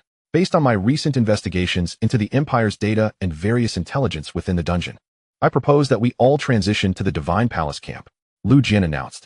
Others did not immediately contest his suggestion, as the visibly strongest player in the relic dungeon.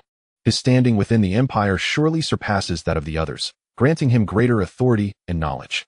First, it is now ascertainable that the Divine Palace harbors a high priest whose strength remains uncertain, which is why the Empire currently refrains from launching a direct assault on the Divine Palace's stronghold.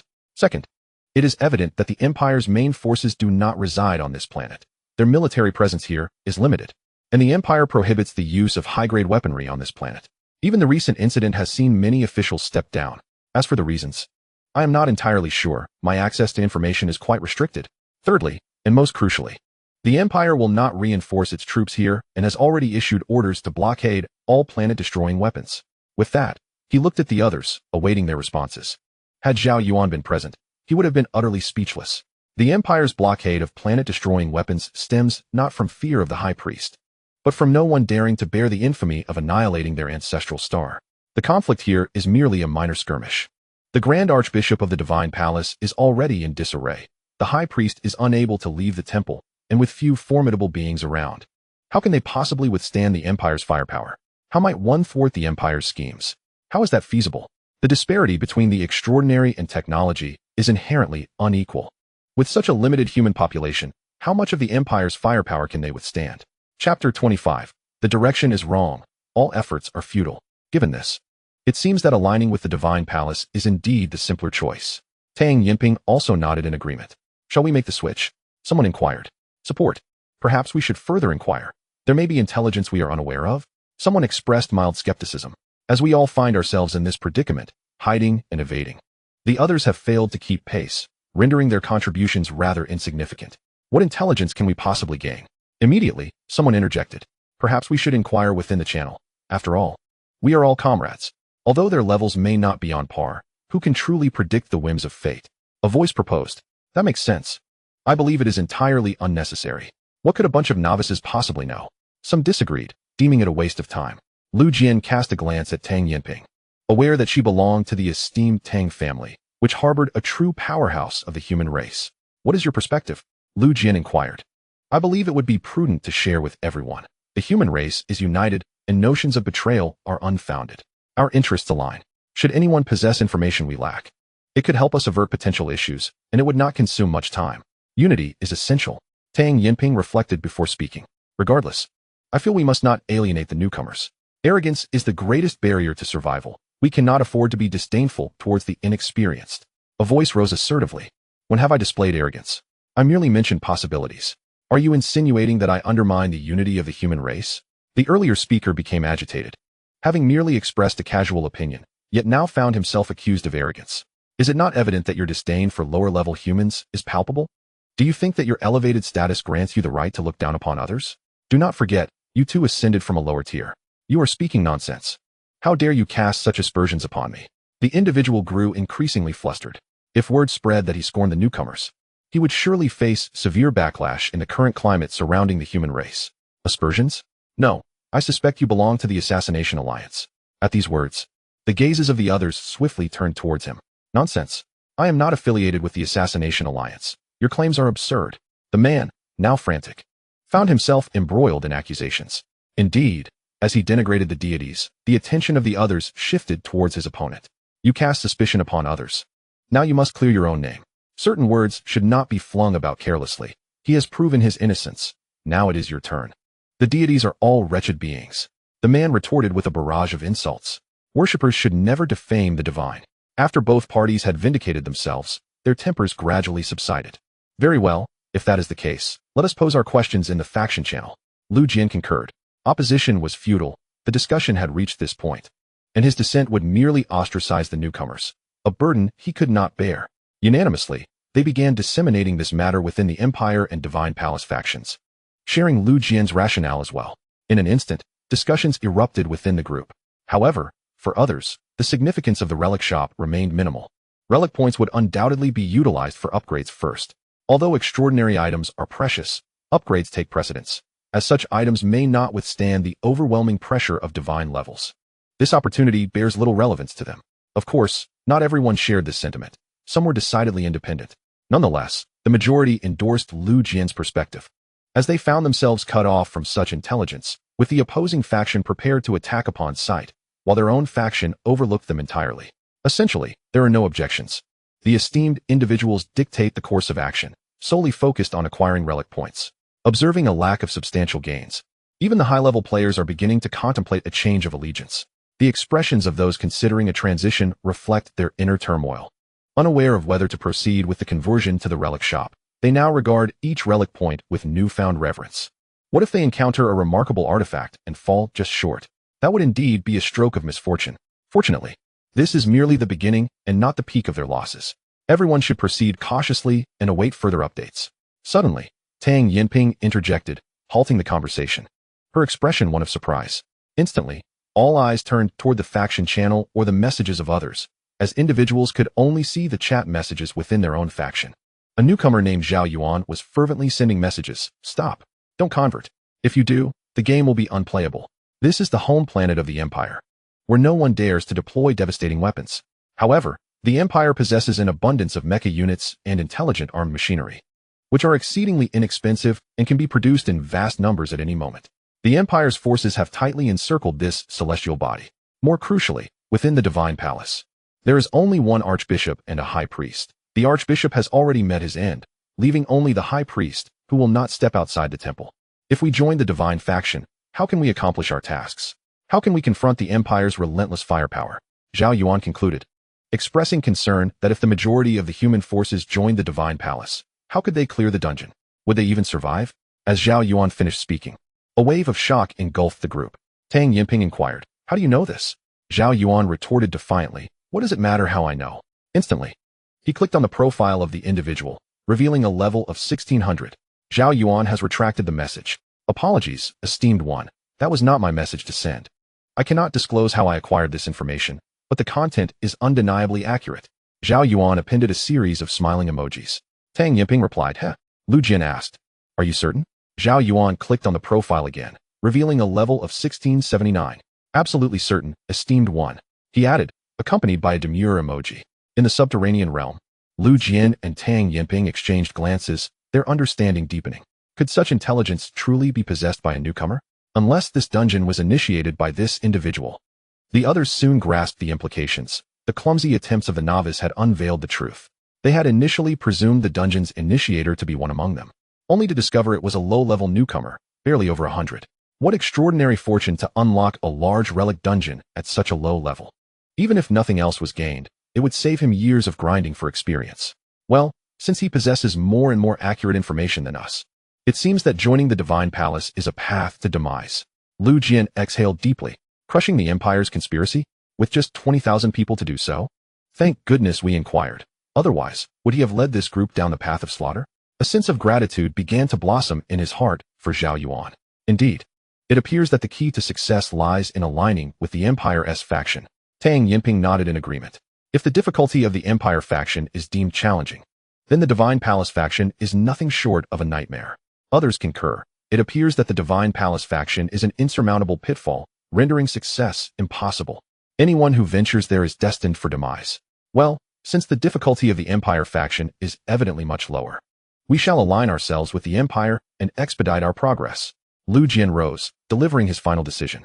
I must add this. Should I discover anyone scheming against newcomers from the shadows, I assure you, there will be no refuge for you among humanity.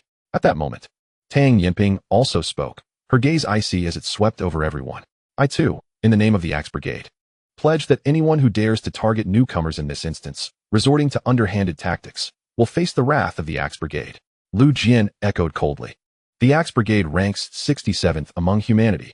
Chapter 26. I too. This is only natural.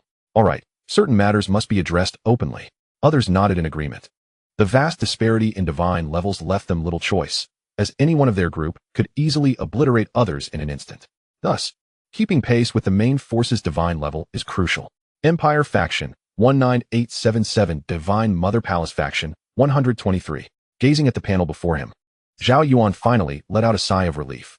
He had nearly miscalculated, almost causing a disastrous failure in this instance. If everyone flocked to the Divine Palace faction, what would he have left? In the Ruins instance, one could only exit upon completion. Failure to do so would result in being trapped within until the instance followed its predetermined historical path to its conclusion. Zhao Yuan concealed himself beside a block of rubble, finding a flat stone to sit upon. After taking a sip of water and resting briefly, he resumed his endeavors. Such a promising instance should not be squandered without accruing more relic points. Fortunately, this city was primarily engaged in small-scale combat, allowing Zhao Yuan, the lone wolf, to navigate somewhat freely. Generally, he would retreat if the opposing number exceeded 15. How splendid it would be to have a mech. I would obliterate this city with ease. Zhao Yuan mused. He leapt swiftly through the layers of corridors, keenly observing his surroundings. The architecture of the Vina clan was immensely grand.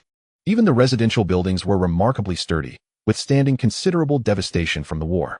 Ahead, he noticed a group of devotees entering a large building, and he decided to follow, seeking an opportunity to eliminate them. Tang Xuanju gasped for breath as she hid behind a thick pillar. The violent explosions had thrust her into a precarious situation. Before her sister departed, she had brought her to this lower-level area, instructing her to wait there while she attended to matters. Initially, there was no cause for concern. Dispatching a few minor members of the Divine Palace faction alone posed little challenge. As an assassin, she merely needed to seize the right moment for a sudden strike, as no one here could withstand such an onslaught. However, once encircled, her survival rate as an assassin would plummet. What was once a straightforward task, to eliminate a few foes and then relocate, had suddenly become fraught with peril. Who would have thought that a seemingly inconsequential minion previously vanquished would prove to be formidable? Before meeting its demise, it cast a curse upon her that nearly instilled mortal terror within her. However, this predicament was not insurmountable. Securing the assistance of a supportive player would render a cleansing spell sufficient. Yet, unexpectedly, this curse bore the effects of tracking and locating, compelling her to repeatedly break free from encirclement, albeit with an ever-growing number of foes. Had she known better, she would have patiently awaited her sister's return, without a team. She felt excessively vulnerable. If only her squad could join her, would these minor adversaries be capable of pursuing her to such a distressing extent? After sipping a potion, her breath gradually steadied, and she took a moment to attune herself to her surroundings, exhaling in resignation. Here, they came again. The eerie silence enveloping her was unnerving. Tang Xuanju grasped her dagger, inhaled deeply, and swiftly dashed towards the left exit. A surge of emerald energy hurtled toward her, prompting Tang Xuanju to halt abruptly and evade with agility. Shadows materialized from all directions, encircling her. This was troublesome. The risks of a solo assault as a damage-dealing class were exceedingly high. For now, her only option was to swiftly breach a defensive line and escape, hoping her sister would return in time. Without hesitation, her skills had nearly cooled down. She surged toward a particular direction, her dagger tracing an exquisite arc in the air, her form becoming nearly indistinguishable in her rapid motion.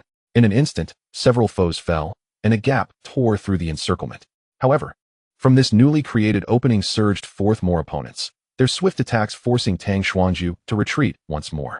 This was becoming increasingly complicated. She pressed her hand to her forehead. Was she truly to resort to her trump card? What would become of her after employing such a tactic so early in the encounter? Surveying her surroundings, she noted the cold, indifferent expressions of the approaching cultists. Such was the life of an assassin. A single explosive sequence, if not executed flawlessly, rendered her vulnerable thereafter. As she remained trapped within the encirclement, the outcome was all too predictable. The cultists, their energies rapidly coalescing in their hands, showed no inclination to draw nearer. Recognizing the imminent danger posed by her high melee burst potential, in her grasp, a scroll materialized. Failure to utilize it could prove fatal. Just then, a thunderous roar resonated, and a snow-white shadow emerged in the air. Following this was a forceful taunt, compelling all the cultists to unwittingly direct their attacks toward the shadow. The sky bore witness to a ferocious bear crashing down, sending dust and debris flying, and before the cultists could shake off the control, ripples manifested in the void, rendering movement increasingly difficult. Instantly, a wave of agony surged from their hearts, wounds appearing upon their bodies. 3 seconds. With a resounding crash, a multitude of cultists were brutally torn apart. What terrifying damage! Tang Xuanju gaped in astonishment. Such extraordinary harm. Had a high-level player arrived in this realm? The other cultists around her quickly retreated, anxiously scanning their surroundings. The skyborn bear, however, showed no concern for their plight, continuing its charge toward the throng of cultists. As it approached, another taunt erupted forth, followed by an inexplicable spatial tremor that impeded their movements, leaving them helplessly watching as the bear drew closer, delivering a mighty blow that sent them sprawling. Their attacks failed to even ruffle the creature's fur. What manner of beast was this? Before they could react, excruciating pain surged through their bodies, and soon they beheld their own dismembered forms. But this was not the end. From an unknown source emerged 6 diminutive monsters. Due to their minuscule size, the victims failed to notice them at first. A sharp pain radiated from their feet, akin to the bite of ants, as these creatures, adorned with formidable horns, unleashed phantom strikes with their forelimbs. A slight paralysis began to take effect, and before they could fully register the agony, their thighs were violently torn asunder, followed swiftly by their very bodies. In less than 2 minutes, 2/3 of the followers had already fallen, and none could discern the assailant. Tang Xuanju, undeterred, swiftly targeted a solitary follower. Even though her cooldown had yet to expire, it was no longer a significant concern. For the assassin's basic attack damage was considerable. Once all the followers had perished, the sky erupted with chaos as the giant horned ants hastened toward a specific location, prompting Tang Xuanju to follow suit. A youthful figure emerged from a pile of rubble approximately 30 meters away. Tang Xuanju raised an eyebrow. This individual exhibited remarkable output and appeared exceedingly cautious. Zhao Yuan rose to his feet and gazed at Tang Xuanju. Clad in a striking red outfit, whether a result of equipment or mere fabric, her beauty was undeniable. However, amidst the current human populace, where genetic attributes were generally commendable, beauty had lost much of its significance. She was a woman, and even before the apocalypse, she would have been deemed a stunning beauty, standing at around 1.70 meters. She was relatively short compared to the rest of humanity. Zhao Yuan himself was nearing 1.90 meters. Her legs were long and slender, perfectly accentuated by her attire, revealing just enough to be visually appealing. Yet, what stood out most was her ponytail, contributing to her overall attractive appearance. Chapter 27, Summoner? Tang Xuanju asked knowingly. Zhao Yuan approached within a meter of Tang Xuanju, but then decisively halted, retreating a few steps, his body exhibiting a hint of resistance. The divine level was superior to his own. An assassin? Zhao Yuan glanced at Tang Xuanju's dagger, also feigning ignorance. Ah, so you are a young one. Tang Xuanju noted Zhao Yuan's unease. The pressure of her divine level was overwhelming, a path every newcomer had traversed. Zhao Yuan, he introduced himself, though he felt a pang of regret for having ventured out. With the disparity in divine levels, his demise could come in less than a second. He realized he had not been cautious enough. One must always guard against others. Tang Xuanju felt a touch of helplessness. The chasm in life levels rendered both parties akin to a tiger standing before a rabbit. The method to conceal one's life force could only be employed by high-level players, leaving her without recourse. Moreover, it was rare for her to encounter players of a lower level. Such was the nature of large relic dungeons, where participants commonly crossed paths. In these unique dungeons, the characters within would not inflict divine-level damage upon the players. Essentially, each large relic dungeon had once represented advanced civilization, and naturally, their life levels surpassed those of all human players. If divine-level damage were also dealt, there would be no purpose in entering, as players would be crushed by the opposing force field upon entry. This situation only arises in such a unique instance. Tang Xuanju glanced at Zhao Yuan, her eyes sparkling. In the absence of a team, a summoner possesses far superior survivability compared to an assassin. In this particular scenario, a summoner can single-handedly rival a small squad, naturally suited for solo endeavors. Thank you for saving me. Let us become friends. Tang Xuanju beamed at Zhao Yuan, yet remained still, fearing that any movement might prompt this overly cautious younger brother to flee. Tang Xuanju requests to add you as a friend. The system announcement rang out. Zhao Yuan took a glance. Tang Xuanju was at level 324. Accepted. Upon seeing Zhao Yuan's acceptance, Tang Xuanju's spirit soared. This younger brother, despite his low level, possessed alarming damage output. Quite remarkable. Zhao Yuan, I feel as though I've heard that name before. Rest assured, we humans have always looked out for one another. No one would harm their own kind in a dungeon. Tang Xuanju reassured Zhao Yuan, who nodded expressionlessly, fully aware of the truth. Yet the sensation of having one's life held in someone else's hands was profoundly uncomfortable. A casual strike from the opponent could result in instant demise, and under such circumstances, it was impossible for Zhao Yuan to feel at ease. How about we form a temporary team? Tang Xuanju suggested. Zhao Yuan was reluctant. He relished the comfort of solo play, and remaining close to her felt unbearable. However, he couldn't bear the thought of abandoning someone in need when he had the capacity to help. He regretted not withdrawing immediately after saving her. In an instant, Tang Xuanju appeared before Zhao Yuan, her skill cooldown restored. Why the reluctance? She chirped playfully, placing her hand on his shoulder, a glint of mischief in her eyes. So swift. Zhao Yuan trembled, his legs weakening, cold sweat cascading down his brow, his hair standing on end, instinctively yearning to flee. Yet, Tang Xuanju's grip felt as if it bore an immense weight, rendering him immobile. A close-quarters encounter with an assassin as a fragile damage dealer was daunting. Even without the divine level disparity, he felt paralyzed. Wasn't the assassin class designed to eliminate fragile damage dealers in an instant? What an honor. Zhao Yuan's teeth chattered as he struggled to maintain composure, his body reacting instinctively out of fear. This insufferable woman is bullying the weak. Witness my disgrace. He raged internally. Tang Xuanzhu invites you to join the temporary team. The system's voice remained monotonous. Trembling, Zhao Yuan clicked accept, feeling a measure of relief. Within a team, player attacks against one another were ineffective. Now, he need not fear being instantaneously eliminated. Oh dear, why are you only over level 100? You must strive harder. Tang Xuanzhu exclaimed deliberately, patting Zhao Yuan's shoulder lightly as she spoke of effort. This nearly caused him to collapse within the vitality field. It felt as though countless needles were aimed at him, rendering him utterly powerless. I must level up. A profound sense of humiliation surged within Zhao Yuan. The disparity in status was overwhelmingly daunting. Sensing his ire, Tang Xuanzhu ceased her playful antics and swiftly retreated 2 or 3 meters. In that fleeting moment, Zhao Yuan felt as though the weight of a colossal mountain had been lifted. An involuntary joy flooded his heart. He was alive. All right, do not be angry. I was merely teasing you, Tang Xuanzhu said, a hint of bashfulness in her tone. Due to her parents' influence, few dared to treat her in such a manner, leaving her oblivious to the sheer terror that such a divine hierarchy could instill in others. Little brother, how old are you? She continued to inquire. 16, Zhao Yuan replied. Taking a step back. I am 22. The age difference is not vast. Quickly call me sister. Tang Xuanzhu responded, a glimmer of excitement evident in her voice. However, as Zhao Yuan gazed at the lively Tang Xuanzhu, all he could perceive was the immense, terrifying beast looming behind her. Sister, Zhao Yuan obediently called out. That wretched woman. I shall surely deal with you one day, he seethed internally. Such a good boy. Little brother, give me a purification. I have been marked. Tang Xuanzhu suddenly exclaimed. Recalling something. Purification? Not a chance. Zhao Yuan shook his head, incredulous. With his talents, who would require purification? Isn't it customary for summoners to carry purification skills when venturing out? Do not be stingy. Tang Xuanzhu remarked skeptically. As a summoner, how can you not possess purification without support? I truly do not. Zhao Yuan insisted earnestly, so determined to convince her that he felt compelled to swear an oath.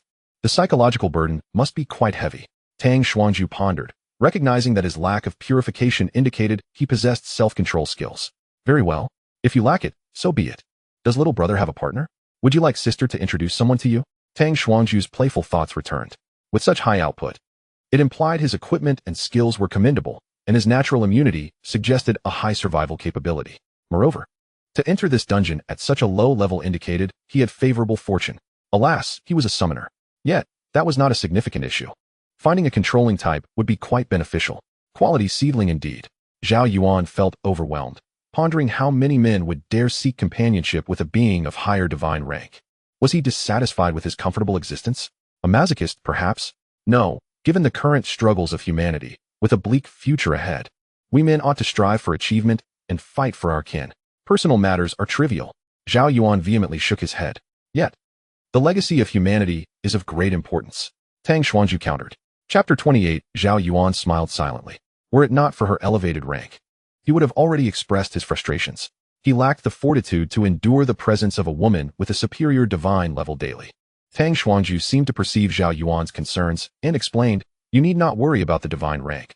Although we are lower in level, we level up quickly. Moreover, the introductions I propose are not excessively high, merely comparable to my own, 3 stars at level 4. Besides, where are we? In a large relic dungeon. The optimal map for leveling up.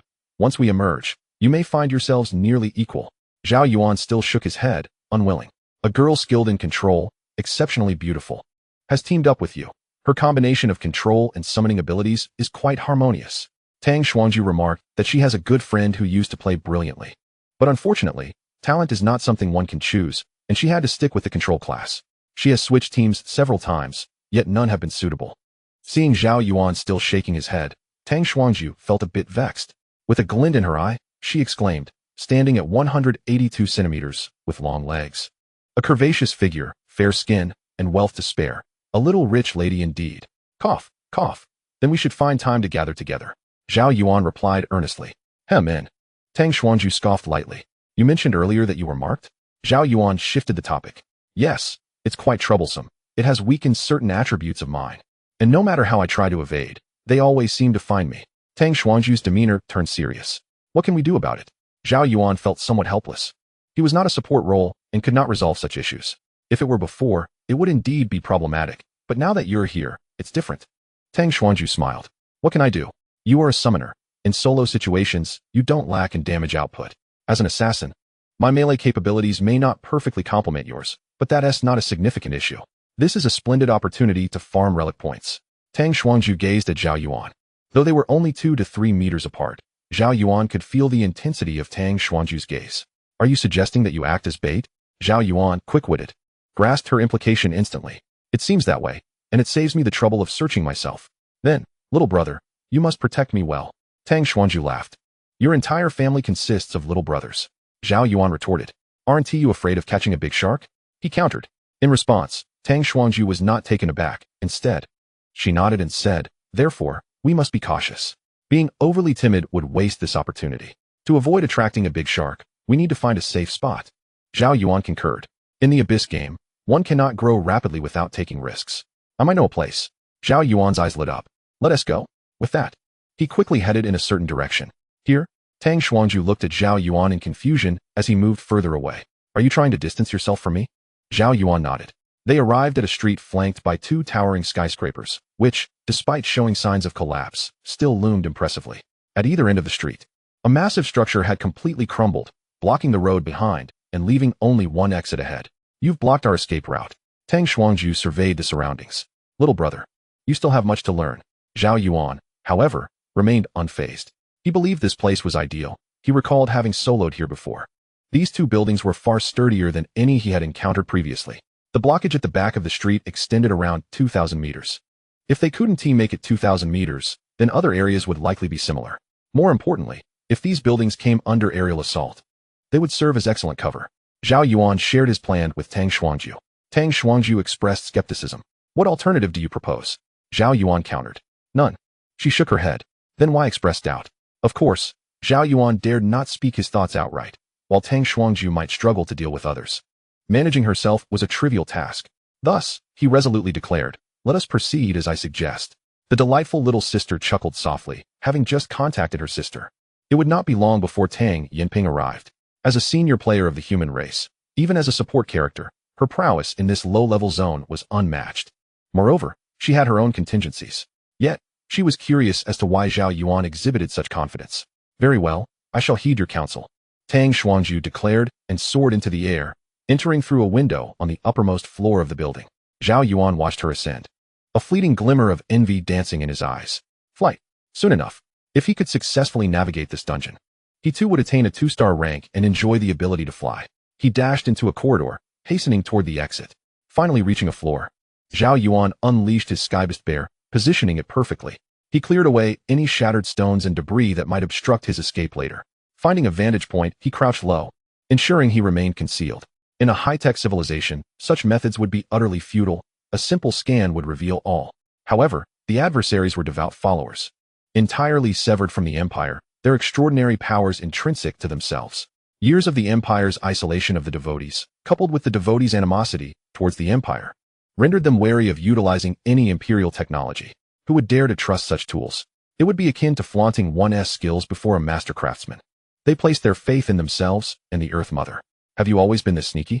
Tang Xuanzhu's voice broke through, carrying an indescribable tone.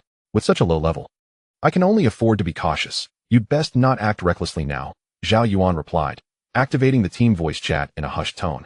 You are the one being overly stealthy. Tang Xuanzhu retorted, exasperated.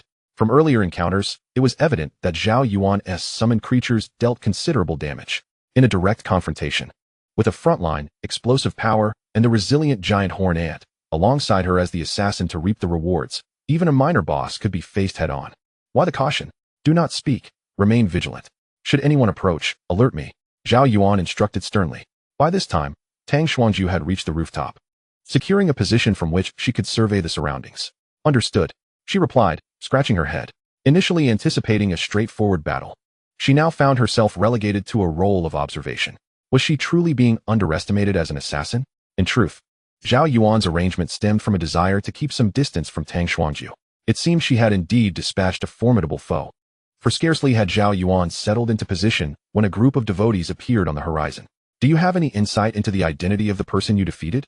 Zhao Yuan inquired curiously, speaking softly. I didn't pay attention. I merely encountered them at that moment. A horde of minor foes. I didn't care about their identities. I dispatched them in a single strike, but before he fell, he managed to cast a spell on me, one that I could not evade. Tang Xuanju replied, observing the approaching devotees with nonchalance. Had her team been present, she would not have found herself in such a passive position. As a harvesting unit, engaging in direct combat poses no issue with a smaller force. However, when numbers swell, it becomes her Achilles heel, leading to her current predicament. Chapter 29. The incoming group should number around 30, which falls within an acceptable range.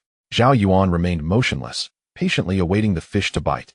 This congregation of devotees, under their leader's guidance, arrived at the exit. After a brief survey, they hesitated not and boldly stepped inside. Once they all entered the street, Zhao Yuan recognized that the moment to strike had arrived. Utilizing familiar tactics, the sky-exploding bear unleashed a taunt from 10 meters above, compelling everyone to direct their attacks towards it. As they launched their assaults, 3 rift butterflies had already positioned themselves ahead, activating their skills. The spatial tremors rendered their foes nearly incapacitated as the sky-exploding bear crashed into the crowd, sending several individuals flying, grievously injured. The sky-exploding bear rampaged amidst the throng, arcs of lightning flickering across its white fur. Zhao Yuan had donned a set of legendary equipment. Mere moments later, spatial rifts emerged, and corpses were torn asunder, their shattered forms crackling with electric discharges. In the street, the congregation was packed too tightly, all within the attack range of the rift butterflies. In a mere 3 seconds, the battle had concluded. In the distance, Tang Xuanju's eyes widened in disbelief, a look of astonishment crossing her face. My goodness, I underestimated this fellow. Elemental damage and legendary equipment. This damage output appears to be extraordinary. The high spatial damage combined with lightning elemental effects made the rift butterfly's output seem explosively formidable. Zhao Yuan, your equipment appears even superior to mine. Are you aiming for maximum output? Zhao Yuan glanced at his 15 relic points, somewhat exasperated, as the points from team play were evenly distributed. No, as a summoner. Why would I chase maximum output? Zhao Yuan retorted with a hint of annoyance. That makes sense. Your class inherently limits extreme output utility. Truly adorably foolish. Summons only inherit a portion of the summoner's primary attributes. How could one pursue maximum output? The cost-effectiveness is far too low. Little brother, your approach seems rather effective. Observing the 15 relic points acquired with such ease, Tang Xuanju began to endorse Zhao Yuan's strategy. In this terrain, the rift butterfly's damage potential was fully realized. Keep an eye on your surroundings. If the enemy numbers swell, quickly warn me. We must make our escape. Your task is vital. Do not be careless. Zhao Yuan cautioned, ensuring that they were not enveloped without awareness. Rest assured, I know what to do. Tang Xuanju confidently replied. From her elevated position, she had a clear view of any approach from the enemy, regardless of direction. Indeed, pray tell, how did you acquire such exceptional equipment? It is notoriously difficult to assemble a full set of low-level gear. As an assassin, I struggle to find decent equipment. How did you, a summoner, manage to assemble an entire set of legendary gear? Tang Xuanju was immensely curious, considering that only the initial wave of human players would strive to equip themselves thoroughly for the sake of exploration. Subsequent players primarily utilized whatever resources were at their disposal, focusing chiefly on leveling up and engaging in divine domination. Only when their levels aligned with the larger cohort did they begin to acquire equipment. Even though her father was renowned among the human race, he did not provide her with a set of legendary gear. It is quite remarkable for a summoner of such a low level to possess an entire ensemble of legendary items, especially those gifted by others. Zhao Yuan fixed his gaze intently on the entrance. He dared not place all his trust in others. He had greater faith in himself, and his partnership with Tang Xuanju was not of his own choosing. Who provided them? Zhao Yuan questioned. Someone is approaching, not many, around 10. Tang Xuanju cautioned. Why do you concern yourself with that? It's not as if you were the one who gifted them. Zhao Yuan replied, his eyes still trained on the entrance. Moments later, figures emerged. Zhao Yuan summoned his minions once more, and the skirmish concluded within 3 seconds. As he watched the bodies on the ground gradually dissipate, he casually inquired, why do you think we're engaged in this endeavor? Clearly, there are issues at play. Why do they continue to throw themselves into danger? Although the large relic dungeon appeared to mimic a normal society, with its inhabitants displaying autonomous intelligence, it remained fundamentally a dungeon. You must have perused the monster spawning guides. The essence of a dungeon is to capture a segment of the past, and they follow a predetermined trajectory. Do not presume they think as we do. Tang Xuanju elucidated. Moreover, this is a factional battle, with countless battlefields scattered across the planet. In our vicinity, we have barely eliminated a few individuals, hardly enough to alert any significant figures. The minor foes within the large relic dungeon appeared distinct from those outside. Their intelligence was notably heightened, Zhao Yuan remarked casually. Indeed, they differ. I have heard my sister mention that as one descends through the abyss, the intelligence of wild creatures significantly increases. On the first level, the beasts are rather simple-minded and easily dispatched, but by the 17th level, their intelligence is nearly on par with ours, complete with their own societal structures. Furthermore, the large relic dungeon is entirely dissimilar to the abyss dungeons. It is said that the former does not belong to the abyssal games. If the abyssal games are associated with Lan, then the relic dungeons resemble collected artifacts. The fact that relic dungeons do not yield equipment or skill books from the abyssal games, but only relic points, reveals a great deal. Tang Xuanju's voice resonated. Not belonging to the abyssal games, Zhao Yuan mused. Of course, all of this is conjecture, with no definitive conclusions. It is merely hearsay. Tang Xuanju quickly clarified. Kasha had never heard of the abyssal games, while the Vina tribe worshipped the Earth Mother Goddess.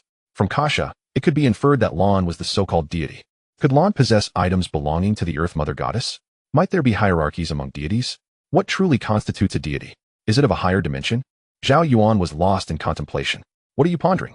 Pay attention. Someone is approaching. Tang Xuanju noticed Zhao Yuan's silence and warned him. Zhao Yuan glanced over. About 20 individuals were on the way, easily dispatched. After swiftly resolving the encounter, he resumed his casual dialogue with Tang Xuanju. Thus, time passed as they cheerfully accumulated relic points. Zhao Yuan's emotional state was unknown to Tang Xuanju, yet she herself felt content, effortlessly acquiring relic points. Meanwhile, Tang Xuanju received a message from her sister. Tang Yinping, little sister, what has happened? Is there any danger? Tang Xuanju, no, sister is doing just fine. Tang Xuanju, why haven't you returned yet? Weren't you supposed to be back soon? Tang Yinping, currently, most have transitioned into the Empire's camp. A few of us have decided to orchestrate a significant upheaval, intensifying the conflict between the Empire and the faithful, enabling the Empire to swiftly assault the Mother Earth Temple, allowing us to engage in the boss battle. The pace of monster grinding has been far too slow. Tang Xuanju, please be cautious, sister.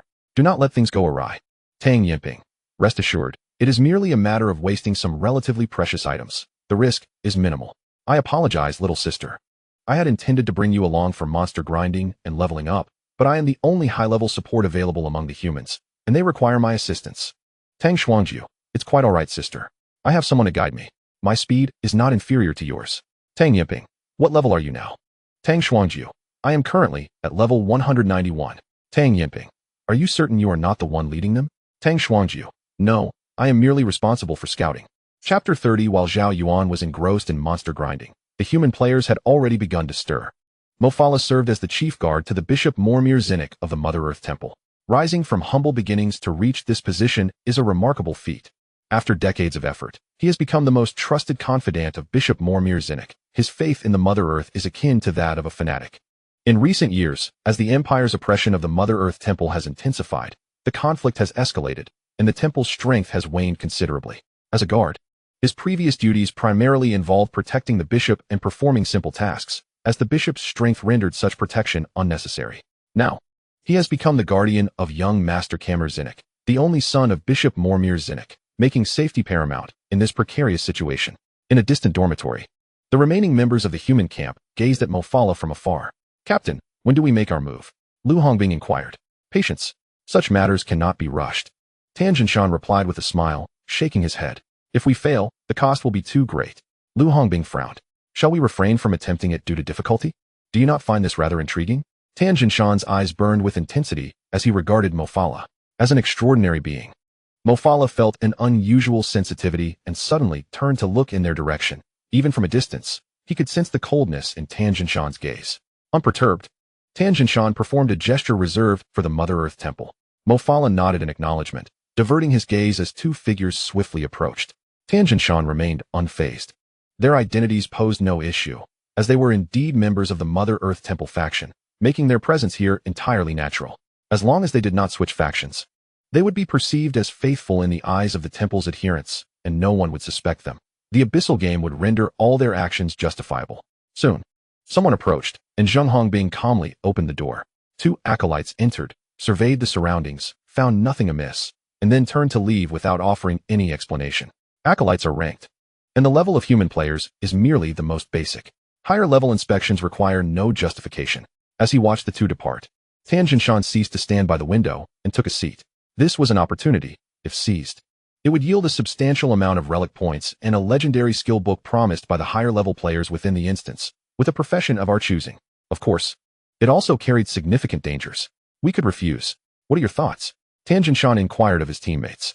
As they entered the relic instance as a cohesive unit, they possessed advantages far surpassing those of individual players. While everyone considered shifting alliances, Tan Jinshan chose to remain observant. He was a wise individual. Sometimes, a smaller group holds greater value. No matter how sturdy a fortress, it is often the interior that first succumbs to breach. He merely watched for half a day before someone reached out to him, advising their party not to switch allegiances just yet, but to wait. This waiting extended to a week, and he did not rush. Indeed, today he received news. Others also pondered, weighing the pros and cons, as the level of risk was somewhat elevated. Among them, Zheng Hongbing, with a more impatient disposition, could not conceal his thoughts and directly asked, "Captain, I do not quite comprehend. Isn't our goal simply to join the Empire and assist in breaching the Mother of Earth's palace? Why must we kill Mofala? It seems devoid of meaning." "Indeed, Captain, why don't we just switch factions, join the Empire, and farm relic points? This opportunity could save us years of effort. Why remain here?" Another teammate echoed the sentiment, equally perplexed. Did we not enter the relic instance to swiftly acquire relic points for leveling up our divinity? After all, elite monsters outside must be sought individually. Every enemy unit here is equivalent to an elite monster. What a splendid opportunity. They had already reached peak levels of over 900, with divinity levels at 13 stars.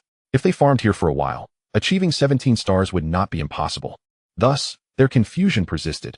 Yet, the long-standing bond of shared life and death prevented them from questioning their captain, and they quietly awaited his decision. They did not fully grasp what the captain was waiting for. "I understand that everyone is eager to farm relic points and level up quickly. But have you considered what it means to reach level 17-9? Without high-tier equipment or advanced skills, even if we catch up to the main forces, we would merely be fodder." Tan Jinshan spoke softly, letting out a sigh. "You are aware that the current pinnacle of the human race is level 17-9, with numbers reaching billions. High-level resources are scarce, and charging ahead would be akin to a drop of water entering the ocean, inevitably silent, creating no ripples. Are you content with that? Remember, our party is the top squad of this batch. We are among the most outstanding individuals of our year. Do you wish to fade into obscurity once we ascend?" Tan Jinshan was filled with pride. His initial assembly of this small team was driven by more than mere survival. He aspired to become a formidable force, one that could not be overlooked by the entirety of humanity. His ambition was to elevate himself to the status of the legendary pioneers of the human race. The fleeting beauty of life and the decay of flesh mattered not. Only eternal existence held significance. With determination, he aimed to ascend to the pinnacle of power, even aspiring to attain divinity itself. He craved strength and authority. Why is that? Zheng Hongbing gazed at Tan Jinshan, bewilderment clouding his eyes. Observing Zheng's confusion, along with the apparent distraction of others, Tan Jinshan felt as though a bucket of cold water had doused his fervor. "Thus, we require that legendary skill book." Tan Jinshan closed his eyes, burdened by the challenges of leadership. "Just say it plainly, why all the fuss?" Zheng Hongbing retorted in exasperation. Tan Jinshan chose to disregard the brash individual. While he was suitable as a frontline fighter, he had no expectations of him as a strategist. Tan Jinshan shifted his gaze toward the control-type girl in the group, ultimately landing on a man who had been bowing his head, seemingly asleep. "Han, this task falls to you. We will create the opportunity for you, and it is imperative that you strike with lethal precision. If we succeed this time, I shall select a legendary skill book for an assassin class. Do any of you have objections?" He then looked to the others for their input. Upon hearing Tan Jinshan's words, Han suddenly lifted his head, a chilling glint flashing in his eyes, the aura of lethal intent instantly chilling the atmosphere around him. The control-type girl in the team immediately brightened, eagerly dragging her chair closer, exclaiming, "Having Han is truly advantageous. This cooling effect is remarkable." As a controller, she feared not the output classes. In the face of control-type professions, damage dealers rarely had the opportunity to unleash their potential. The title of King of Duels was not mere boast.